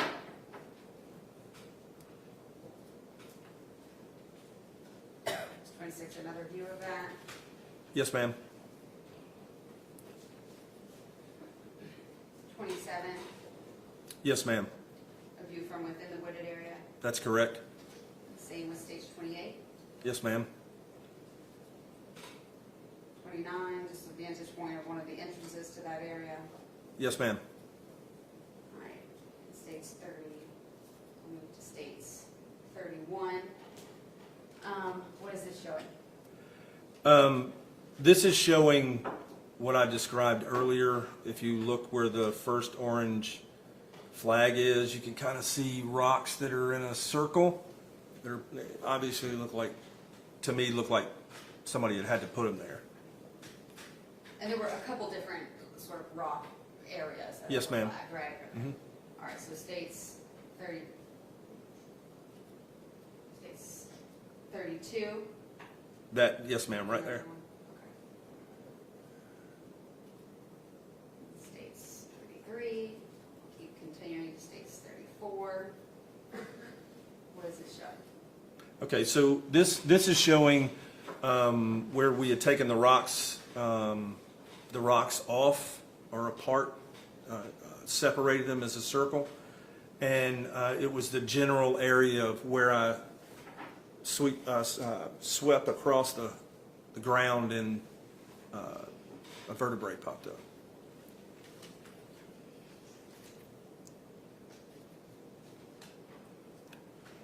States 34. Just more of the wooded area, and then I'll. Now I gotta get the mouse all across the screen. Okay, I'm gonna go back to states 34 for 1 second.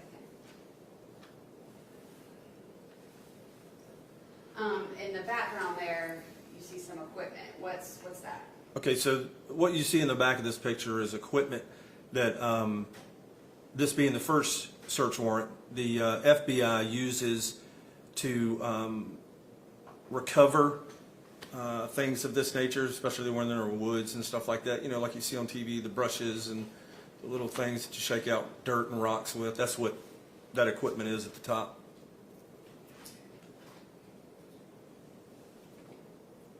All right, this is actually states 37 that's being depicted here. What are we saying? That's 2 vertebrae. 38. Just a zoomed in picture of the same vertebrae. Correct. States 39, is that allowing the jury to see some scale? Correct, yes, ma'am. Yes, ma'am.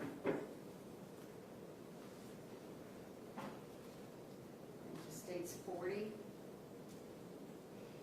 Yes, ma'am. That's some more bones. I believe. Okay, there we go.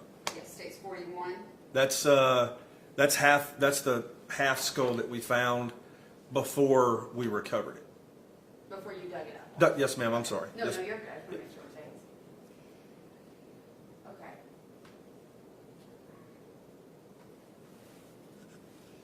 All right. What is states 42 showing? That's the half of the skull that you saw the picture before, but they had taken it out of the ground at this point. It's 43. That's a bone that was also recovered there. I don't know. Like I said, I don't know what type of bone that was. States 44. That's another picture of the skull, half of the skull.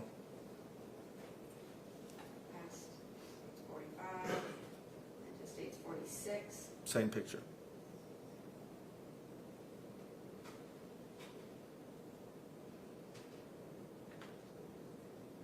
All right, States 47. Okay, this is a picture of, I believe we were close to the end of that day, as far as what we had recovered at that time. And so we keep referencing these two search warrants so that you guys go out with the FBI and recover some bones that day, correct? Yes, ma'am. And then you go back a different day, you know, approximately how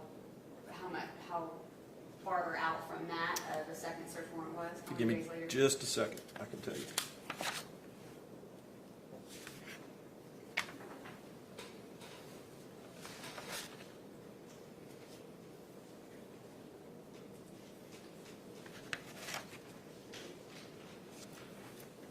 Okay, the second search warrant was served 2 South Broad Street on August the 7th, 2023. Did they recover more bones at that time? Yes, ma'am. At that time, the Georgia Bureau of Investigations and myself went out to execute the second search warrant.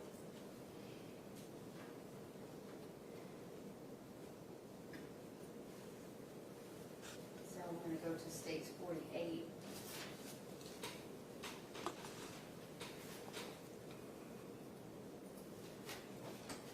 Okay, what's depicted here? It's bones, human bones. The FBI evidence recovery team that comes in and does this, and they're dusting layer by layer to kind of get this stuff out of the ground. Is that how it's working? Yes, ma'am. All right, this is States 49. That's another picture of human bones. States 50. Yes, ma'am. Go ahead to States 51. So, What is this showing? all right. So what this is now I regress back to, I'm not an evidence technician or anything like that. I'm just trying to tell you from the way that I looked at this picture. It appears that they made boundaries for where they were finding bones, identified those boundaries, and then went in and started to process what they could recover. So at the top, the little silver bucket that's up there, the bones were eventually put into a bucket like that, while what was recovered.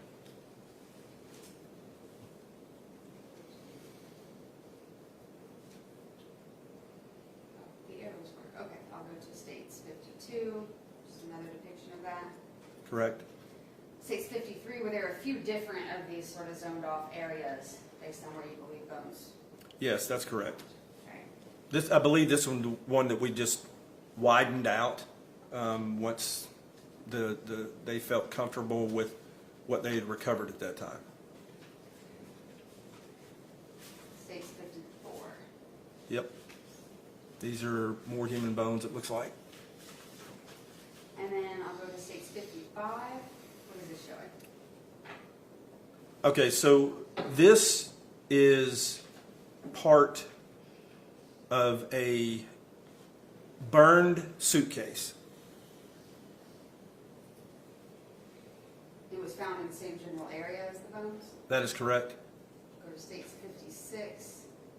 You indicated there had been some animal bones that had been found. Is this That's correct. one identified as such? Okay. Go to States 57. This was just a random shoe. Like I said, we had, I would estimate, probably 40 to 50 officers walk in the woods, and basically it's called a line search. You just lift your arms up, touch your fingers, and just start walking straight. So that's basically how that worked that day. You found some broken shovel heads and some glasses as well, is that right? Yes, ma'am, that's correct. All right, I'll show you then States 58 and then 59. All right, and you said on that same day, people went in and took some pictures of the house, right? Yes, ma'am. I'm just going to go through some of these quickly since we've seen the video and let you know if there's anything we need to discuss. So this is States 60. Front entrance, that's the bedroom where Alex and Katelyn stayed to the left, correct? To the left, that's correct. All right, and then States 61, just just the door to, once you're standing inside, that's that door we're just looking at from the other side, right? Correct. Say 62, just showing that entryway again. Yes, ma'am. It's 63. Yes, ma'am. This is a picture of the inside, or the bedroom, excuse me. And then that door all the way, sort of on the right over there, you can see that is the bathroom, correct? Correct. And then state 64, standing in the doorway to the parlor area. From the parlor into the bedroom. Correct. State 65, That's from the hallway into the parlor. Where the gentleman standing is where the bedroom is. state 66. 6 is what they actually mean to be the back door. The Correct. front door.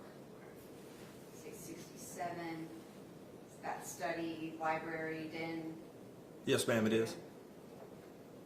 State 68, the dining room, looking back into the study. Yes, ma'am. 69, another photo of the dining room. Yes, ma'am. State 70, is that the old kitchen? The old Well, kitchen. You walk through it to get to the new kitchen. Yes, ma'am. State 71, around the corner of the old kitchen, basically. If you look straight, does that go into the new kitchen area? Yes, ma'am. State 72, is this the new kitchen? This is a new kitchen. State 73, again, the new kitchen. Yes, ma'am. And at this house, they have a backyard area, right? Mhm. There's a pool back there as Yes, well? ma'am. Okay. So is this some of the back porch area leading to the pool area? It is. And what's this, you can't see where I'm pointing, but sort of the screened area on the top left over there. Is there screened in porch also? Yes, ma'am. Right there where the bush is. Yes, ma'am. All right, so this is That's state it. 75, showing that. State 76, is that where the pool is? Yes, ma'am. State 77, is the pool in the other backyard area sort of up to the right of this? Correct. Okay, and then that, we see the staircase in the building that's after that, is that the garage area? Yes, ma'am. The two-car garage that's right there at the end of the driveway as you come in to the house. 78, and state 79 is just full backyard edge point. Correct.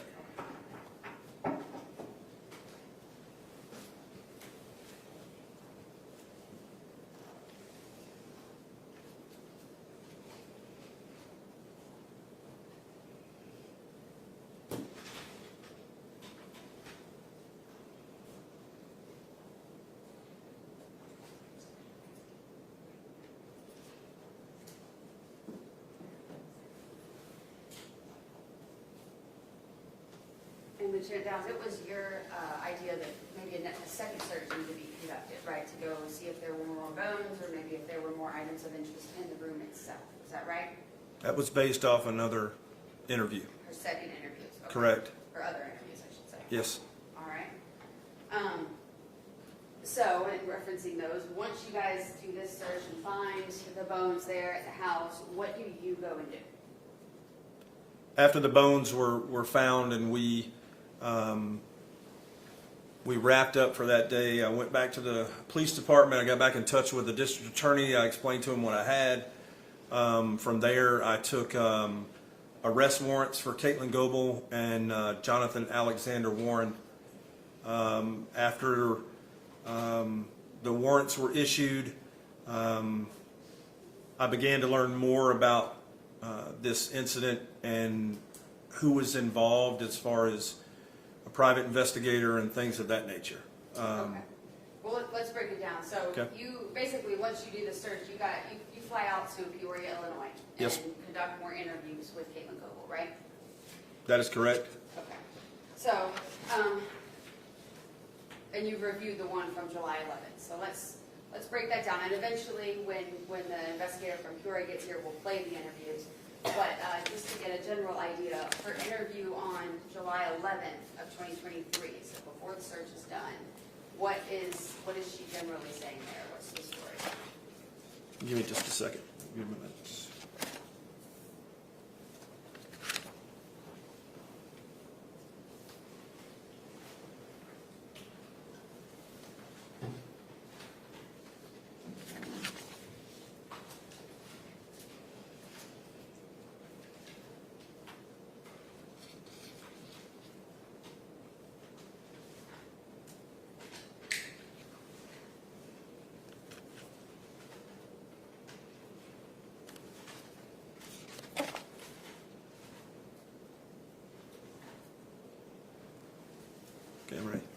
All right, so on July the 11th, 2023, after I'm going to explain what was in the video, the voluntary statement. So Katelyn Goble came in and stated that she had information to what went on in Georgia. She explained to the investigators that her and Alex met on Facebook, that she came to Georgia. They were boyfriend, girlfriend. They began living in a trailer that was owned by one of Jonathan's buddies. That's when Katelyn said that she got into stripping because she was the only one making money. So after a little bit of time passed is when they moved back in with Mr. and Mrs. Warren because she couldn't make the rent or the lot money for where they were staying when she first moved to Georgia. So she tells the investigators that she meets Morgan, but it was for a brief.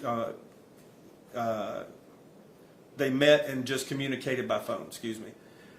She said that Morgan was into dancing also. They were going to try and go to a club to audition together. Katelyn stated that on February the 25th, she asked Morgan to come to Porterdale and stay for a few days. She stated that Morgan came to Porterdale, or this was on the 24th, February 24th. So on the 25th, Katelyn states that she wakes up. She asks Morgan if she wants to go to work with her. Morgan says, no, I just want to stay here and hang out. So then Katelyn states that she came home from work the next day, so that was the 25th, so this has been early morning the 26th. Katelyn states that she came home, that Alex was standing at the top of the driveway pacing back and forth. She stated that she got out of the car. Alex basically told her, don't say anything, I need to show you something. Katelyn stated that they went into that small bathroom that you've seen, and as they were walking in, Katelyn said that she saw Morgan laying on the floor. So she stated in another interview, well, I'll just deal with this one, saw Morgan laying on the floor, so she went to try and check her pulse. And Morgan she didn't have a pulse, and she was swollen. Her eyes were swollen, they were purple, her lips were swollen, and her tongue was protruding out of her lips. So then Katelyn states that once she saw this, she told Alex that they had to call somebody, and she states that Alex told her that they weren't going to call anybody.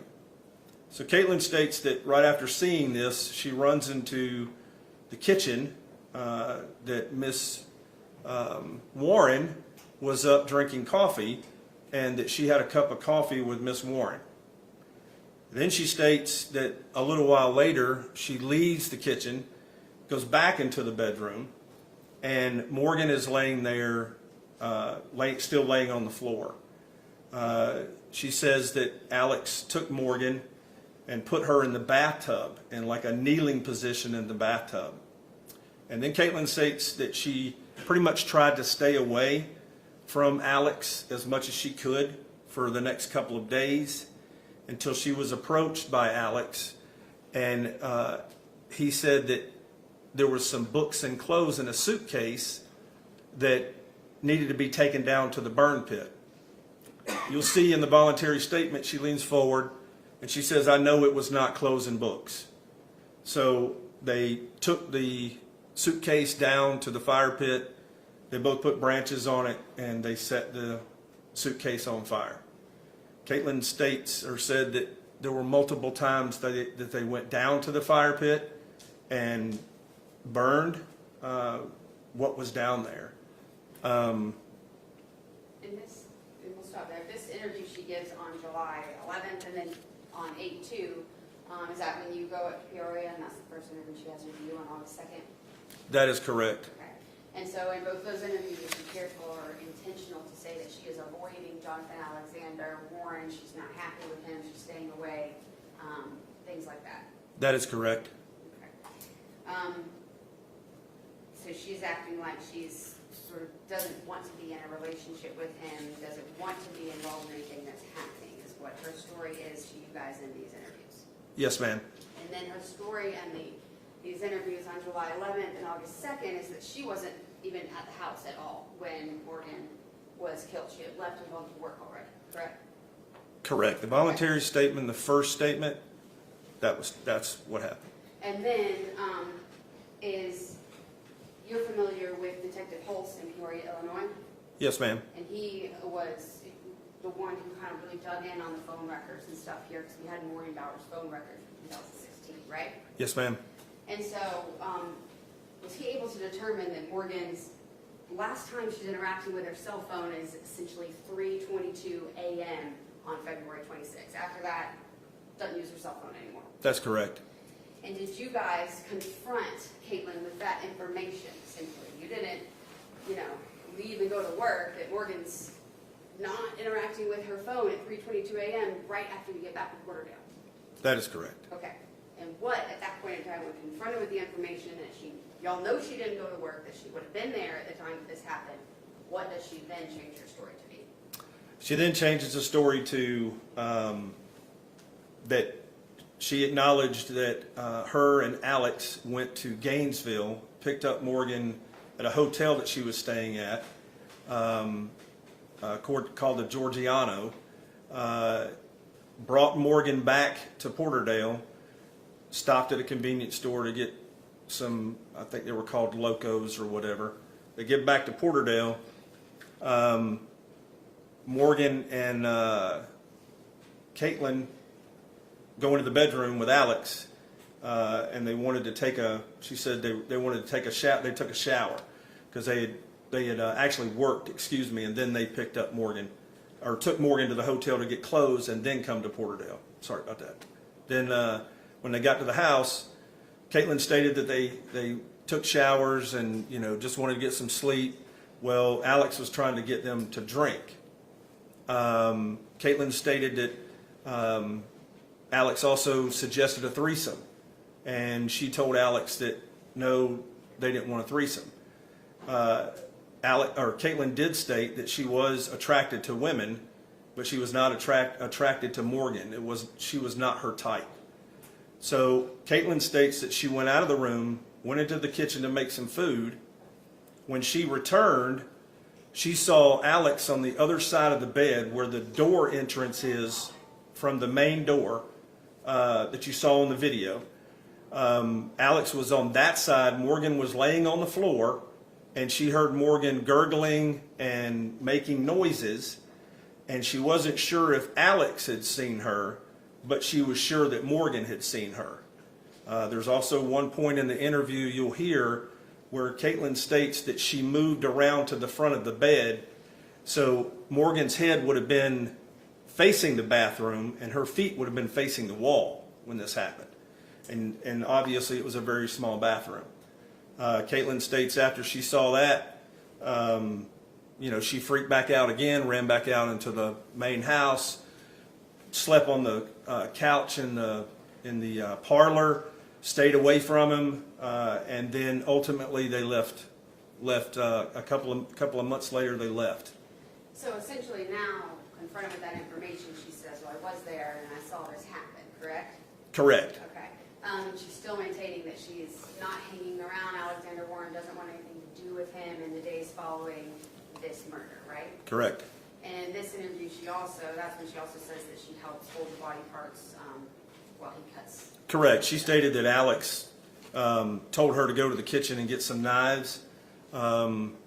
She described them, I believe, as like meat cutting knives or something to cut meat with. And she does go get the knives. Yes, she does go get the knives and come back. And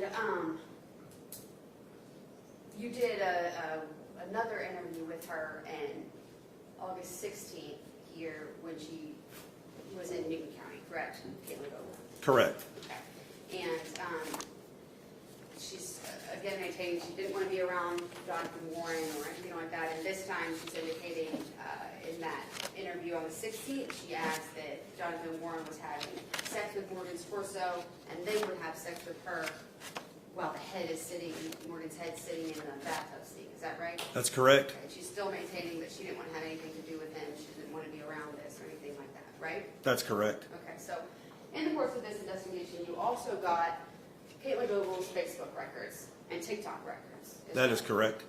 All right, Judge, I'll go ahead and tender a state's.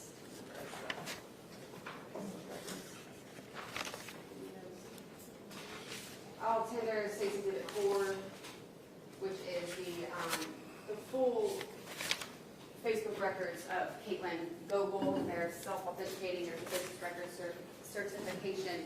It's on State's Exhibit 1, along with the entirety of the records on the hard drive. I will tender those. They are admitted.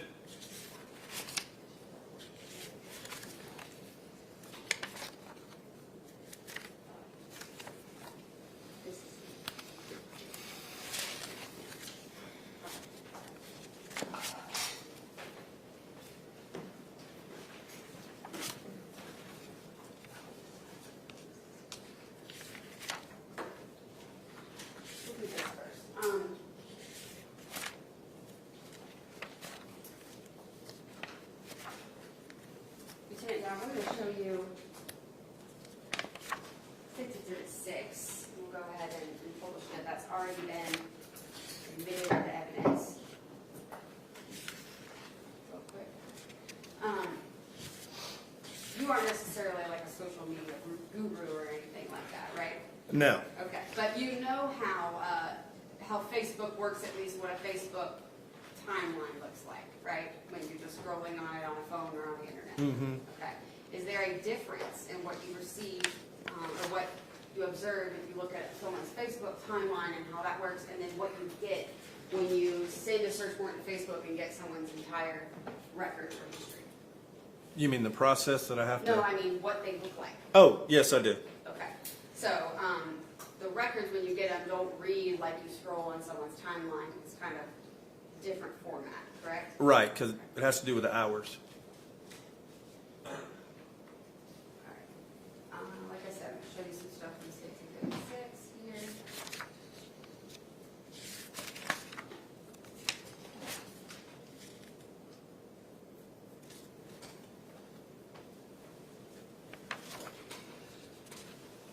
You know what? I'm not. Can you just be on? I'm driving you crazy. And when you turn the light down there, we're going to see if it works like this. If it doesn't, I'll go back to the back.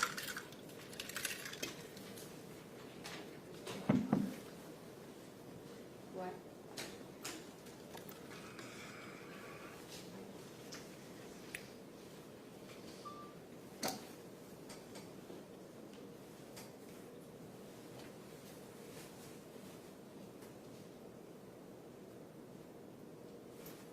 I think we'll work with this, and then if not, I'll go back to the other ones. Okay. So this is the page 1 of State's Exhibit 6. What is depicted here? That is Katelyn Goble's Facebook page. Her name is Lilith Chaos. Okay. And is that a picture of her? It's actually Yes, it her is. that she posted there? Okay. Yes, it is. I'll draw your attention up here to, what's the date right there? February 4th, 2016. Okay. And is that the day she actually created this Facebook account, Lilith Chaos? That's the beginning of her records, February 4th of 2016? Yes. All right. Go to page 2 of State's Exhibit 6. What's depicted here?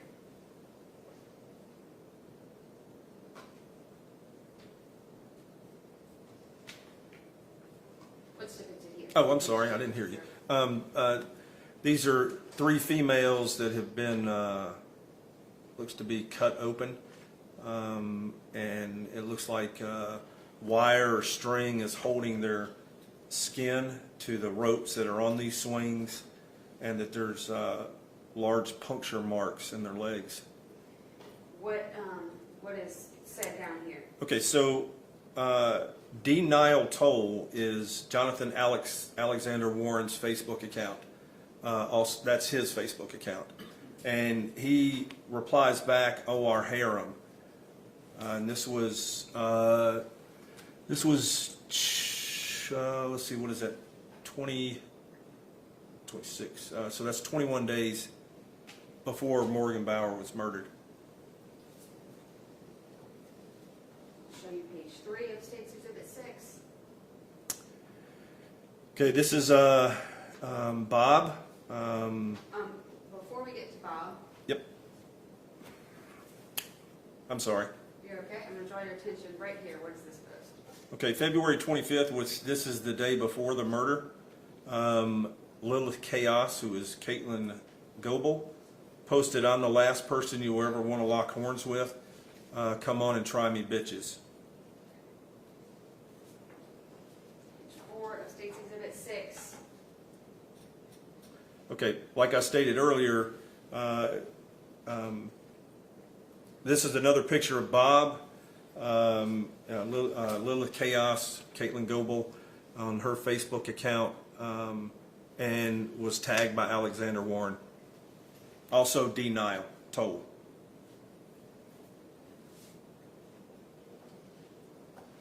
Show you State's Exhibit 5. Okay, on February 27th, which would have been the day after Morgan Bauer was murdered, it states, "I hate how some people don't understand that they can't be hitting up someone else's boyfriend for emotional support. Leave us the fuck alone and understand that just because I've been nice so far doesn't mean I won't get scared if you cross me." So this point where she's posting this, like, "Don't mess with my man, he's mine" post, what point is it in this murder and dismemberment and stuff that she's saying is going on? This is the day after the murder. The day after the murder. Okay, so this is when she's saying there's a dead body in the bathtub and she's leaving Alexander Warren alone and doesn't want to have anything to do with him, right? Correct. By posting this. I'm gonna show you page 6 of State's Exhibit 6. Okay, this post was by Lilith Chaos, who is Katelyn Goble, on March 6th, which is shortly thereafter the murder. And what it says on the picture, it says, "I hate you so much that I'd destroy myself to take you down with me." That was And the caption is right here, "Don't mess with a crazy bitch," right? correct. And her sort of comment about this is me on a good day, right? Yes, ma'am. All right, I'm going to show you page 7. And right now we're still looking at how the timeline looks if you scroll on it, right? Not the records. Correct. Okay. If you delete something off of the timeline, then we can't see it on the timeline anymore, right? Correct. On Facebook, you can't see it on the timeline anymore, right? Correct. Would it still show up in the records potentially? Yes. Okay. All right, we'll get to those records in a little bit. But here's page 7 of State's Exhibit 6. And I'm sorry. What is this showing? Okay, this was posted March 6th by Lilith Chaos, Katelyn Goble. It says, I don't know how to pronounce that first word. It says, "Food trucker, I wish I had the ability to make boys really nervous. Holding a really sharp knife to their neck usually does the trick for me." So this would have been essentially less than a week after she said Correct. she would have been made to dismember somebody. Correct. Okay, she's supposed to be here. I'm going to turn to page 8 of State's Exhibit 6. What is this showing? All right, this is another post on Katelyn's Facebook. It says, I know you're dead inside, and that's what I like." This was shortly thereafter of the murder. March 7th. Correct, March 7th, I'm sorry. Yes, ma'am. All right, I'm going to show you page 9. Okay, this was March 13th of 2016. This is why I have trust issues. Always trying to look out for my man when he thinks his friends ain't using his ass. Then March 13th, another post says, "I get bitches I get bitched out for trying to protect the one I love. I don't get told shit. FML. And that's on March 13th, 2016. Yes, ma'am. So a little over 2 weeks after the 2 murder. weeks after the murder. Posting about standing up for her, Alexander Warren, her boyfriend, and protecting him. Correct. And I'm gonna go back to page 9, state 6, real quick. At the bottom here, what is this? Okay, so Katelyn had posted on here on her Facebook, "Happy Dance." Okay, and did she post a video along with it? She did. Can you switch back to the hard drive? Sorry, I'm gonna show the video real quick.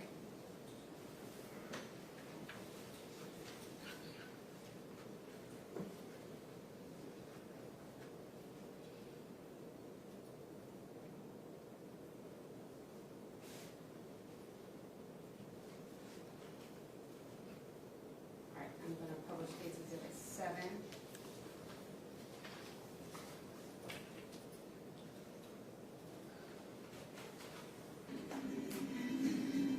Oh, sorry, I'm right there. All right, let me start this over.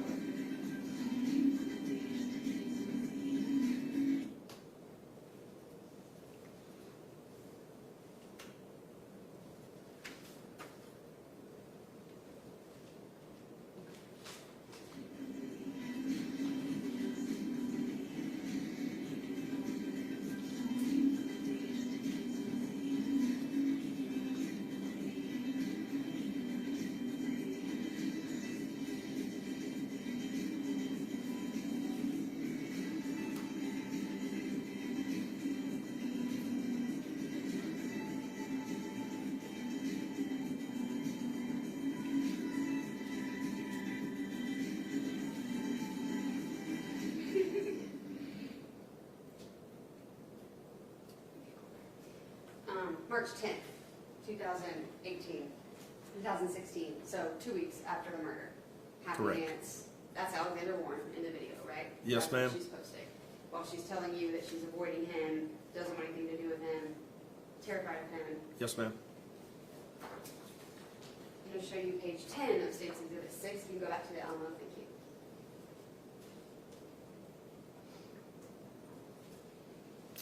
What's depicted here? Okay, so she tagged Alexander Warren in this post on March 14th, and it says, "You're so sweet to me," and it's a picture of a yellow flower.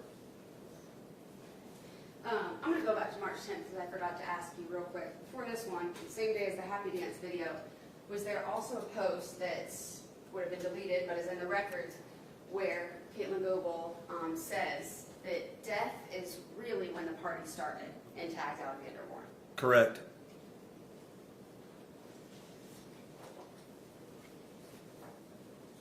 Show you page 11, state 6. Okay, so this is March 14th, 2016. It says 8:45. The main motivators in my life are my sex drive and spite.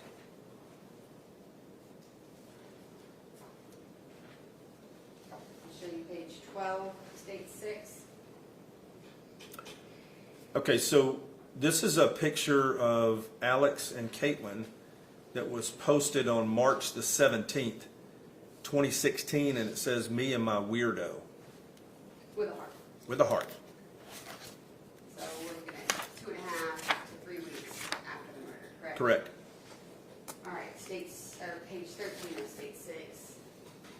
Okay, here she tags Alexander Warren again on March 26th, 2016, and it says, "Darkness is my nature," and it's looks like a picture of like ghosts.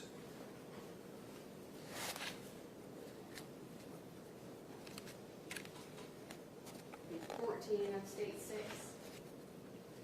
Okay, so this was March 28, 2016, and it says the beard is being cut after pick in a bit. And you can see Alex has got his thumb up and he's smiling.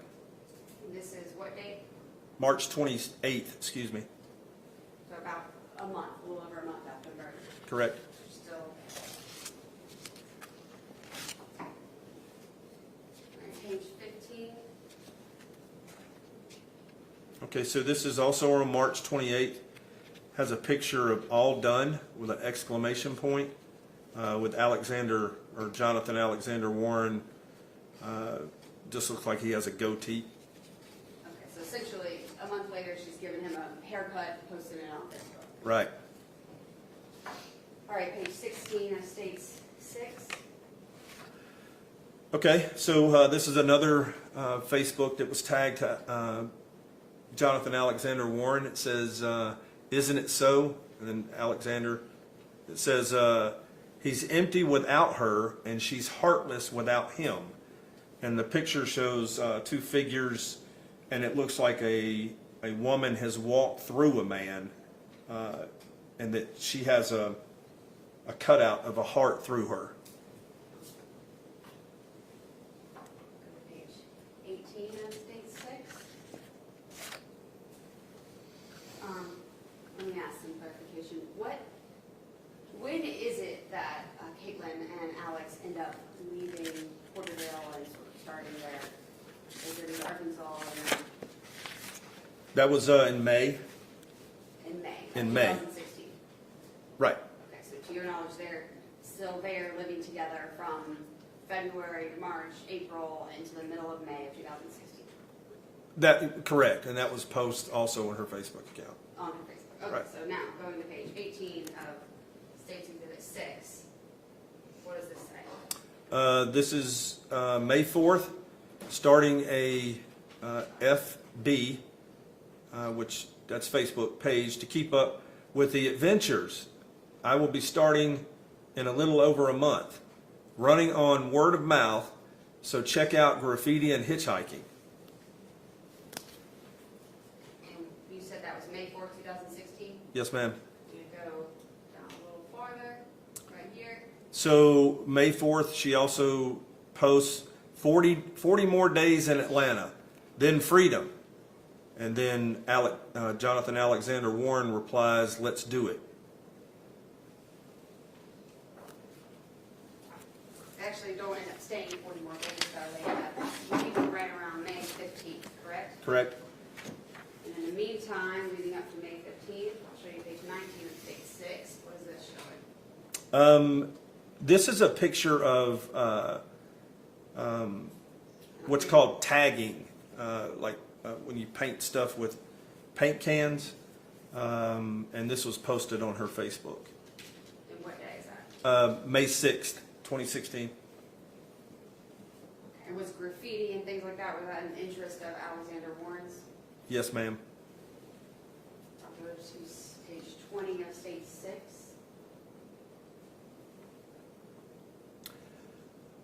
So this is a Facebook post on May the 9th by Katelyn Goble. It says, "Such a statement," and then it says ROFL, Rolf. And this is a picture of Jonathan Alexander Warren holding a banana to his head with his finger over his lip, like, don't say anything. So the same woman that's saying she's terrified of him, Right. she's trying to figure out how to get out of this relationship, is posting this silliness on Facebook. Correct. I'm going to show you page 21, States Exhibit 6. Okay, so this is what's posted May 14th, 2016. It says Rooster Falls in Porterdale, and it says last day here. So this is an area down by the river that just people, they just call it Rooster Falls. I mean, they just go down there to hang out. That's basically what it is. So if you say you're well, say last day here, and it says Rooster Falls in Porterdale. So. Okay. And I'll also show you page 22 of States Exhibit 6. Okay, so this is a post by, she states that it's her and Jonathan Alexander Warren, and they're in Birmingham, Alabama together. And it says, "On my way to Hot Springs." Okay, and I'll go down a little further on this page. Someone even asked, "Where's Hot Springs?" And she clarifies that's Arkansas, correct? Correct. Is that where she has family and is originally from, Hot Springs, Arkansas? Correct. Going to page 23. Okay, this was posted on Katelyn's Facebook on May 15th, 2016, and it is a picture of Alex and Katelyn, and they both have what I would consider like a smirky type of smile. And where does it say? I'm sorry, Tremont, Mississippi.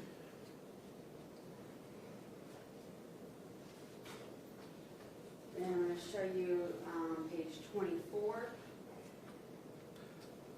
Okay, so do you want me to address the top one? So let's start right here. Okay. On June 9th.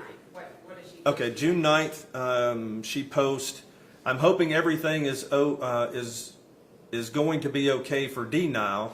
He's backpacking to Colorado with Kane. We broke up. If anyone sees him, please help him out. I'm not with him to take care of him, and I'm already worried." So Jonathan replies, "I fell asleep in ants again." She's not saying here she's scared of him or upset or anything. She's saying she's worried about him. Amicable breakup, and he's going on, right? Correct. And then at the top, she's tagging someone named Alec Edwards. Who is that to her? That is actually it's a previous boyfriend that she had when all this started. That's a previous boyfriend of hers. Is that actually who she starts dating after Yes. Jonathan Warren right then in this time frame? Yes. Okay, and her and Alec actually go to California where Jonathan Warren ends up in September, just a few months later. She goes to the same state that he ends up traveling to. Right.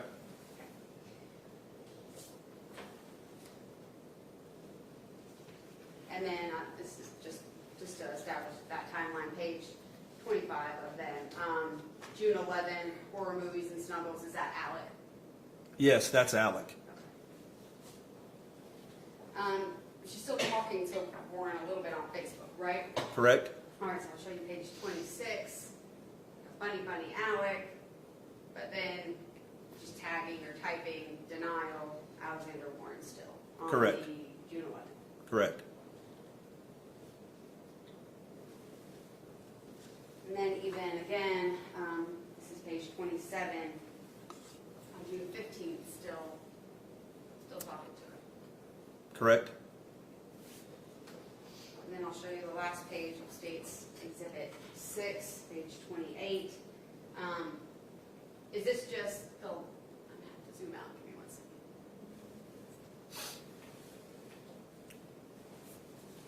This is just showing that it's sort of the last thing that was posted on this time on his Facebook, it was in 2017. Correct. And Judge, I'll actually tender State's Exhibit 7, the video I played. I don't think I tendered it before I played it. It's part of the Facebook records, but it's already in it. But I think we technically have to list it as a separate exhibit. So it's admitted.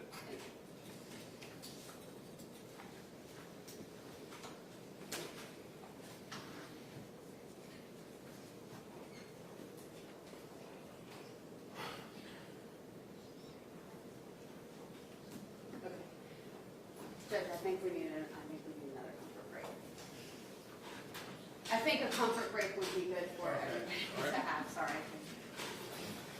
All right, ladies and gentlemen, the jury will take about we'll take a 20-minute break. And you go in the separate jury room, take your notes with you, don't discuss cases on yourself, bring anyone to discuss it with you. And when you all are done, talk on the door, let the bailiff know. All rise for the jury.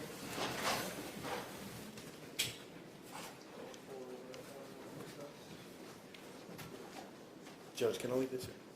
All right. Can I leave this here? Sure.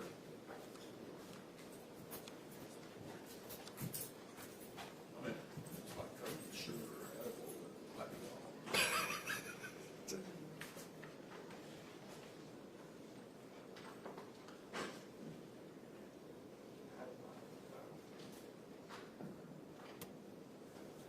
All right, we'll just call this a 20-minute break. Y'all are, we'll be in recess for 20 minutes.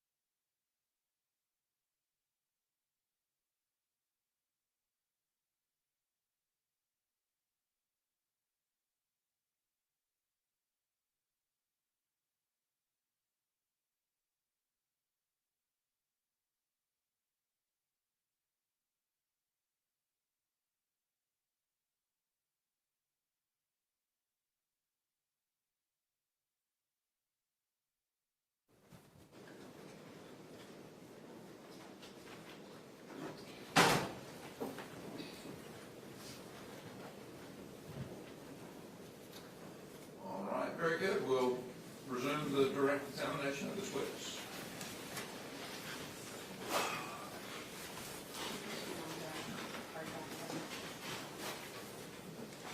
You also got TikTok record for Ms. Goble's TikTok account, correct? Yes, ma'am, I did.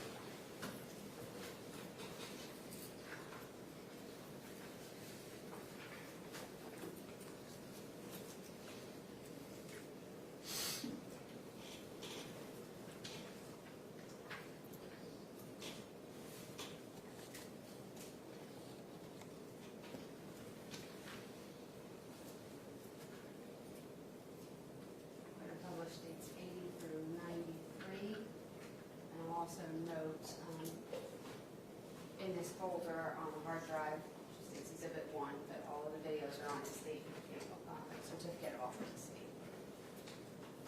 That is State's Exhibit 80. It's the certificate itself. All right, I'm going to publish State's 81. Will you help me hide a body? Huh? Come on, we can't delay. Start that over. Then tendered. I'll go ahead and tender States 80 through, what numbers was it? 93 before I publish them. Your Honor, this is our continuing motion that we objected to. Okay. Noted, overruled. You may proceed. Will you help me hide a body? Huh? Come on, we can't delay. What did you do? No one can see him on the floor. Get him out the door before he can decay. Why would you call me? Will you help me hide a body? Sorry. What date was this TikTok video published on? January 13th of 2021. And what was the caption associated with the video? Not again.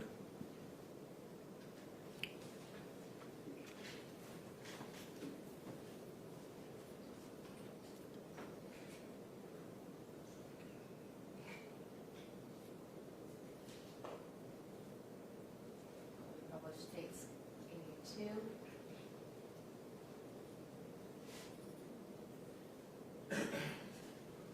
Okay. What is the date this video was published on? January 14th, 2021. What's the caption? Kill one person.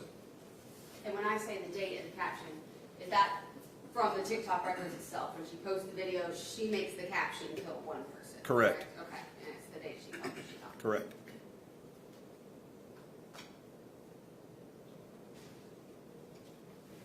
Okay, so get this. You make 10 meals, you're not a cook. You make 20 paintings, you're not an artist. But you kill one person,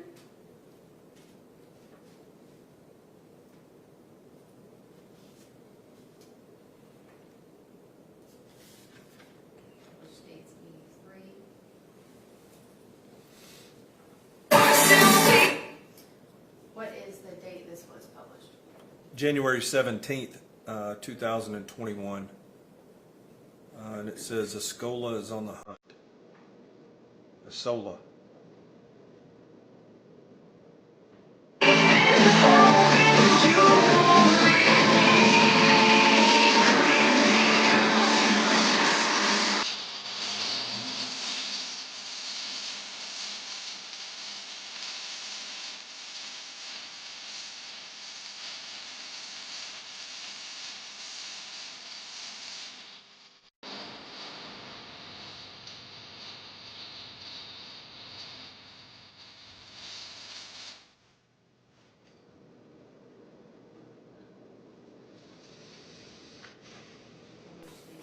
84. Take choke, yeah, got it. Death wish, push to start. Smash your windows, key your car. I might have to cook a ton of up in your journal. Got a death wish, yeah. And what's the caption there? Don't start something you can't finish.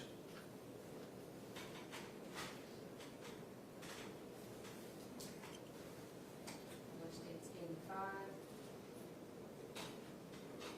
Some people are like, What's the caption here? Everyone is good for something. slinkies. They have no real purpose, but it makes you smile when you push them down a flight of stairs.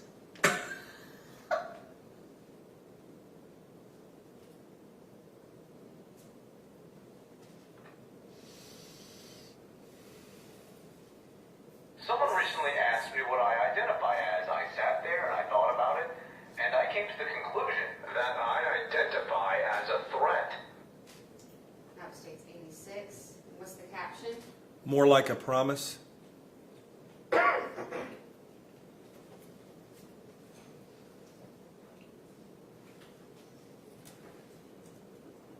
It's my... What is the date that this video states 87 was? February 20th of 2021, and the title of it, it's My Body, okay?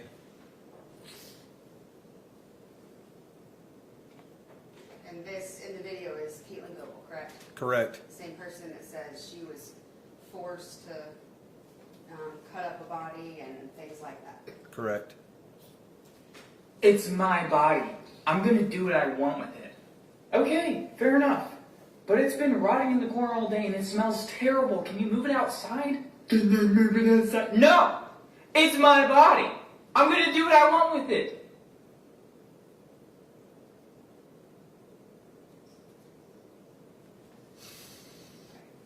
Published dates 88.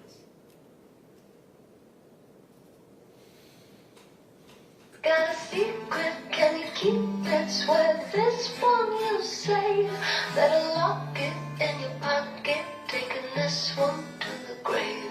If I show you, then I know you won't tell what I said. 'Cause two can keep a secret if one of them is dead.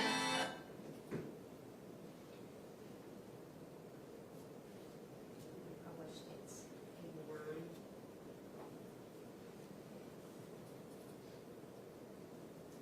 Where do you think you're gonna go? There's nowhere to hide inside a bad dream. Don't be afraid. I'm not gonna hurt you. I'm gonna kill you.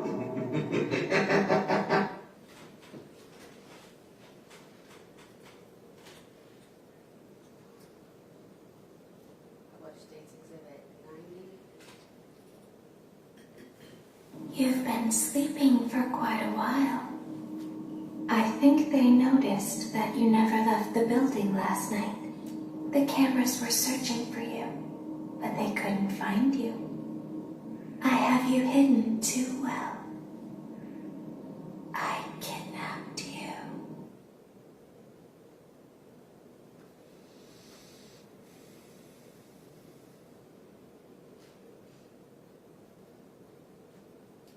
Published dates 91. If you love something, let it go.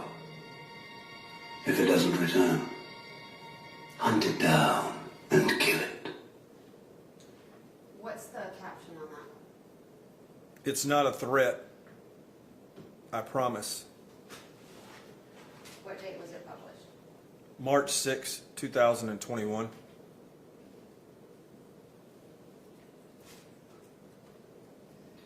Published dates 93. I want you to convince me why I should let you live. Go. Oh, that's right. You can't talk.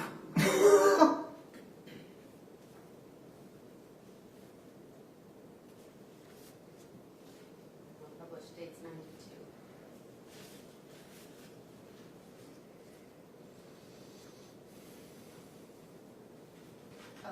Going back to states 93, what date was that published?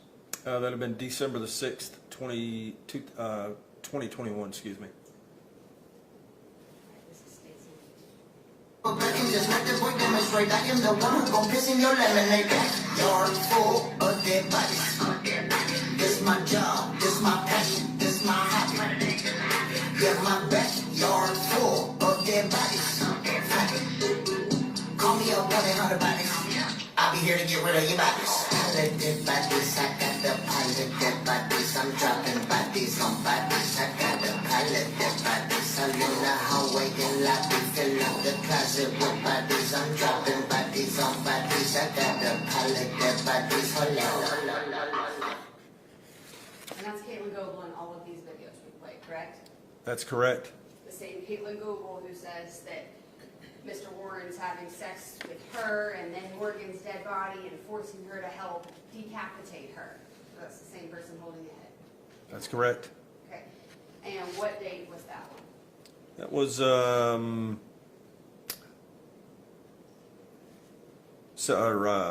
October, November 8th, 2021. 10/8/21. Yeah, 10/8, excuse me. And these aren't all of the videos that were posted on her TikTok account, right? No, they're not. It's not all of the ones that I received. There's 100, maybe more even. Correct. Right? Are they all similar in nature, at least that they have sort of a dark theme to them and a costume to characters, something along these lines? Out of all of them, I'd say maybe 5 or 6 are not like this. The rest of them are like this. Or just her posting things? Right. So over 90% are like this. Right.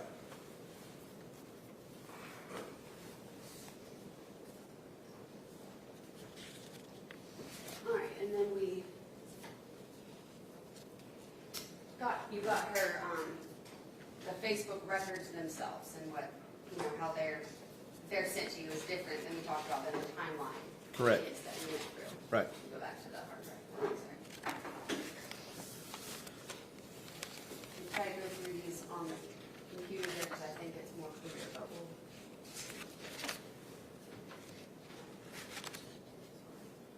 Okay.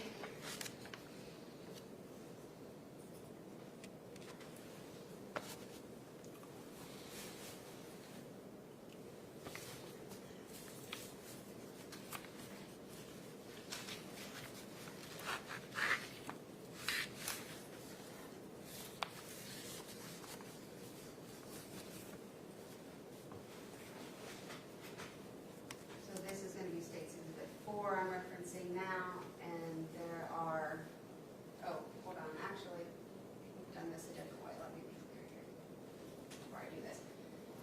State 4 is the entirety of the record. Here's the printouts. I'm using this in State 5, so I'm just going to have them authenticate that. Lieutenant Downs, this, I'm showing you State's Exhibit 5. Do you recognize this? Yes, ma'am, I do. Are these pages from the Facebook records that we've selected to go over all sort of in one bundle? Yes, ma'am. Okay. Are they fair and accurate depictions of the whole? I mean, there were thousands and thousands of pages in the records, right? Correct. But are these fair and accurate depictions of things within those records? Yes, ma'am. I'll tender State's Exhibit 5.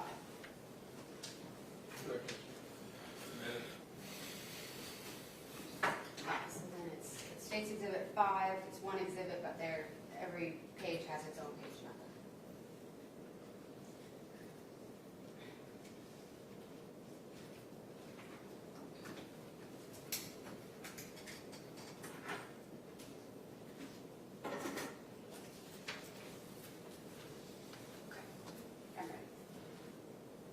All right, so I'm referencing page 1 here. You can see the page number at the top right corner.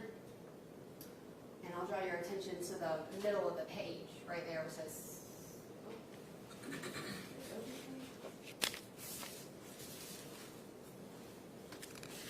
middle of the page there where it says first, middle. Well, you know what?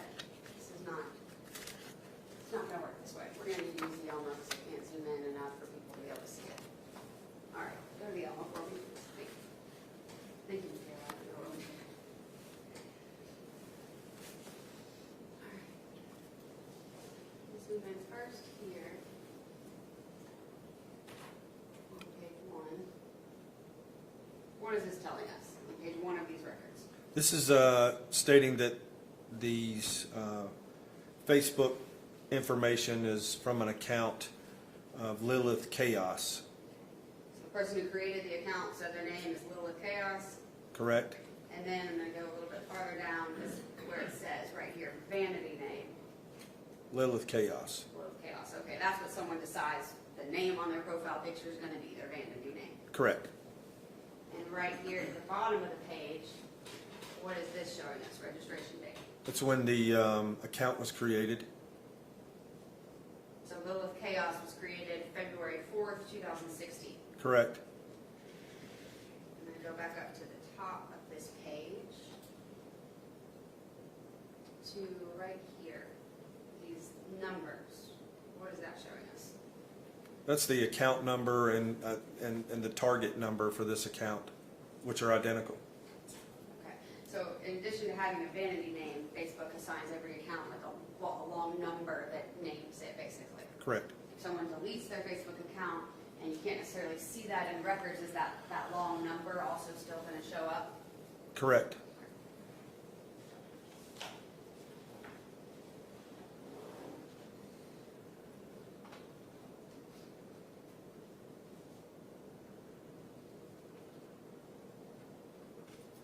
All right, I'm going to show you page 2, State's Exhibit 5, and draw your attention to right down here. What does that say? It says current city is Los Angeles, California. So at some point, Katelyn Goble said, I'm in California, living in California. She chooses that to be her address. Correct.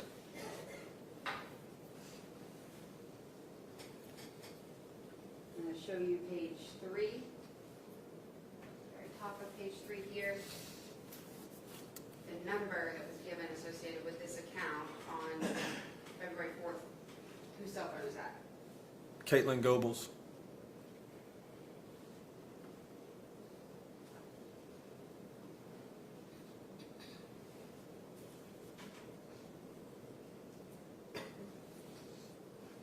All right, I'm going to show you page 197 in State's Exhibit 5. And first, I'm going to draw your attention right here. Can y'all read that? I need to zoom in more. You okay?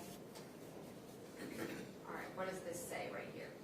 This says sometimes it seems the best thing to do is bleed. And what day was that posted? 2/23 of 2016. In your interview with Katelyn Goble, one of the interviews, does she say that Alexander Warren was into bloodletting, basically, on her? Yes, she did. She indicated in the interview that she wasn't into it at all herself, that he would make her do it, basically. Correct. Okay. But here, 3 days before the murder, she's posting the best thing to do is bleed. Correct. All right. And then right above that, on the same day, she's posting, I reached a happy place finally. It only took selling my soul and freezing my heart, correct? Correct.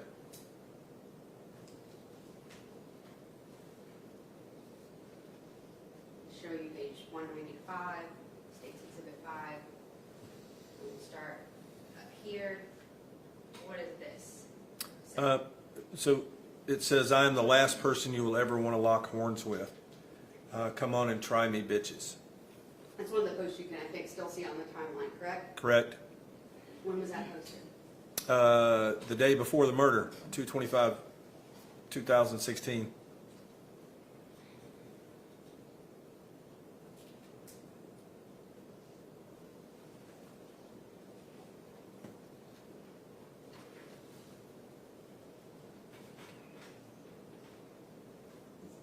I'm going to show you page 194 of State's Exhibit 5. Draw your attention to this post right here. It says, I hate how some people don't understand that they can't be hitting up someone else's boyfriend for emotional support. Leave us the fuck alone and understand that just because I've been nice so far doesn't mean I won't get scary if you cross me. That was 2 days after the murder. Well, you say 2 days, but it says 2/28/2016, Oh, correct? excuse me. Yes, ma'am. And then 002935 UTC. Right. So that was my mistake. So it's the No, that's okay. I just want to explain UTC time. Right. So that says like basically 12, you would read that as being like 12:30 in the morning, right? Yes, ma'am. But is UTC time the same as Eastern Standard Time? No, ma'am. What is UTC time? It's a universal time that's used by most of these companies. And what it does is the side where the United States on, it could be plus in hours, and then to the right side of I believe it's the center line of the earth is negative hours. That's why it's called universal time. It depends on where you are in relation in the world. And that's this data right here, the time could differ and back that date up depending on that time. Like this time here, specifically, it's 00029, which is 12:30 a.m. But we're 5 hours behind, so you would subtract 5 hours from that 12:30. Okay, and then that would be, I believe, 8:30. If I'm not mistaken. Is that right? 7:30. Excuse me. Right. Okay, so let's make sure it's clear. So UTC time is something Facebook, other digital companies are going to use. So the time, they have one time that's, everyone else can calculate based on that, basically. Correct. Okay, so, I mean, social media, phone records, everyone uses that, right? Yes, ma'am. Okay, so you say 5 hours after, and not to make it too complicated, but it is. So it depends on the time of the year also, whether it's 4 hours or 5 hours behind. Is that Correct. Right? And leap year. Explain that part, the different times of the year. It has to do with Eastern Standard Time as far as when we go back and go forward an hour. So it also depends on what time of the year that is also. So when we spring forward from mid-March, maybe mid-November, Right. it's minus 4 hours. Correct. But when we fall back from mid-November through beginning of March, it's 5 hours. 5 hours. Okay, so here in February, when she's posting this, and it says 12:30 on the 28th of February, that's actually 7:30 on the 27th of February. Okay. Correct. All right, I'm just gonna write then that right here. Or you know what, it's probably better if I just have you write it. I'm gonna have you real quick on page 194, go ahead and write the time that it actually is and the date that it actually is right there next to it, EST, Eastern Standard Time.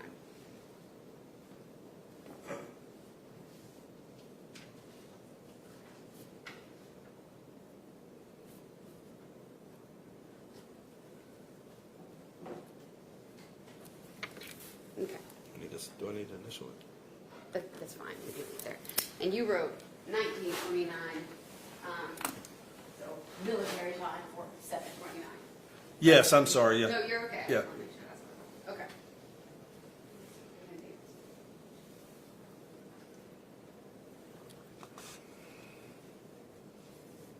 All right, I'm gonna show you page 192 in the records. We'll start at the top here. What does this say? This says, this is why I have trust issues. Always trying to look out for my man when he thinks his friends ain't using his ass. All right, and then in the middle of the page down here, what is this showing? This is showing, this is what Katelyn Goble posted. Is that Happy Dance, like the video that we Yes. watched? I'm sorry, yes. Okay, and then a little farther down, right here. This is where it's posted, death is when the party really started. Exclamation point. Exclamation point. And what date does she post that? It'd been March 10th, 2016. And this right here where it says at long number Alexander, what does that mean? That's where she tagged him on that, what she wrote there. On the death is when the party really started. Correct. And this post doesn't show up on the timeline that we saw where you can scroll on the computer and see her Facebook records. Is that right? Correct. And then down here, in the bottom of the page, what are these last two posts on this page saying? The last two posts are also tagged by Alex. It says, "You creepy girl," and then it has a back symbol 3. And then it says, "I hope he likes that I'm weird XD." And Alexander is also on there, Jonathan. And it says next to these, it says status. Does that mean like she's posting that? Yes, Like a little I'm sorry, box status. on Yes, ma'am. Facebook? Show you page 1129 of State's Exhibit 5. 1 second. Now. That says, "I know you're dead inside, and that's what I like." And that was what we saw on your timeline on March 7th, that post. Correct? All right, also page 1131. So, I don't know how to pronounce the top word, but it says, "Food trucker, I wish I had the ability to make boys really nervous. Holding a really sharp knife to their neck usually does the trick for me." On March 6th, 2016, correct? Correct. And then down here, she's posting something that same day.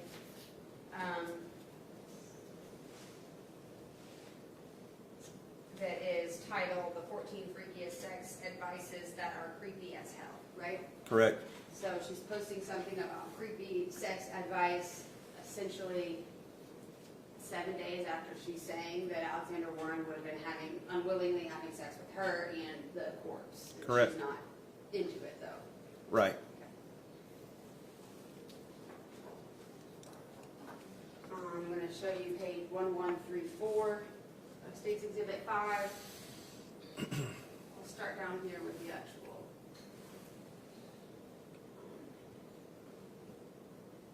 Meme, if you can read what's Okay. on the. So this says, "I cannot lose you, because if I ever did, I'd have lost my best friend, my soulmate, my smile, my laugh, my everything." Who's tagged? I'm going to zoom in. It's 2 people in a bathtub, right? Correct. Zoom in a little bit here. Who's tagged in this soulmate's bathtub post? Jonathan Alexander Warren, And what date is it posted? March the 2nd, 2016. So that's, I think it was a leap year, so 26 was 5 days after the murder, right? Correct. And about what process during this timeline of dismemberment and burning a body would have just occurred when she's posting this? Can you repeat that question? Like her timeline, basically. How many days after? Oh, they it say was essentially they go less for than a the week. Okay. I mean, So this could have been like a day after the correct. Right.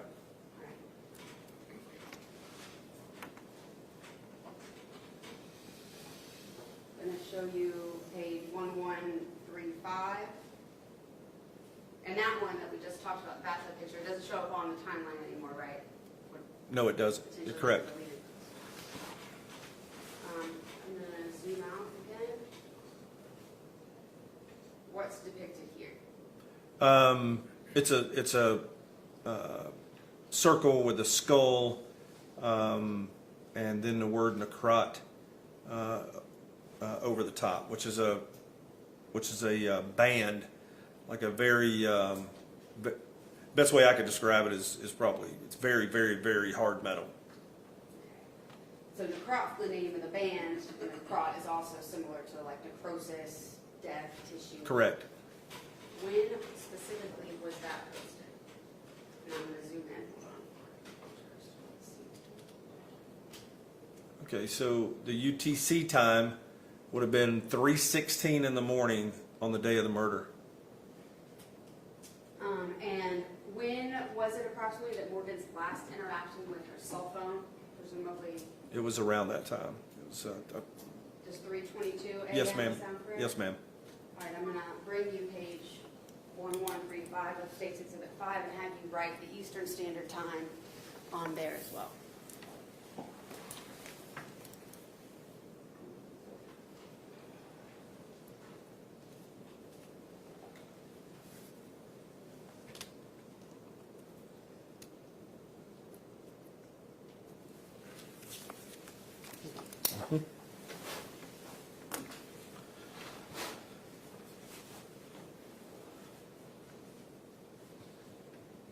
1136. Zoom out.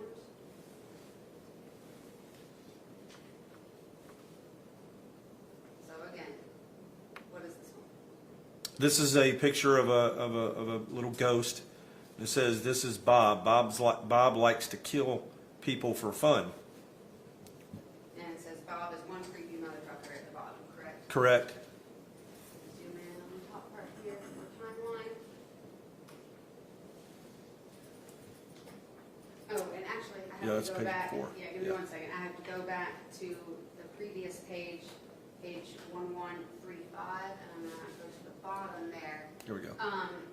In these records is the date and time that it's actually posted is above Above the the- photo. Okay. The correct. last thing that you see associated with the post is going to be that photo ID, right? Correct. Mm-hmm. So this photo ID goes to the Necrot photo, and then the next one is associated with Bob and goes into the next page.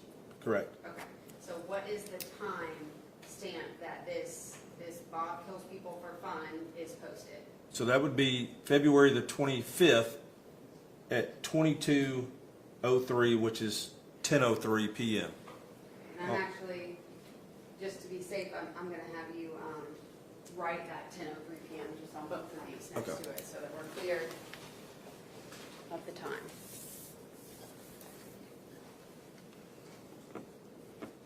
And the date that it would actually be. Yeah, this would be 10.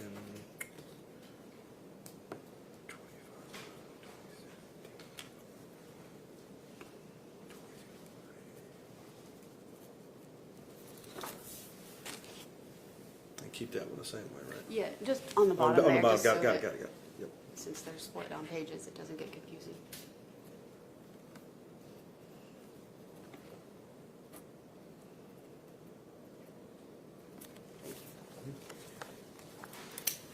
So this post about Bob killing people for fun is posted about essentially 5 to 6 hours before the murder would have occurred. Correct. Based on Katelyn's own timeline in the interview, probably just maybe an hour or two before she would have gone to get Morgan, if that. Correct.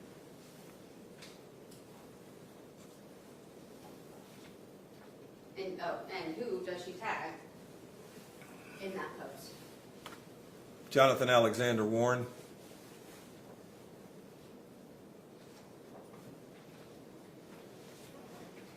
I'm going to show you states 1146.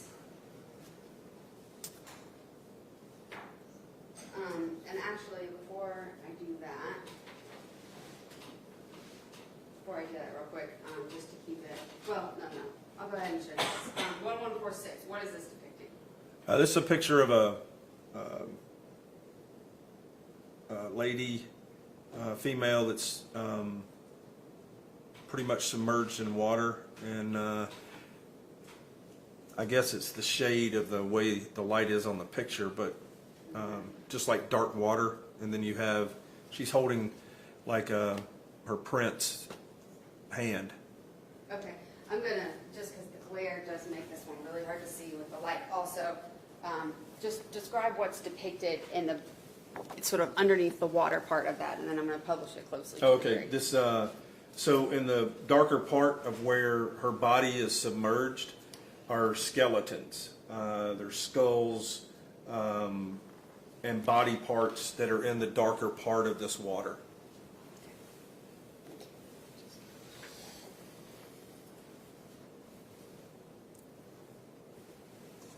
Later in these Facebook records, is Ms. Goble going to describe herself as a siren who manipulates people, and men in particular? That is correct.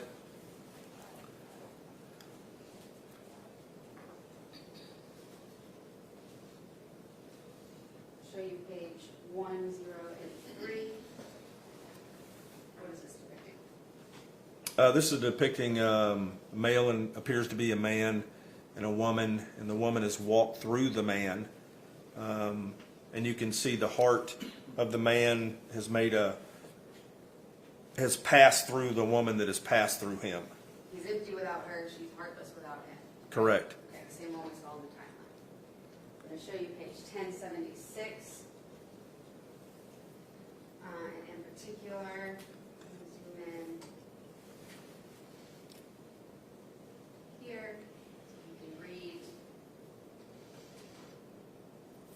first I'll say, who's, in this meeting we're about to read, who is being tagged in it? Jonathan Alexander Warren. And what date is she tagging him in this? That would be 1:30 or 1:30 in the morning on March 30th, 2016, which would have been 4 or 5 weeks after the murder. All right, and the name says, hashtag just the little things. Call me your delicate little girl, take me to Build-A-Bear, let me make a stuffy with a full outfit and accessories, give me ice cream and bring me home and fuck me so hard I won't be able to walk the next day and the neighbors will have your name ringing in their ears for weeks. That's what she's tagging Alexander Warren in, posting about a month after the murder. Correct. I'm going to show you 1145. And we'll start with the bottom part here, where, what date is this? That would be Or what date approximately is it posted? I think this is actually the date below it, but when approximately is what we're about to read posted? February 23rd of 2016. Shortly before the murder. Correct. And this is her post right before the murder. She's saying, she's the poison in your veins, the love you crave, captive in chains, a high you don't want to come down from, thirst quench from just her tongue. She holds an exclusive power, an intoxicating sweetness, yet so sour. She's a goddess, a blessed sinner, too much for any weak soul to get. Correct. I'll show you this post. I think actually posted on, is it February 21st, 2016? Correct. I believe so, yes. Okay, where she's sort of reposting or blogging this meme, like a picture that says, so 21st, 5 days before the murder. So Correct. a witch, I'll never be frightened in the darkest forest, because she should be sure in her soul that the most terrifying thing in the forest was her. And oh, and I'm sorry, I can post the timeline here for the witch post right here, which is 1156, the page before, and right there. So it's February 21st, 2016 at 5 or 17:05 in the afternoon, 5:05 in the afternoon.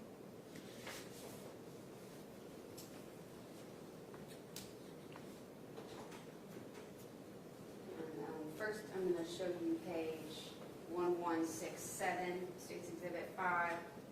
Just tell us what the next post I'm going to show timeline is going to be. So read this time for me up here. Okay, so that's going to be,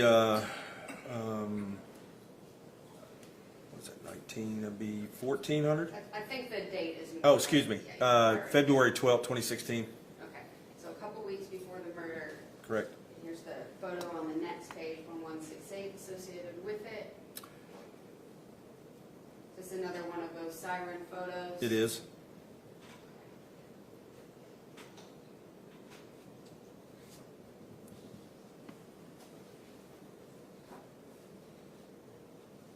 All right, I'm going to show you page 1180, just for the timeline, so that we can go to page 1181 next. I'll zoom in here because that time is the last thing on this page before we go to the next page. So the post we're about to look at on the following page, what time, or what date at least was it posted? February 10th, 2016.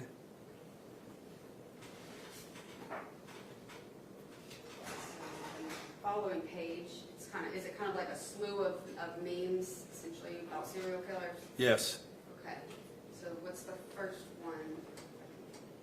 It says, love is more valuable than anything I know. To love is to enter a completion of oneself. Hate those who choose to destroy love. And then the next meme along with it. What is this? We serial killers are your sons. We are your husbands. We are everywhere. And there will be more of your children dead tomorrow. And that's Ted Bundy.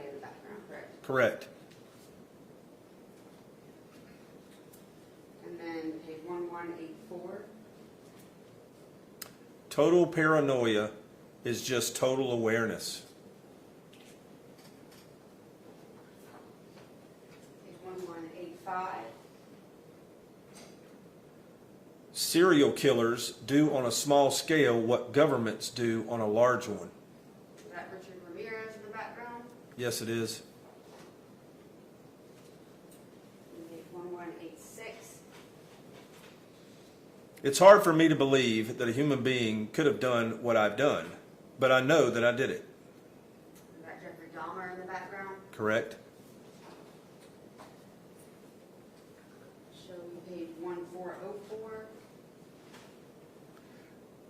So this is the picture is before with the three women that have been cut open, and their skin is being held with either wire or string to the chains that are holding the swings, and there's large lacerations on their legs. With denial, Alexander Warren Correct. commenting our hair. Correct.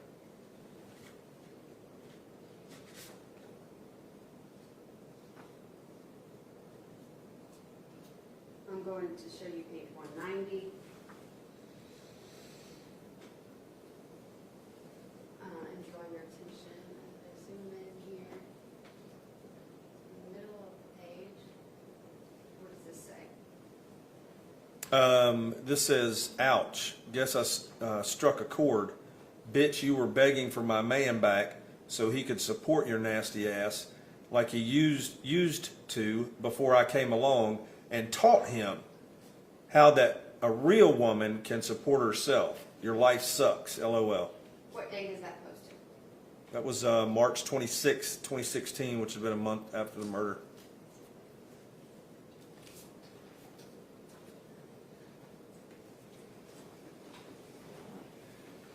Show you page 6522.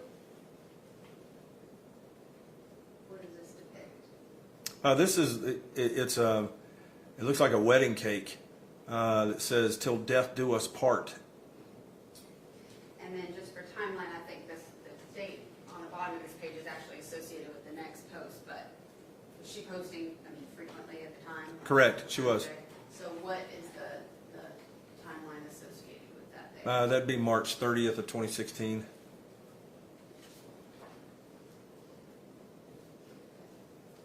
I'm going to show you page 693, State's Exhibit 5. What does this say? This says reblog if you like pizza or you've ever killed someone. When approximately, I think it's the post after it, but is she posting that? That would be November 14th, 2016. So about 9 9 months. after the murder?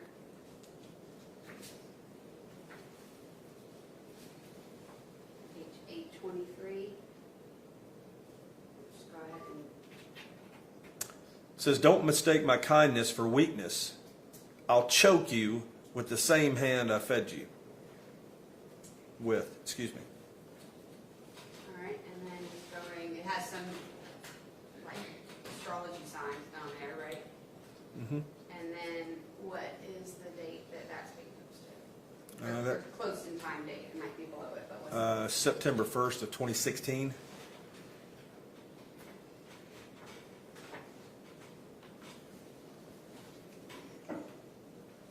We show you page 4571, State's Exhibit 5. And draw your attention, zoom in a little bit more right here to this comment that she posted on 5/11/16. What does that say? She comments and she says, or Katelyn Goble comments, says, I can kill a bitch with a bat. Just try me, your brains will be smeared on everything. I think you would prefer I use a gun.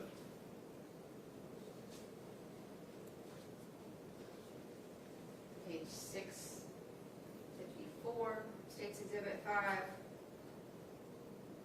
So this is a picture, it appears to be a female in her nightwear. It says serial killer documentaries and chill. And then on the TV it says kidnapped girl found slain, dismembered, hid in a sewer. So she's reposting this involving dismemberment in particular, approximately how long after the murder? That would have been 8 months after the murder? It's November. November. 2016. Yes, ma'am.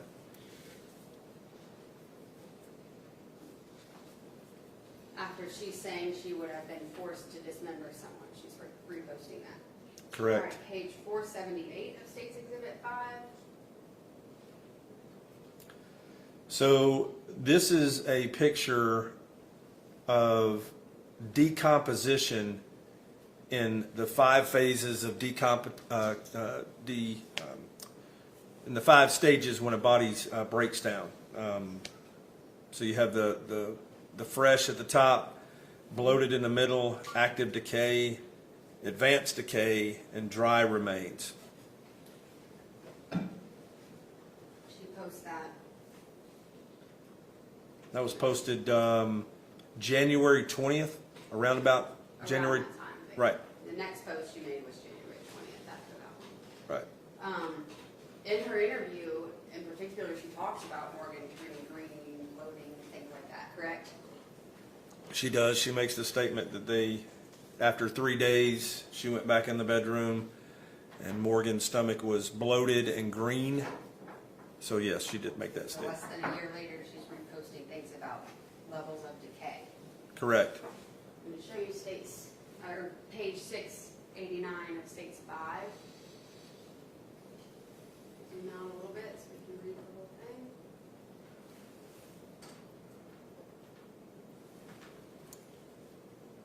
Okay, so this is a picture. It appears to be two cats, some popcorn, and like a drink.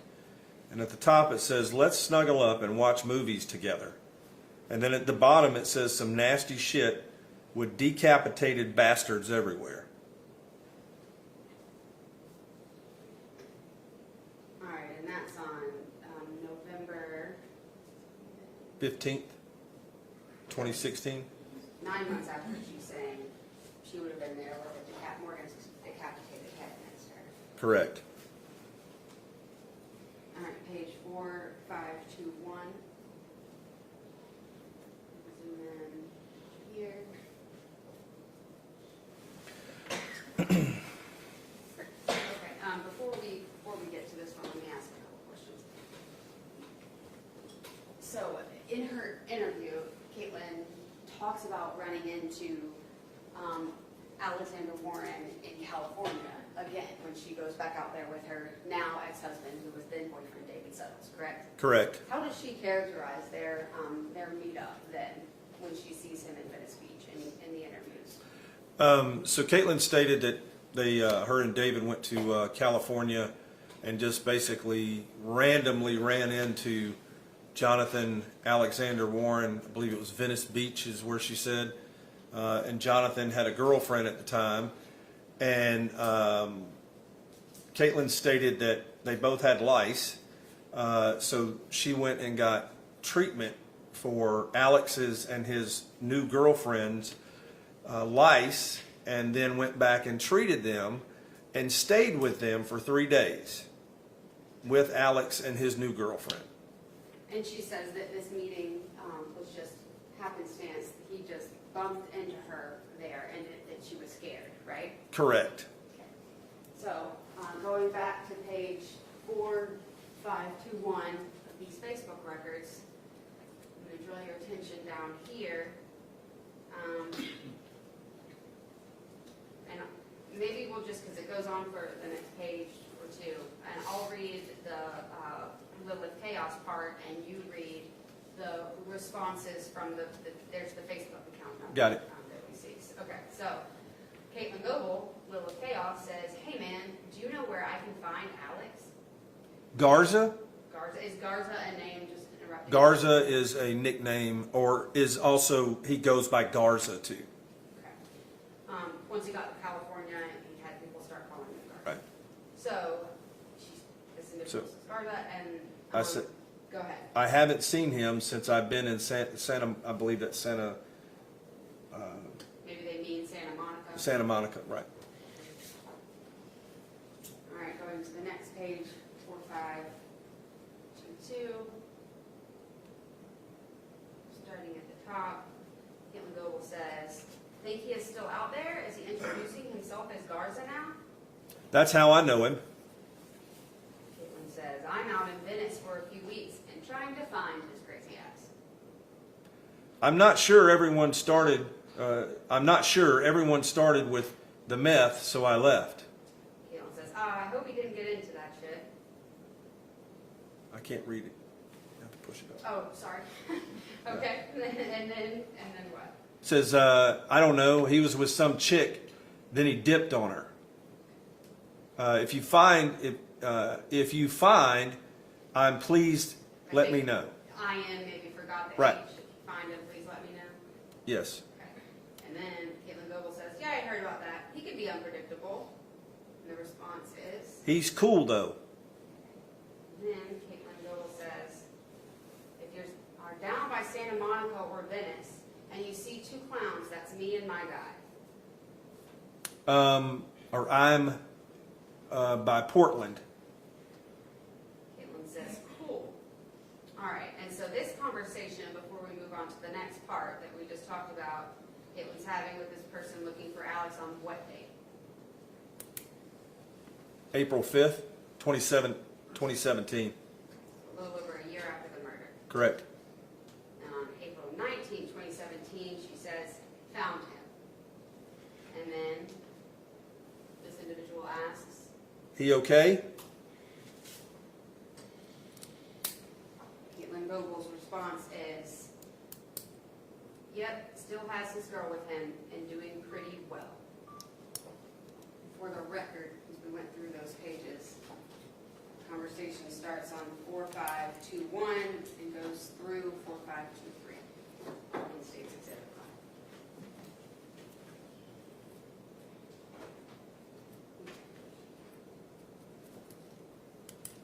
5. All right, page 4401. Let's start up here. This is a conversation that she's having with someone on Facebook. She's saying, guys tend to have a thing for me, and I tend to stubbornly ignore it, correct? Correct.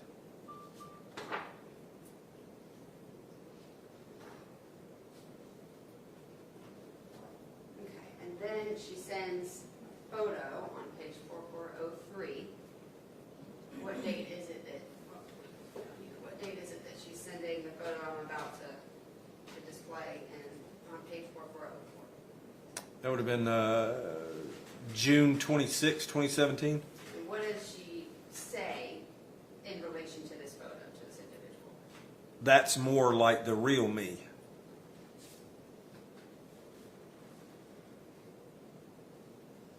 All right, so this is page 4404. Same siren photo she posted back in February before the murder, correct? Yes, ma'am.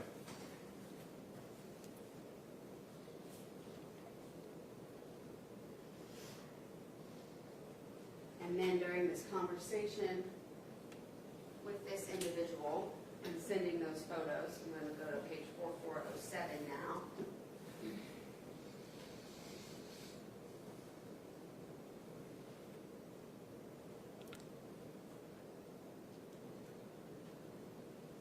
Will of Chaos, Katelyn Goble says, I'm more of a siren than a mermaid. I could decimate David if I wanted to, because I know despite his issues, I have his heart in my hand. I just want to be good to someone for once, instead of running away. I'm good at breaking hearts in a way they never healed from. Again, on 6/26/2017, correct? Yes, ma'am.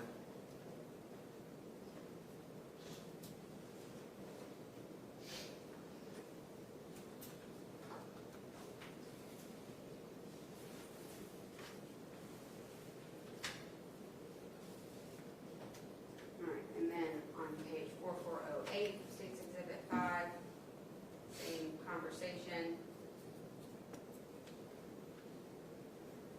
says here in the middle of the page, what does that say right there?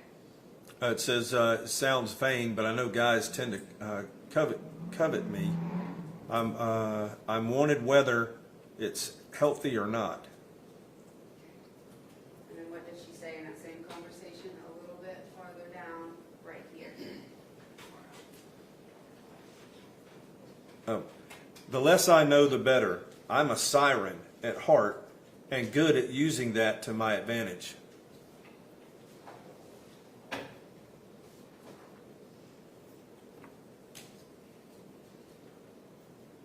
right, I'm going to show you from page 4349. Draw your attention to this post right here, where she says, Katie was who I was as a kid. She grew up in decay. Katelyn is trying to be an adult. Lilith doesn't give a shit about anyone except who belongs to her, and she happily hurts others. Lily is similar, but has a good, sweet front and is more manipulative. Grace takes care of everyone and worries a lot. And what day was that posted? That was March 5th, 2017. And then that's right below where she's first explaining all these different personalities. Correct. Dispositions she has. She introduced herself as Lilith to Morgan, correct? Correct. And Lilith is what her Facebook name was at the time that this murder happened. Correct. Oh, and excuse me, I'm going to go back to page 4349. So she says that about Lilith, and then this individual asks, can I call you Katelyn? She says no. And she says, David already only introduces me as Katelyn and makes me cringe. I like Lilith because I'm colder, I hurt less. Lilith it is, whatever you're most comfortable with.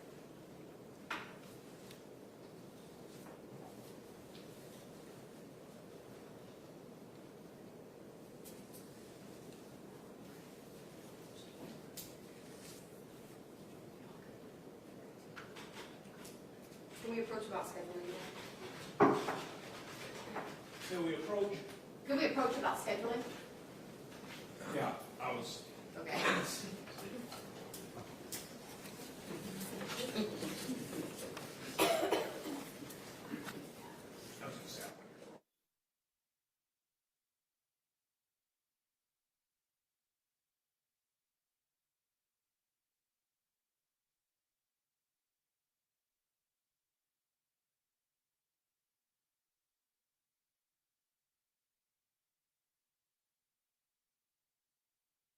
This direct examination again tomorrow.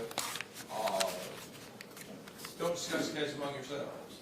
Don't discuss the case with anyone else. Don't allow anyone to discuss it in your presence. Don't get on any of those sites, communications that I mentioned to you earlier. Please don't watch any news or read any articles about the case. If you all would, step back in the jury room, put your notes in there, and you can exit, and as soon as you exit the building. Yes, ma'am. What time do we have to report tomorrow?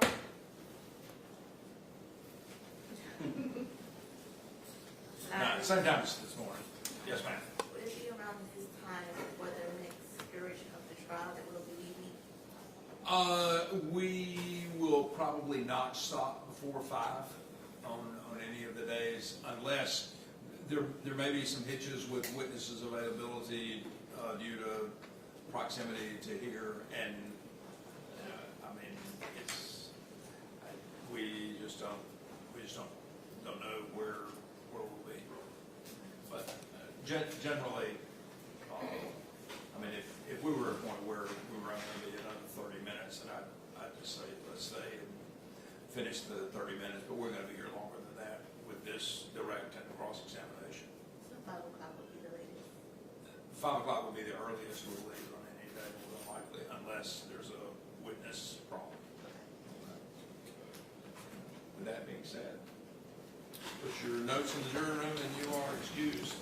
Please be back in the jury room by 9 in the morning and we'll get started then.